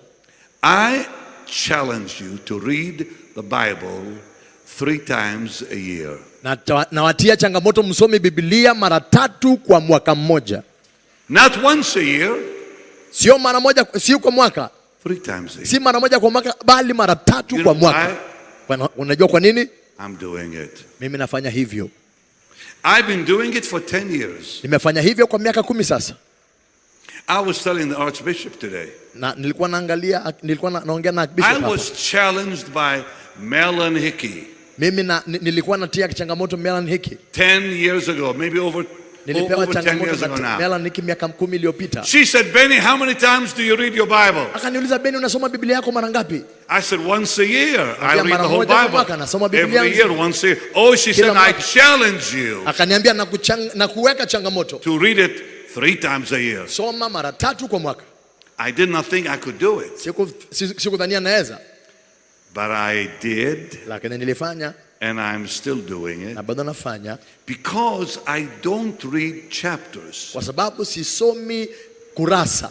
I read thoughts. Naongea nasoma mawazo. I was telling the Archbishop, I said, you can read the whole book of Genesis in 5 days. Unaweza soma kitabu chote cha Mwanzo kwa siku 5. If you read the thoughts. Ukisoma mawazo. Not the chapters. I began doing that 10 years ago and I'm still doing it. Nimefanya kwa miaka 10 naendelea kufanya. Here's how I do it. Hivi ndivyo nafanya. I divide the Bible into thoughts. Na gawanya Biblia kulingana na mawazo. Example. Ama mifano. From Genesis 1 to 11, one thought. Kutoka mwanzo kitabu cha kwanza, mlango wa kwanza ni wazo moja. Utukufu wa mwanadamu. There's one thought. Ni wazo moja. Genesis 1 to 11 is one thought. Kuanzia mwanzo mlango wa kwanza mpaka 11 wazo moja. Wazo moja. Thought number 2. Wazo la pili. Ibrahimu. From Genesis 12 kutoka mwanzo 12 hadi 24, the story of Abraham. Mambo ya Abrahamu. From 24 to 28, kutoka 24 mpaka 28, Isaka. From 28 to 32, 28 mpaka 32, Jacob. Yakobo. From 32 to 37, 32 mpaka 37, the sons of Jacob. Wana wa Yakobo. From 37 to the end of the book, Joseph. Kutoka hapo mpaka mwisho, Yusufu.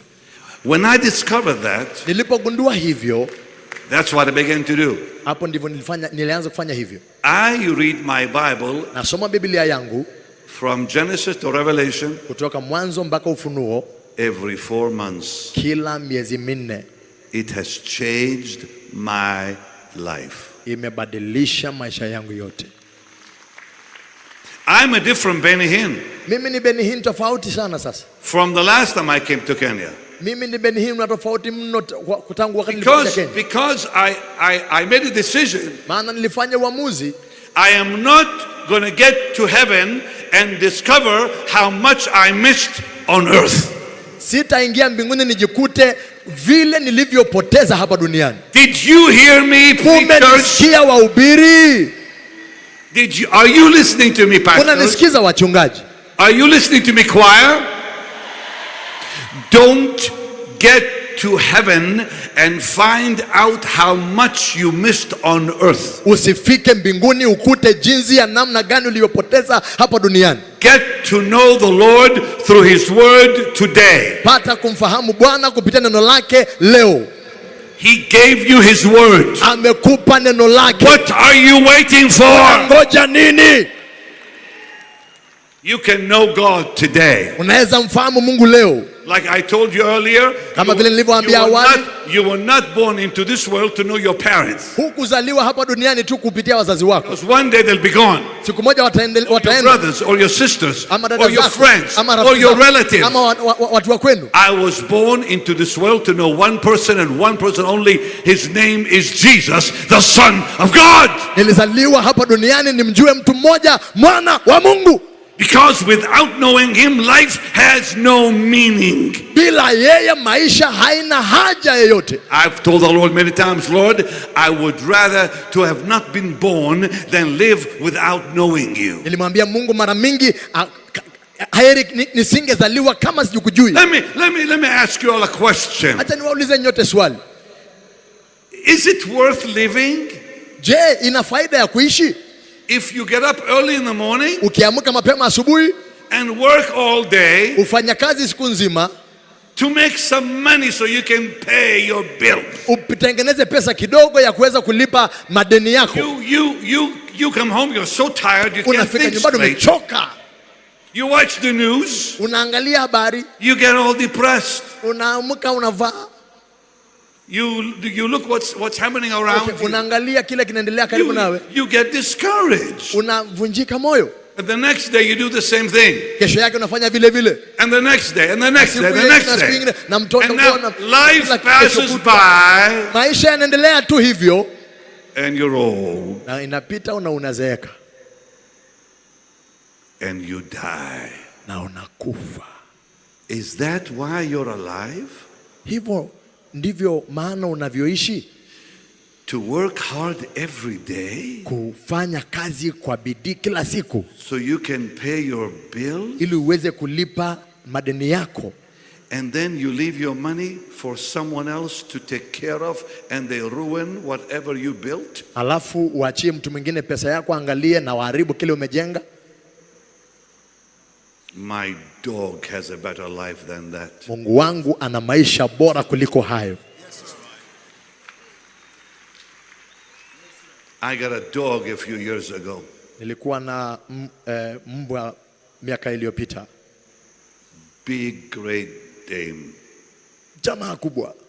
That dog doesn't have to work. Huyo mbwa hana kazi. He hasn't one worry in the world. Hana shughuli hata moja duniani.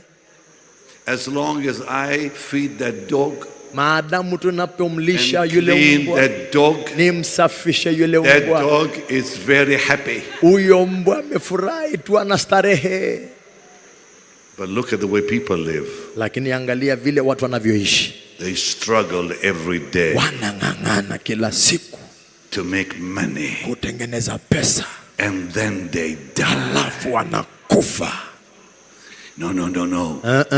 This is not the reason you're here. Sio hivyo maana ulivyo hapa. You're here. Uko hapa to meet kukutana the Son of God. Na mwana wa Mungu. Before you ever make heaven, kabla hujafika mbinguni, get to know him on earth. Pata kumjua hapa duniani. Through his word. Kupitia neno lake. In America today, Marekani leo, and the Western world, na mataifa ya kule you know what Uingereza, is the number one problem today in the West? Shida moja ya kwanza kule mataifa ya West, Mr. President, it is mental illness. Shida ya magonjwa ya mawazo. Mental illness is killing our young people. Ugonjwa wa mawazo inamaliza vijana wetu. Mental illness is causing such tragedies in many families. Ugonjwa wa mawazo inafanya maafa nyingi sana katika familia. The Bible says, Biblia inasema, great peace have they that love your law. Wakuu walioje wale wanaompenda Bwana, wale wanaokupenda Bwana. Do you want peace in your life? Unataka amani katika maisha yako? Wait with me. Nisalimie hivi. Get to know the Bible. Pata kujua Biblia. Because the Bible gives you peace. Maana Biblia inakupa amani. Great peace amani kuu have they that love your law. Wanaopenda and nothing, wanaopenda sheria yako. Nothing hamna kitu will offend them. Itakayo shinda jambo hilo. When you neglect the Bible, unapopuuzilia Biblia, you're injuring your own soul. Unaharibu nafsi yako mwenyewe. You're injuring your own life. Unamaliza maisha yako mwenyewe. The word of God, neno la Mungu, is all we have. Ndio pekee tunalo. It's our food. Ni chakula chetu. It's our water. Ni maji yetu. Let me read what Billy Graham said about the Bible. Wacha nisome Biblia kidogo. Let me just read this. Wacha nisome hii. It's so important to understand. Ni muhimu sana kuelewa how powerful the Bible really is. Jinsi Biblia ilivyo na nguvu. So I just want you to listen now. Nataka to this most remarkable statement by Billy Graham. Haya maneno yaliyonenwa na Billy Graham. Millions of people today are searching for a reliable voice of authority.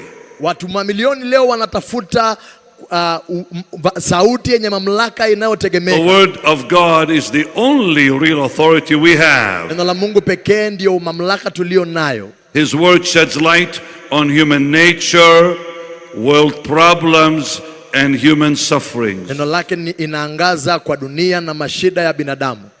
But beyond that, it clearly reveals the way to God. Lakini baada ya hapo inafunua kwa dhahiri njia ya Mungu. The message of the Bible is the message of Jesus Christ. Ujumbe wa Biblia ni ujumbe wa Yesu Kristo. Who said, I am the way, the truth and the life. Aliyesema mimi ndimi njia, kweli na uzima. The Bible is the story of salvation. Biblia ni habari ya wokovu. The story of our redemption. Habari ya ukombozi wetu. The story of life. Habari ya mwangaza, of peace, nuru na amani, and eternity. na uzima wa milele. Our faith is not dependent upon human knowledge. Imani yetu haijajengwa juu ya maarifa ya kibinadamu and scientific advance, na mambo ya kisayansi, but upon the unmistakable message of the word of God. Lakini imejengwa juu ya ujumbe mwafaka wa neno la Mungu. The Bible has a great tradition. Neno la Mungu iko na desturi ya kipekee. A magnificent heritage. Urithi wa kipekee. It contains 66 books. Iko na vitabu 66.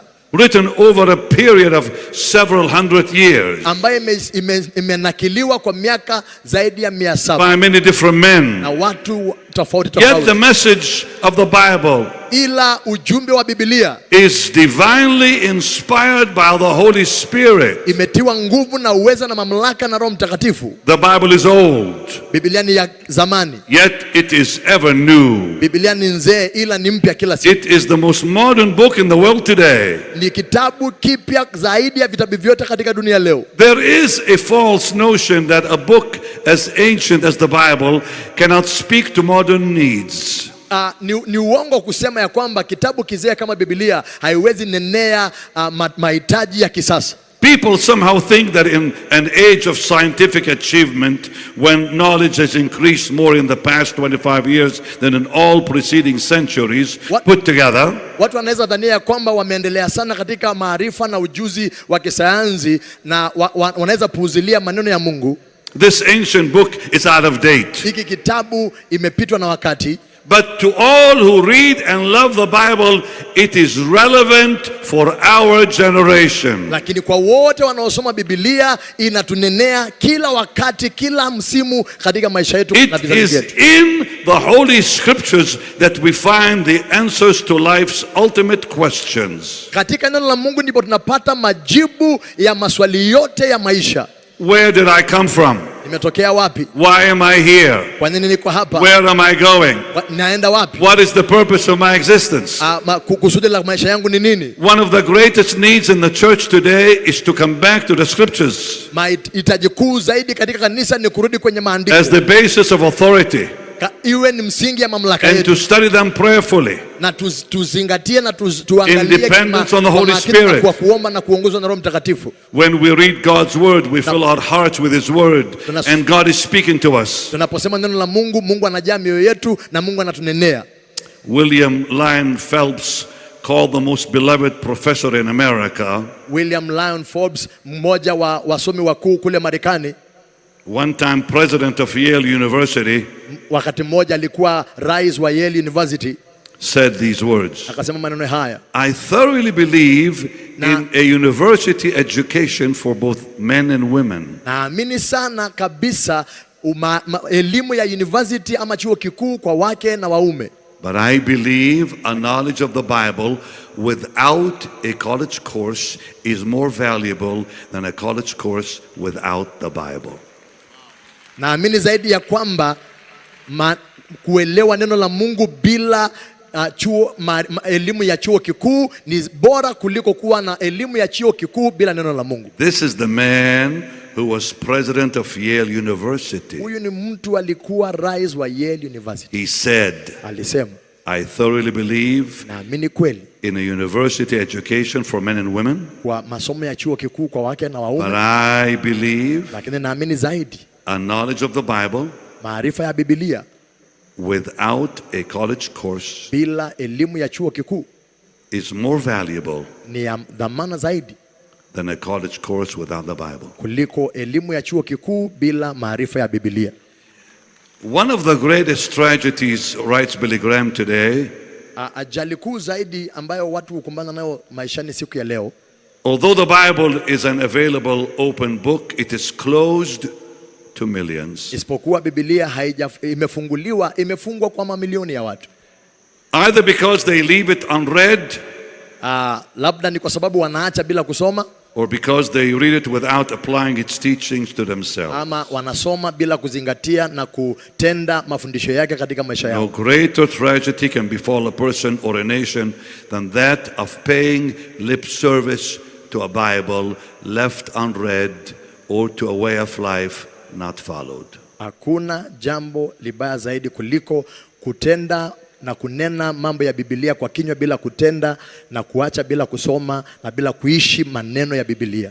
But here's the sad thing he writes. Lakini kuna jambo la huzuni zaidi anaandika hapa. He said the Bible, nasema Biblia, the greatest document available for the human race, nakala kuu zaidi inayopatikana kwa binadamu, needs to be opened, read and believed. Inafaa kufunguliwa, kusomwa na kuaminiwa. Yet a recent survey indicates, ingawaje masomo ama utafiti wa hivi punde imesema, that only 12% of the people who say they believe the Bible actually read it every day. Ya kwamba 12% peke yake ya watu wanaosema wanaamini Biblia peke yake ndio wanasoma kila siku. Only 12% of those who say they believe the Bible read it every day. Na 12% peke yake ya watu wanaosema wanasoma Biblia wanaisoma kila siku. 34% read it once a week. 34% wanasoma mara moja kwa wiki. And 42% read it only once in a great while. Na 42% wanasoma mara moja. I challenge you. Na kutia changamoto.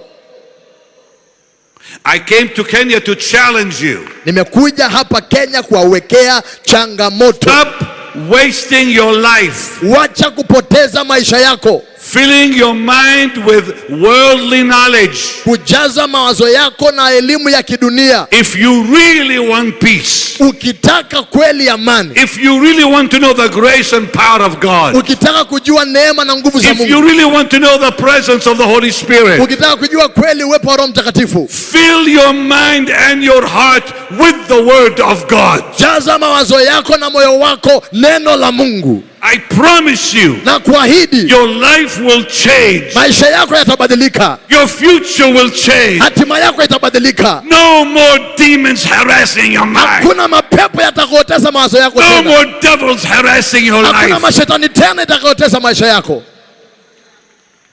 I'm here to challenge. Niko hapa kuwawekea changamoto. The pastors. Wachungaji. Read your Bible. Soma Biblia yako.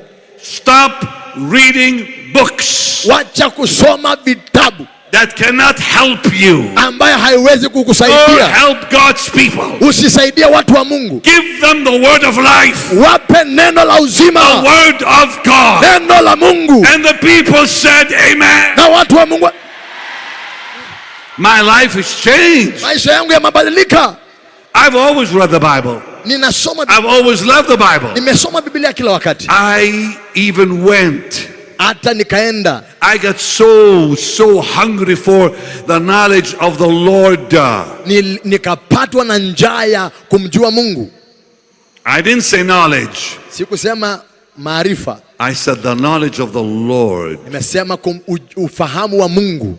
I signed up as a student nikaenda nikajiandikisha kama mwanafunzi of Hebrew University wa chuo kikuu cha Wahibrania 5 years ago. Miaka 5 iliyopita. I wanted to know the Hebrew Bible. Nataka nijue Biblia ya Kibrania. And I'm here to tell you. Na niko hapa kuambia. For 3 years. Kwa miaka 3. I had the best professor I could even think about. Nikakuwa na mkuu wa elimu. Yemenite teacher. Mwalimu wa kipekee. Sigal Zohar.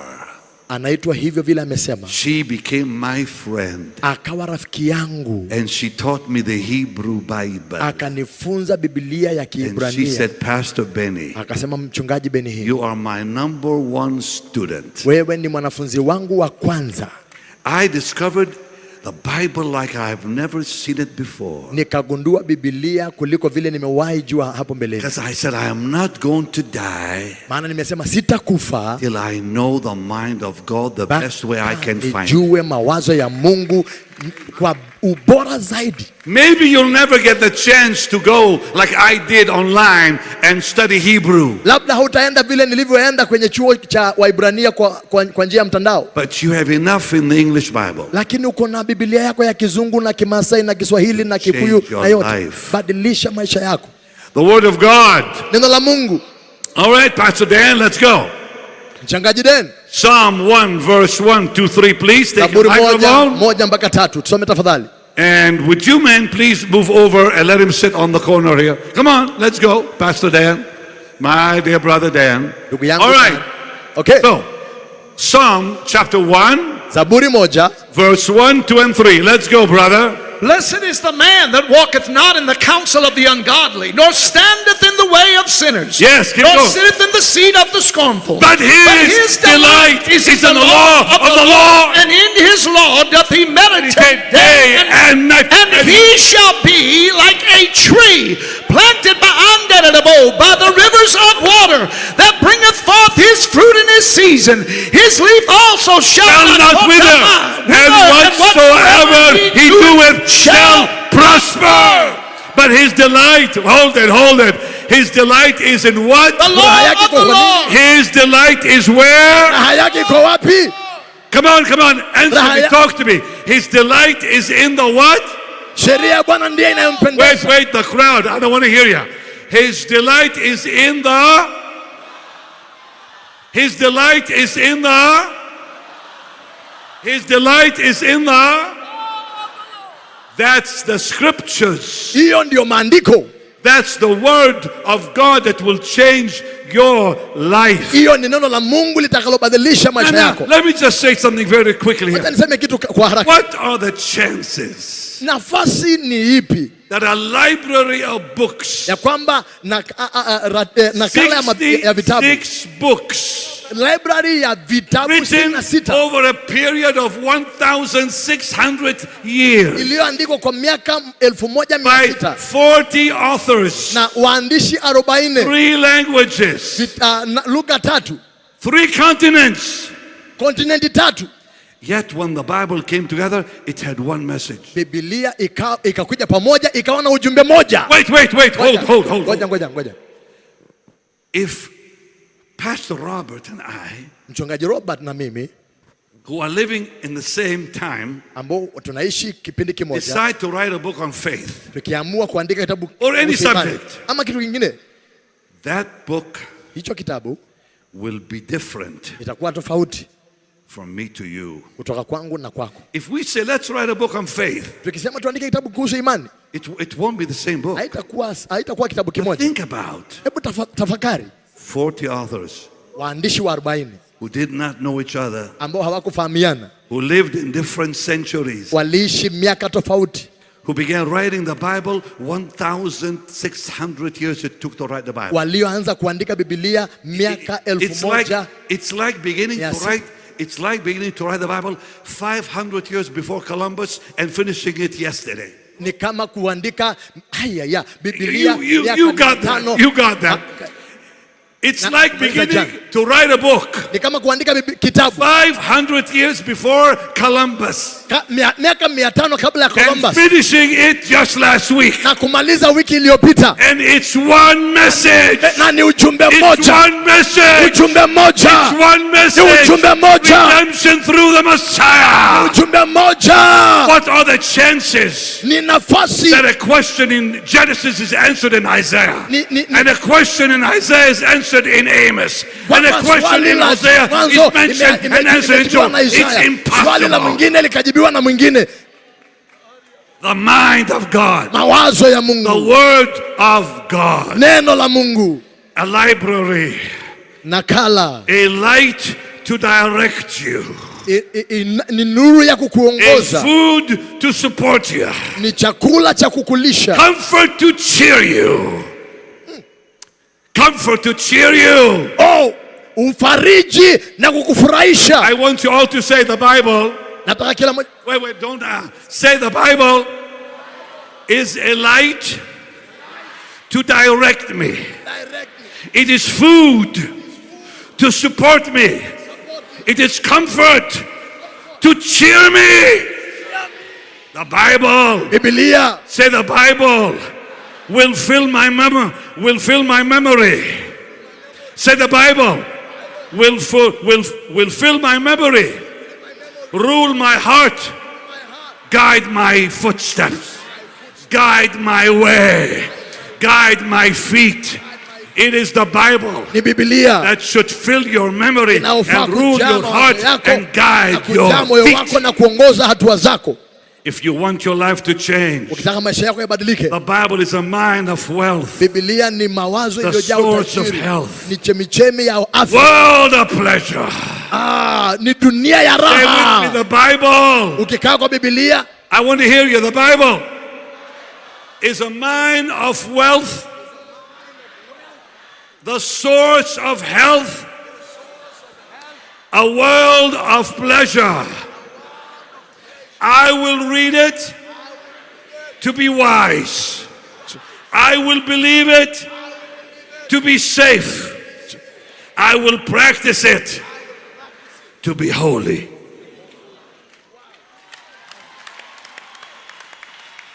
The word maneno of the Lord ya Bwana 1,600 years, miaka 1600, 40 authors, waandishi 40, 3 languages, lugha 3, on 3 continents, na ya kontinenti 3, and it's one message. Na ni ujumbe mmoja.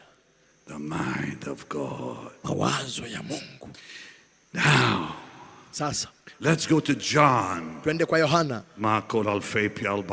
Hey, if I pray, if I get excited, don't stop me. Yes, sir. Yes, sir. Yes, sir.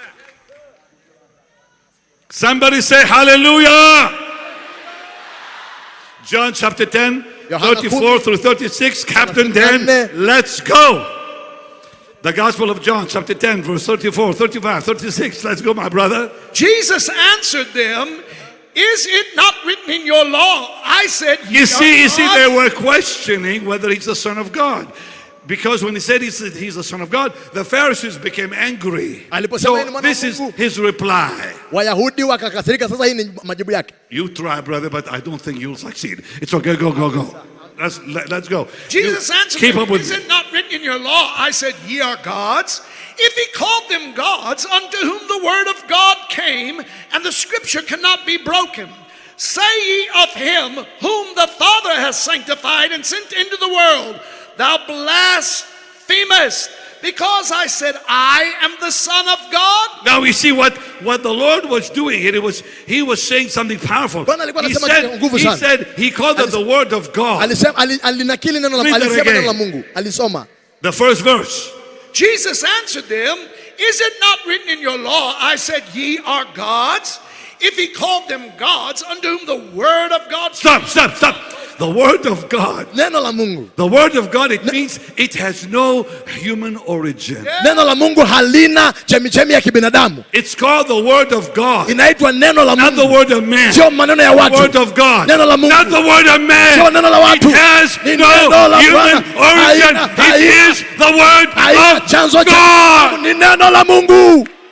And then he said what? Sit down. What else did the Lord say? Unto whom the word of God came, and the scripture cannot the scripture cannot be broken. Means it's eternal.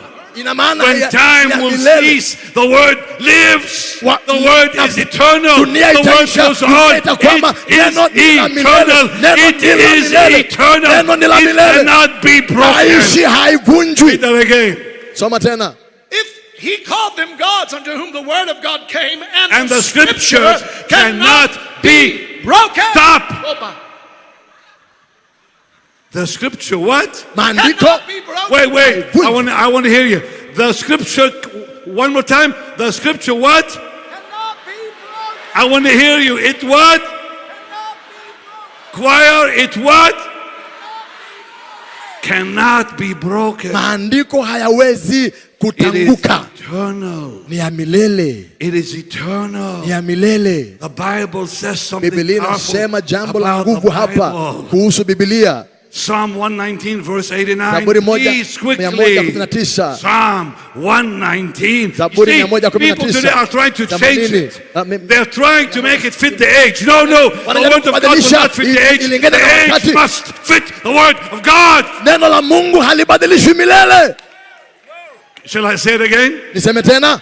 Look, they're trying to make the Bible fit the age. Wanajaribu kujaribu kubadilisha Biblia itoshane na nyakati. Must fit with the Bible. Nyakati na kipindi lazima itoshe Biblia. It says, forever, O Lord, thy word is settled in heaven. Milele neno lako Bwana limetulia mbinguni, limeidhibitiwa mbinguni. Say forever. Forever. Forever. O Lord, your word is settled in heaven. It's eternal. Ni ya milele. It cannot be broken. Haiwezi kavunjwa. It cannot change. Haiwezi kabadilishwa. When God says something, Mungu akinena kitu, no devil can stop hakuna it. shetani anaweza zuia. No devil can change it. Hakuna shetani anaweza badilisha. No power on earth can even remove a little bit of it out. Hakuna nguvu katika dunia inaweza ondoa hata laini moja. God declared, Mungu anatangaza, you are my people. Nyinyi ni watu wangu. Nothing can change that. Hakuna kitu inaweza badilisha hiyo. You know, I'm going to say something to you tonight. Unajua nawaambia kitu jioni ya leo. You know, the church today, unajua kanisa leo, many in the church believe that. Wengi kanisani wanaamini hiyo. That. Hiyo. That. Hiyo. No different than the devil. Haina tofauti na shetani. They believe that. Wanaamini hiyo. Jesus came to earth. Kwamba Yesu alikuja duniani. So does the devil. Hivyo shetani anaamini vile vile. They believe that. Wanaamini hivyo. Jesus died on a cross. Yesu alikufa msalabani. So does the devil. Hivyo pia shetani anaamini. They believe that. Wanaamini kwamba he rose from the dead. Alifuka kutoka kwa wafu. So does the devil. Vile shetani anaamini hivyo. They believe that he ascended on high. Wanaamini kwamba alipaa juu. So does the devil. Hivyo shetani anaamini vile. They believe he's coming again. Wanaamini anarudi tena. So does the devil. Pia shetani anaamini vile. It's not believing that. Sio kuamini kwamba. It's believing in. Ni kuamini ndani yake. It's believing in. Ni kuamini katika. Say, it's believing. It's believing. In. It's believing. Let me give you an example. Acha niwape mfano. How many of you preachers here believe? Wabiri wengi wenu wangapi hapa na how many believe that I exist? Ni wangapi mnaamini kwamba mimi naishi? Good. Asante. Because you can see me and hear me. Na mnaniona na mnanisikia. Now, how many believe in me? Ni wangapi mnaniamini mimi? Look at all that. Angalia. You're wrong. Mumekosea. To believe in me, give me your soul to keep. Kuniamini mimi, nipe nafsi yako nibebe. Sinaona? To believe in me, give me your money to protect for you. Kuniamini mimi, nipe pesa zako nikuwekee. You cannot believe in a man. Hauwezi amini katika mwanadamu. Because he cannot keep your soul. Maana hawezi hifadhi nafsi yako. Are you listening to me? Unanisikiza? Abraham believed in God. Abrahamu alimwamini katika Mungu. In God means katika Mungu ina maana I trust you, Lord. Na kuamini Bwana. I give you my life. Nakupa maisha yangu. I give you my soul to keep. Nakupa nafsi yangu ihifadhi. The devil Shetani believes that. Anaamini hivyo. Anaamini kwamba but he does not trust the Lord. Lakini hamuamini Bwana. It's not about that. Sio katika. It's about trust. Ni kumwamini. Yield. Kujipeana. Surrender. Jisalimishe. To the Lord. Kwa Bwana. So when you got saved. Kwa hiyo wale mnaosema. What did you say? Nini ulisema? Lord. Bwana. I give you my life. Nakupa maisha yangu. That's believing in. Hiyo ni kuamini katika. How many are getting what I'm saying? Put your hands up high. See, that's the difference. That's what makes the difference before the presence of God. Abraham believed in God and he declared him righteous. The Bible, and only the Bible, reveals that to you and me through the word of the Lord. Let's go to Matthew 24, verse 35. I just showed you that the word of God is eternal. It's not the product of time, but eternity. ama umilele. It contains the eternal mind and counsel of God. Imejaa maarifa na ufahamu wa Mungu wa milele. So when time and the world passes away, the counsel of God revealed through the word will stand forever. Nyakati inapopita neno la Mungu linabakia milele. Matthew 24:35 says what to us, Captain Dan? Heaven and earth shall pass away, but my word shall not pass away. Mbingu na nchi zitapita, lakini maneno yangu hayatapita kamwe. The eternal counsel and mind of God cannot pass away. Maarifa na mawazo ya Mungu haiwezi pita kamwe. Because the word of God is not the product of time. Kwa sababu neno la Mungu sio matokeo ya nyakati. But it's eternal. Lakini ni ya milele. God's mind, mawazo ya Mungu, God's counsel, mawazo ya Mungu ya milele. When time and the world pass away, nyakati na dunia inapopita, the Bible cannot pass away. Haitapita kamwe. The entirety, Psalm 119 verse 160 says, the entirety of your word is truth. Zaburi inasema neno lako lote nzima ni kweli. Every one of your righteous judgments endures forever. Kila hukumu yako ya haki inadumu milele. Now some will say, sasa wengine watasema, well, Benny Hinn, Benny Hinn, I found some contradictions in the Bible. Nimeona yasiyoeleweka kwenye Biblia. No. Hapana. It's not contradiction. Sio kutoeleweka ama sio kutokubalika. I was asking my professor Sigal. Nilikuwa namuuliza profesa wangu Sigal. Professor, I have a question for you. Profesa, nina swali kwako. It says in scripture inasema kwa maandiko that Absalom spent 40 years kwamba Absalomu aliishi miaka 40 in Hebron. Kule Hebroni. I said, well, there's no way because the whole kingdom of David lasted 40 years. Hakuna vile kwa sababu ufalme wote ya Daudi liishi miaka 40. She said, let's go to the Hebrew Bible. Nasema tuende kwa Biblia ya Kiebrania. So I read nikasoma where it says Arbaim. Nasema Arbaim means 40. Inamaanisha 40. I said, it must be some mistranslation. She said, let's go to the original. Akasema twende kwa ile nakala ya kwanza. So she had the original on her laptop. Alikuwa kwa ile nakala ya kwanza kwenye kompyuta yake. Said Arbaa. Akasema Arbaa. 4 years. Miaka 40. Not 40 years. Miaka 4 sio miaka 40. It's not a question. Sio swali of contradiction. Ya kutoeleweka ama kutokubaliana. Translation. Ya lakini ni Are you listening? Badilisha lugha ni because kutafsiri. One of your judgments, David said, kila moja ya hukumu zako righteous judgment is forever. The entirety of your word is truth. Neno lako ni la kweli. From Genesis 1:1 Zaburi 1:1 to the last verse of Revelation, mpaka andiko la mwisho la kitabu cha Ufunuo, the Lord Jesus accepted the absolute truth and authority of the Bible. Bwana Yesu alikubali ukweli na mamlaka na uwezo wa Biblia. Absolute truth and authority of the scriptures. Alikubali maandiko ya Biblia. Because when he was tempted by the devil, alipojaribiwa na shetani, he answered every temptation with it is written. Alijibu kila jaribu na imeandikwa. And I told you last night. Na nikamwambia usiku uliopita. Satan never questioned that. Shetani hakuwahi tia mashaka jambo hilo. If Satan accepted the authority of scripture, kama shetani alikubaliana na mamlaka ya maandiko, shame on those that question it. Aibu kwa wale wanaopinga mamlaka ya maandiko. Did you hear what I said? Hamkusikia vile nimesema? Satan accepted the authority of the Bible. Shetani alikubali mamlaka ya Biblia. Because when Jesus said it is written, maana Yesu aliposema, shetani aliposema imeandikwa, the devil did not question. Shetani hakutia mashaka. If Satan kama shetani accepted alikubali the authority of the Bible, mamlaka ya Biblia, shame on those aibu kwa wale that question it. wanaotia mashaka. For it is kwa sababu the eternal word of God. Ni neno la milele la Mungu.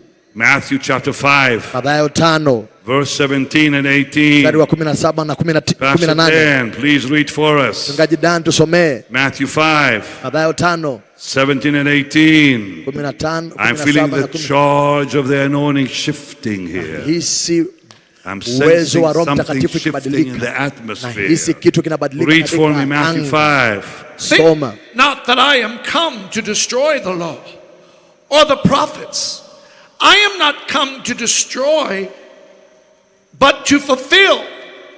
For verily I say unto you, the truth I say unto you, he said, till heaven and earth pass, one jot or one tittle shall in no wise pass from the law, till all be fulfilled. A jot is the smallest of the letters of the Hebrew alphabet.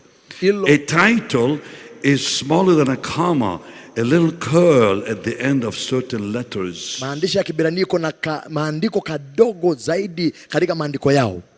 Jesus said not one jot or tittle can be removed. Yesu akasema hakuna hata andiko hilo la Kiebrania hata moja.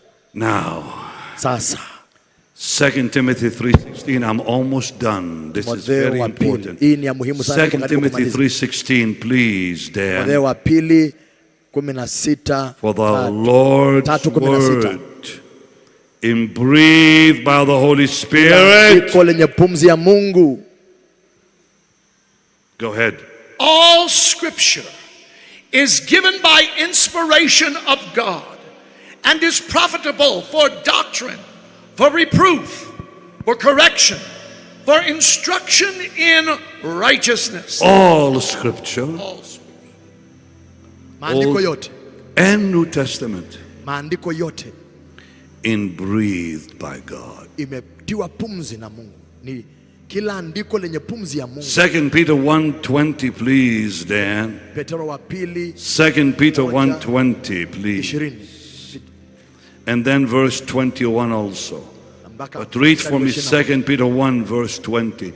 Very important. Knowing this first, that no prophecy of the scripture is of any private interpretation. For the prophecy came not in old time by the will of man, but holy men of God spake as they were moved by the Holy Ghost. Maana unabii haukutolewa popote kwa mapenzi ya wanadamu, bali wanadamu walionena yaliyotoka kwa Mungu wakiongozwa na Roho Mtakatifu.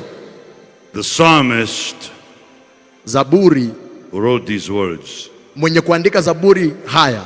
The words of the Lord are pure words. Maneno ya Mungu ni ya takatifu. Like silver tried in a furnace of earth, purified 7 times. Kama fedha iliyojaribiwa mara 7, ikatakaswa mara 7. This explains inspiration. Hii put that scripture on the screen for the people. Psalm 12 verse 6. Zaburi 12. The words of the Lord. Maneno ya Mungu. Pure words. Maneno matakatifu. Like silver tried. Ni maneno safi, ni fedha iliyojaribiwa in a furnace. Kalibuni juu ya nchi iliyosafishwa mara 7. So the silver, kwa hiyo fedha is the message. Ni ujumbe.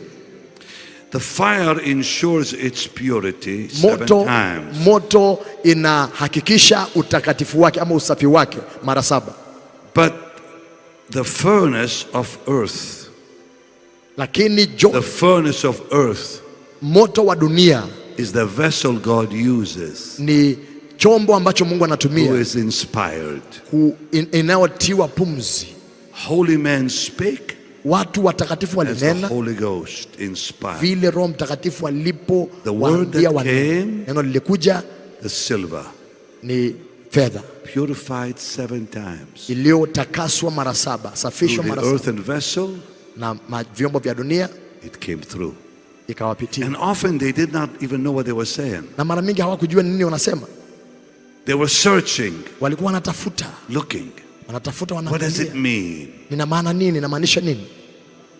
Ina maana gani? Now I want to show you something. Nataka niwaonyeshe kitu. From 2 Peter 3 verse 1 and 2. Because there you see the Old Testament. Hapo unaona agano la kale na agano jipya. All right? Yeah. 2 Peter. Petro wa pili. You're going to read for me. Tanisomea. Chapter 3. Mlango wa 3. Verse 1 verse 2. Mstari wa kwanza na wa pili. Please. This second epistle, beloved, I now write unto you, in both which I stir up your pure minds by way of remembrance, that ye may be mindful of the words which were spoken before by the holy prophets. Stop. Holy prophets means Old Testament. Manabii watakatifu inamaanisha Agano la Kale. And the commandments of us, ile amri ya Bwana, the apostles, na Mwokozi New Testament, iliyoletwa na mitume wenu ni Agano Jipya. Read that again. Soma tena. The second epistle, beloved. Be mindful. Be mindful of the words which were spoken by the holy prophets. That's Old Covenant. And of the commandment of us, the apostles of the Lord and Savior. The New Testament. Agano Jipya. He said, be mindful. Mutafakari. All scripture maandiko yote is the word of God. Ni neno la Mungu. So he's telling us clearly. Kwa hivyo anatuambia waziwazi that the whole Bible, kwamba Biblia nzima, Old and New Testament, is Agano Jipya na Agano la Kale But then he also adds in 2 Peter 3, verse 15 and 16.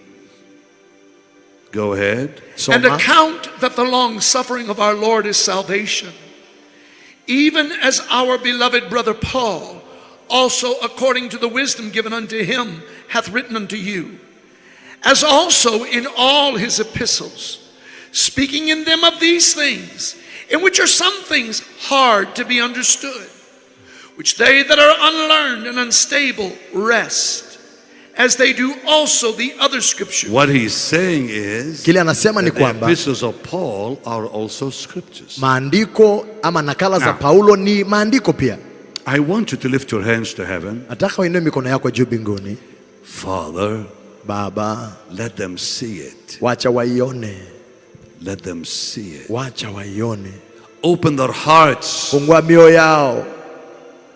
Give them that divine hunger. Wape hiyo njaa ya kimungu. For your word. Kwa neno lako. In Jesus' name. Katika jina la Yesu.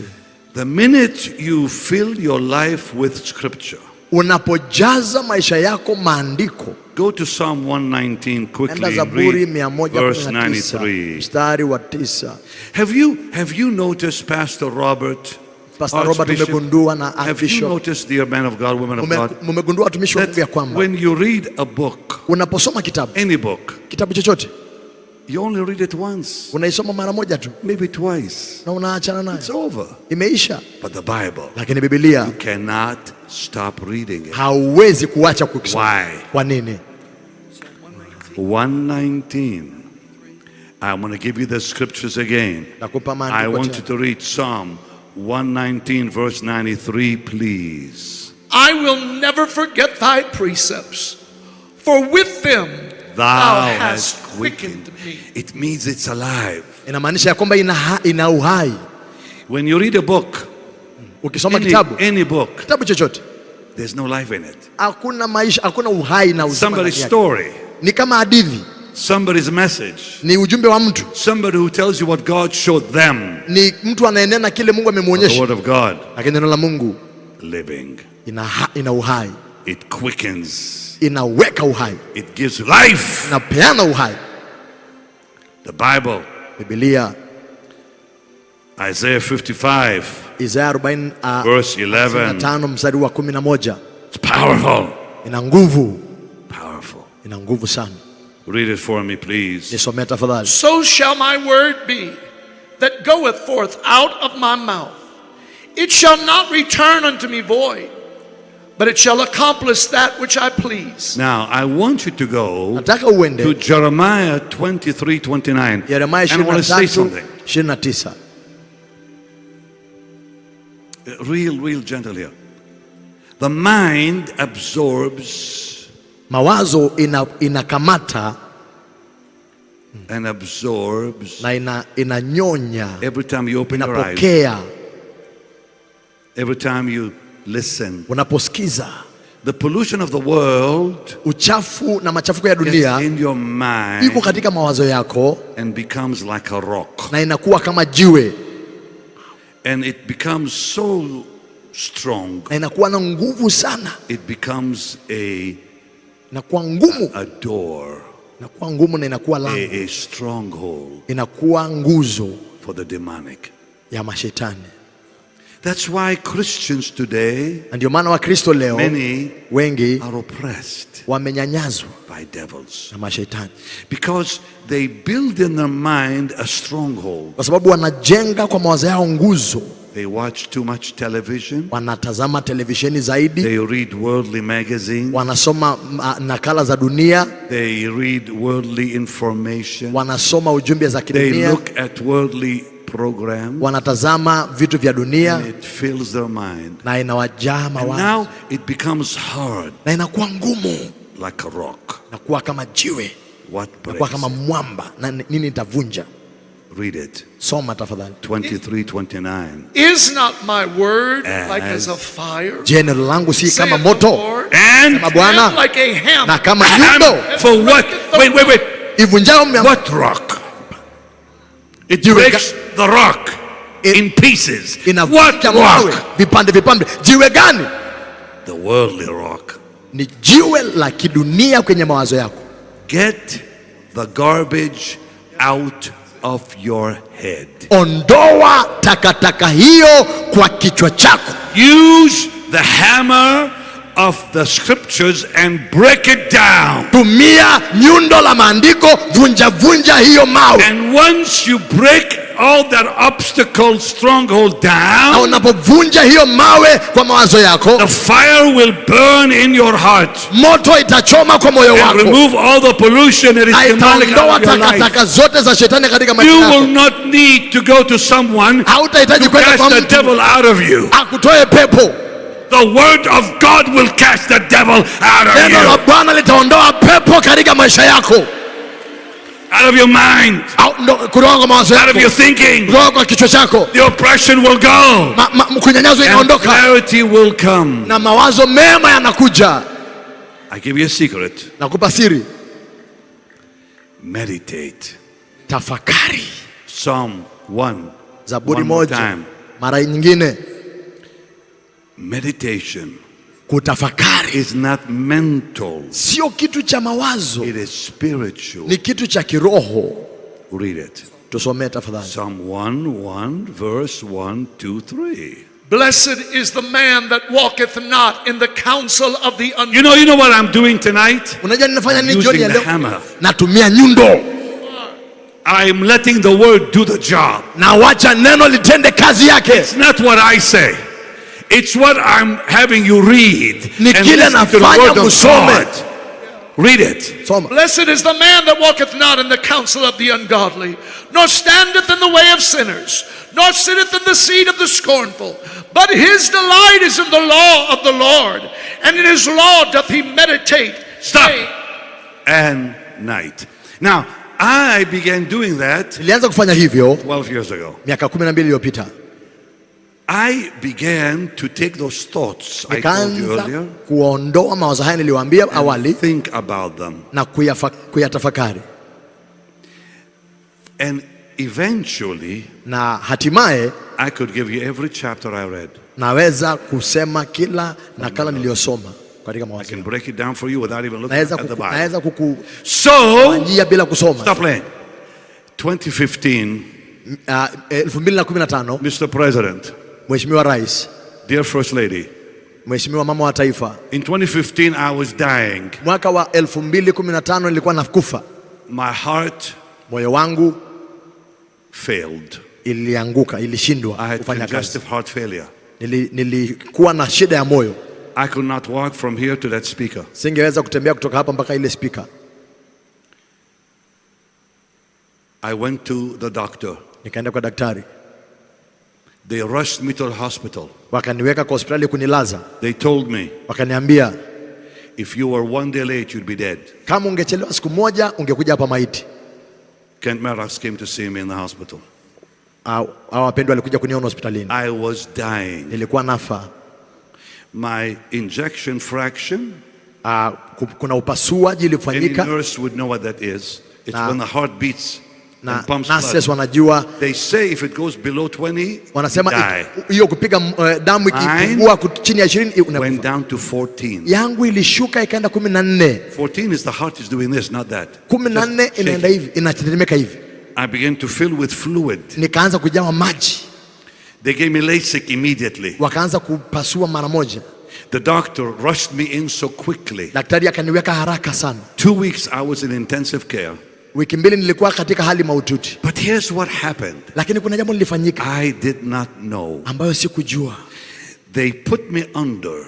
Waliniweka chini. They put a wire in my body. Wakaweka waya kwenye mwili wangu kutazama moyo wangu ama kupima moyo. Children, watoto wangu Michael, Jessica and Joshua na Joshua were in the room with me. Walikuwa kwenye hicho chumba na mimi. They began to cry. Wakaanza kulia. They thought I was going home. Walifikiria naenda nyumbani. They thought I was going to heaven. Walifikiria naenda mbinguni. Because while I was out, maana nilipozima, as I was coming back, nilipokuwa nikirudi, I was repeating every chapter. Nilikuwa narudia kila kurasa in the book of Genesis. Katika kitabu cha Mwanzo. I did not know I was repeating the Bible. Sikujua nilikuwa nasema Biblia. I was out. Nikatoka. Yet my mind was giving my children the Bible. Mawazo yangu ilikuwa inapa watoto wangu neno Biblia. Nilipokuja, they were crying. Niliporudi walikuwa wanalia. Walikuwa wanasema baba, you gave us the whole book of Genesis. Umetupa kitabu nzima ya Mwanzo. While you were out, you were talking the Bible there. Ulikuwa naongea Biblia kwa nini? What? Tell me that again. They said, Daddy, baba, when they put you out, walipokuzima, just before you came back, kabla urudi, you were giving us the whole book of Genesis. Ulitupatia Mwanzo, kitabu cha Mwanzo yote. A man who deals scientifically and medically. Mtu anayefanya mambo ya kisayansi. Service in Seattle, kule Seattle, Washington. He was screaming publicly. He said, "This is what I know to be scientific." Hii naelewa kisayansi. I said, "Get up here." Asema amuka kuja hapa. He told the whole crowd. Akaambia watu wote. He said is fact. Akasema kile unachosema ni kweli. Your mind, unapojaza mawazo yako, it goes into your subconscious. Inaenda kwenye I dare you to do it. Na kuchangamsha leo. I dare you to do it. Na kuambia fanya hivyo. Fill your mind. Jaza mawazo yako. The word of God. Neno la Bwana. So when you're sleeping, ukilala, the word will be awake. Neno litakuwa liko hai. When you're sleeping, unapolala, the word never sleeps. Neno halilali. The word never sleeps. Neno halilali kamwe. The word never sleeps. Neno halilali kamwe. Keep it alive. Inaweka in your mind, iko in hai your heart. moyo wako. It never sleeps. Hailali kamwe. It quickens you. Inakutia uhai. Anybody here listening? Kuna mtu ananisikiza hapa? You want your nation healed? Unataka taifa lenu liwe hai ama lipone? Get the word of God back in Kenya. Rudisha neno la Mungu katika taifa la Kenya. Preaching books. Wacha kuhubiri vitabu. Stop preaching somebody else's book. Wacha kuhubiri na kana za watu wengine. Start preaching the word of God. Hubiri neno la Mungu.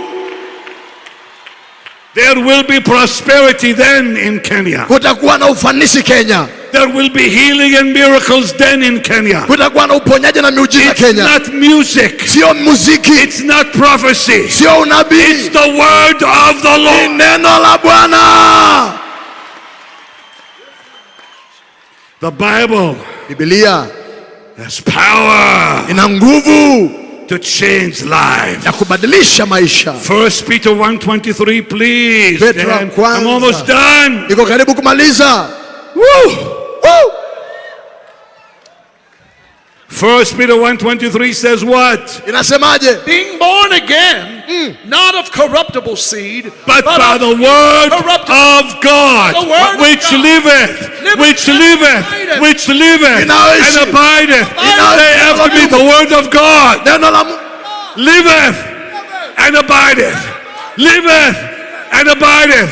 One more time, say it. The word of God liveth and abideth.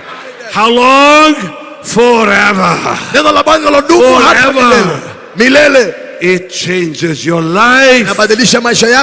Give God something to use. Mpatie Mungu kitu cha kutumia. The Bible doesn't say, Biblia haisemi, nothing is impossible to God. Hakuna lisilowezekana kwa Mungu. Nothing is impossible with God. Inasema hakuna lisilowezekana na Mungu. Which means he needs a partner. Anahitaji mfanyikazi pamoja naye. He needs you to cooperate. Anakuhitaji ushiriki naye. Are you listening to me? Unanisikiza?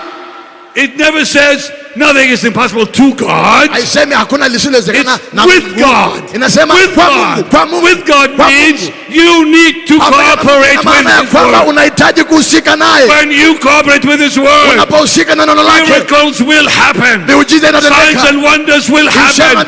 Demons will be defeated. Satan will be defeated. And you'll be free. Na utakuwa mshindi. Fill your heart. Jaza moyo wako. Fill your mind. Jaza mawazo yako with the scriptures. Na maandiko. It produces faith.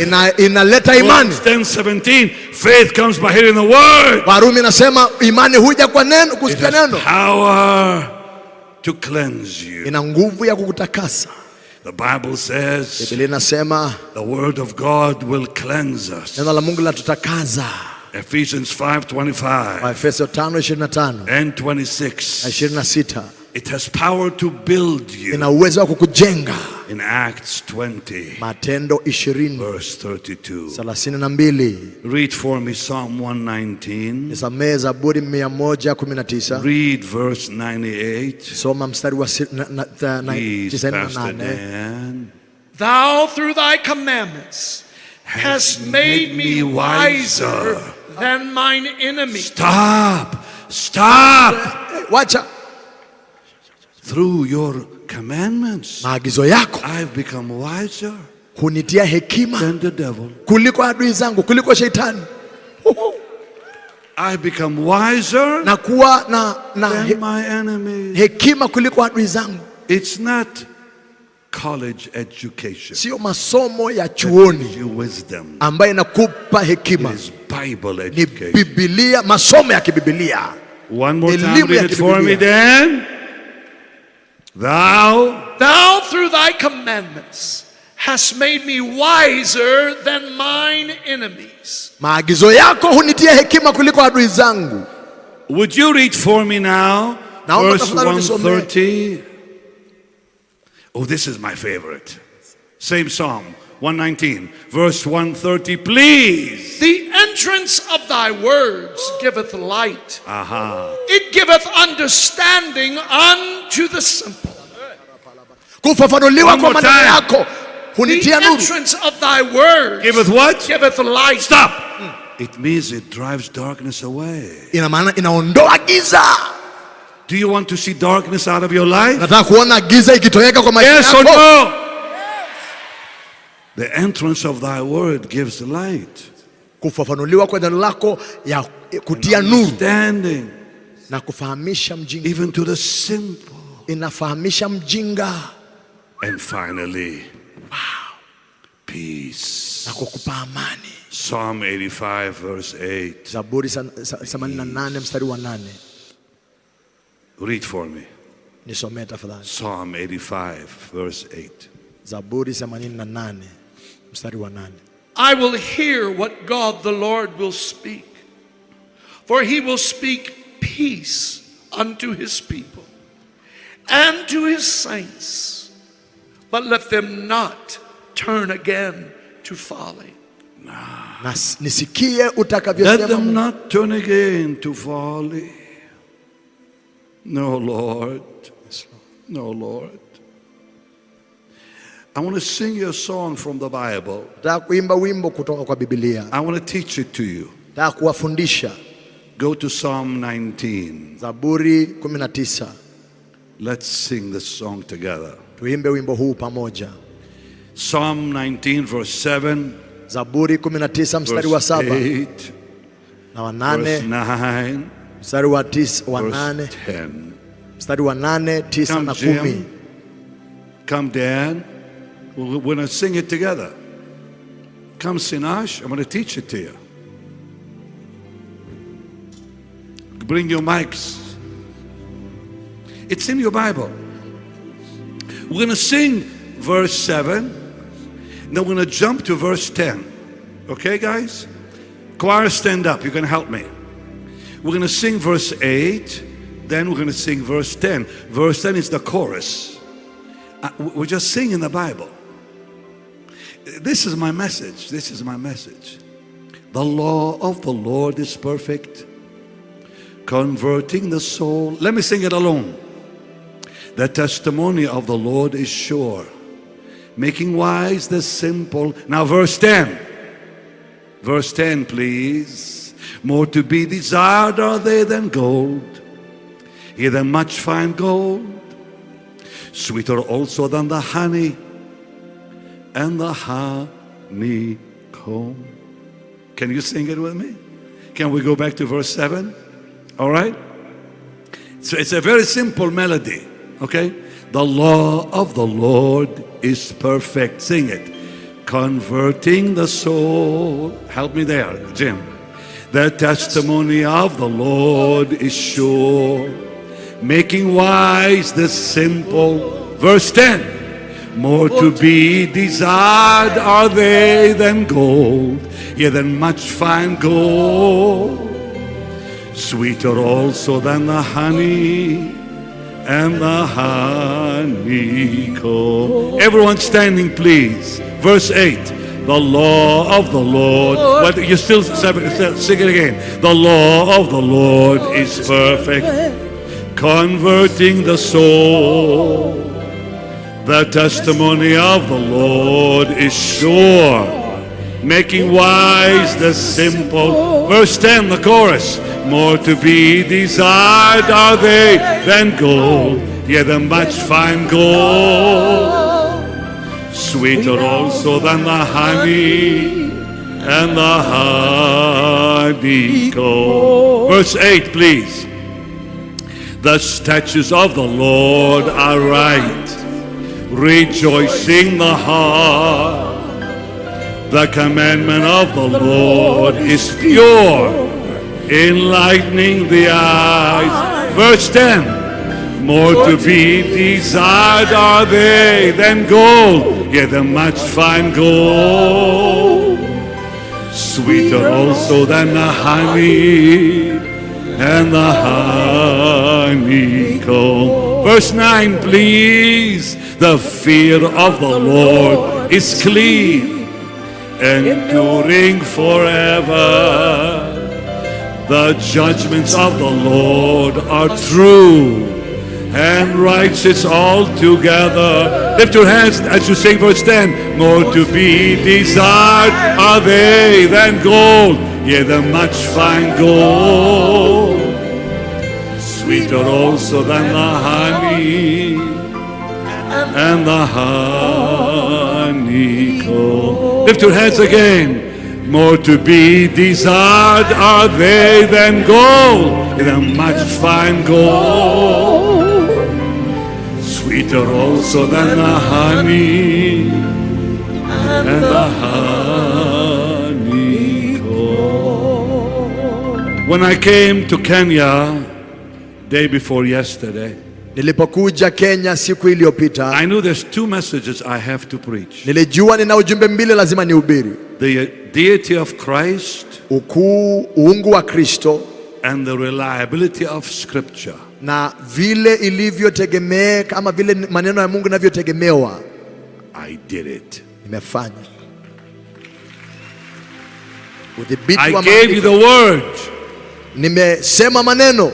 Let it fill your mind and hearts. Nimesema neno wacha ijae mawazo yako na moyo wako. Now let's worship. Sasa tuabudu. Lift your hands to heaven. Inua mikono yako juu.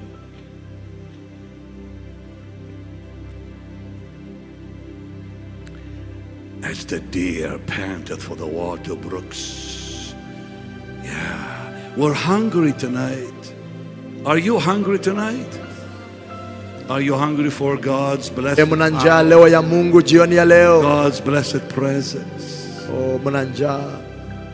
As the deer panteth for the waters of my soul.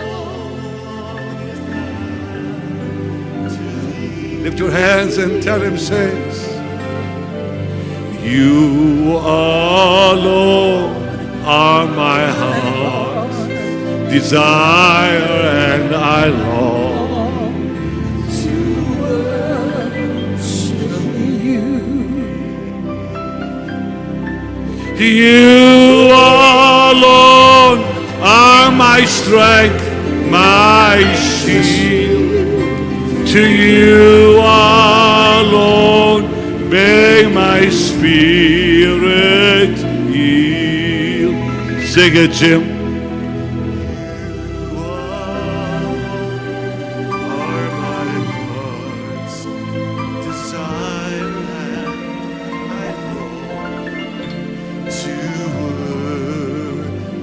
Sing that second part. You alone, you're my strength, my shield. You are my spirit.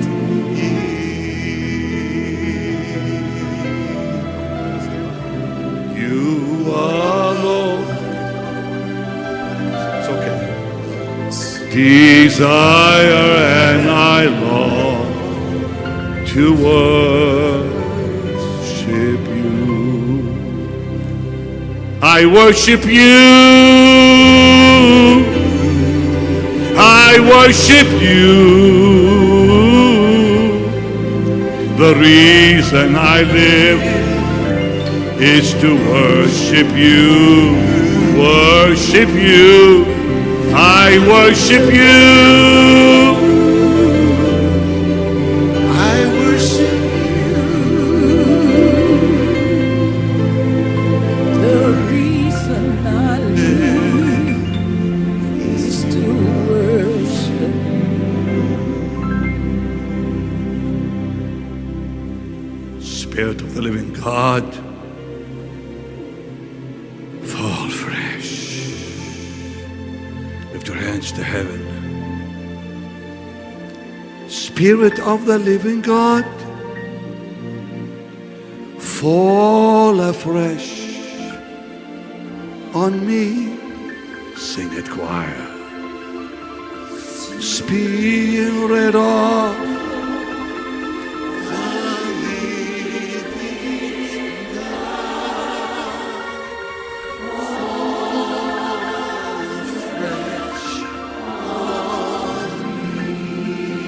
melt me, Lord.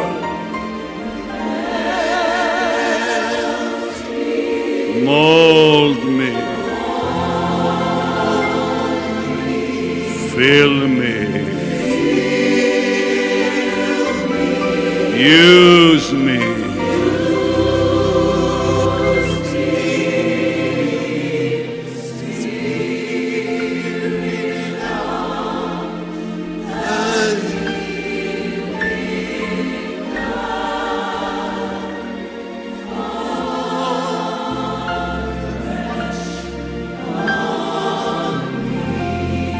Melt me, just a whisper.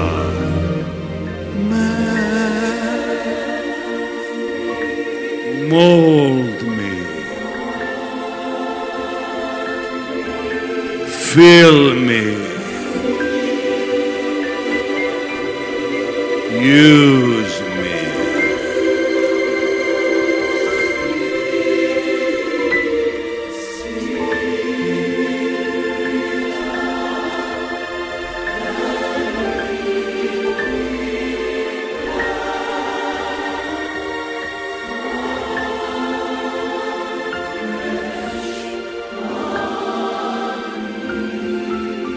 Come breathe upon me, breath of God. Breathe upon me, Spirit of the Lord. As I lift my hands in surrender to your name, Most High. For I'm yielding to your Spirit, walking in your love. Jesus, I adore. Jesus, I adore. Jesus, I adore your holy name. Breathe upon me, breath of God. Come breathe upon me, Spirit of the Lord. As I lift my hands in surrender to your name, Most High, I'm yielding to your Spirit. I'm walking in your love. Jesus, I adore. Oh, Jesus, I adore. Jesus, I adore. And Jesus, I adore. Jesus, I adore. Jesus, I adore your holy name. There is a river that flows from deep within. Come on. There is a fountain that frees the soul from sin. Come to the waters, people of God. There is a vast supply. There is a river that never shall run dry. There is a river, sing it, that flows from deep within. There is a fountain, there is a fountain that frees the soul from sin. Come to the waters, there is a vast supply. There is a river that never shall run dry. There came a sound from heaven. It was like a mighty rushing wind. It filled their hearts with singing. It gave them peace within. The Spirit gave the promise. His power will descend. He said, from your inner being, from your inner being, from your inner being, from your inner being will flow river with no end. There is a river. It flows from deep within. Sing it, choir. There is. It's a fountain that frees the soul from sin. It frees the soul. Come to the waters. There is a vast supply. There is a river that never shall run dry. Fill my cup, Lord. I lift it up, Lord. Come and quench this thirsting in my soul. Bread of heaven, feed me till I want no more. Here's my cup.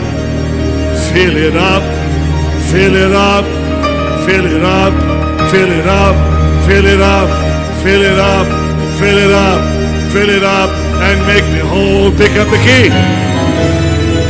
Fill my cup, Lord. Come on. I lift it up, Lord. Come and quench. Alex, come here. Thirsting in my soul. You want it? Join hands, join hands. Join hands right here. Join hands. I want no more. Here's my cup. Fill it up.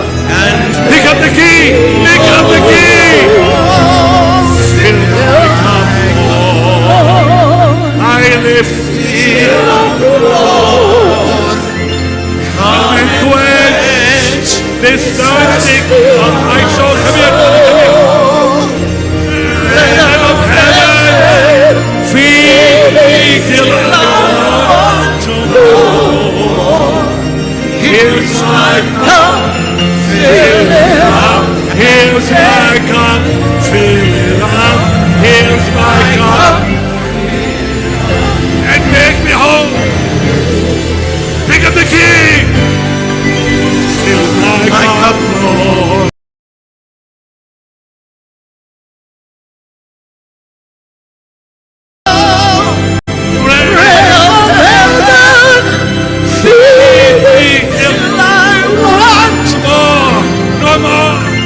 Here's my cup, fill it up and make me whole. Fill my cup, Lord. I lift it up, Lord. Come and quench this thirsting of my soul. Join hands. Bread of heaven, feed me till I want no more. Here's my cup, fill it up. Here's my cup. Here's my cup, fill it Here's my cup. Here's my cup, fill it up and make me whole. All you pastors, get up here. All you pastors, get up here right now. There is a river that flows from deep within. There is a fountain that frees the soul. Sing it. Come to the water. There is a vast supply. There is a vast supply. There is a river. There is a river that never shall run dry. Hallelujah. Hallelujah. Come here, ladies. Come here.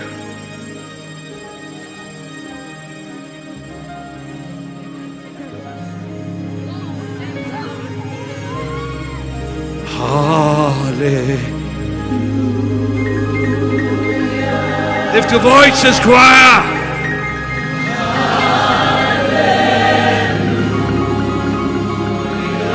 All of you up here, you singers, come here. You singers, come here. Just the singers, quick. Just the singers. The revival is returning to Kenya.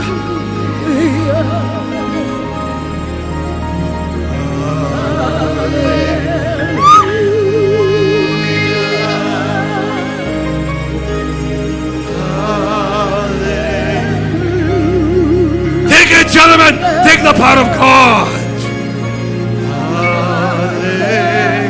Pick up the key. Pick up the key.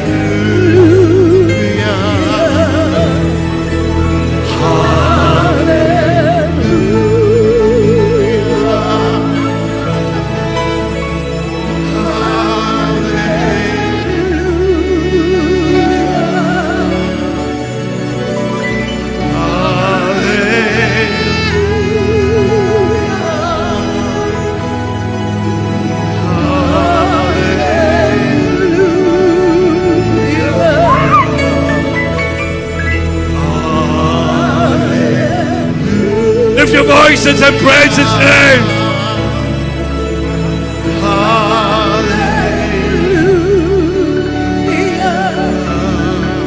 With you, keep it with you. Keep it with you.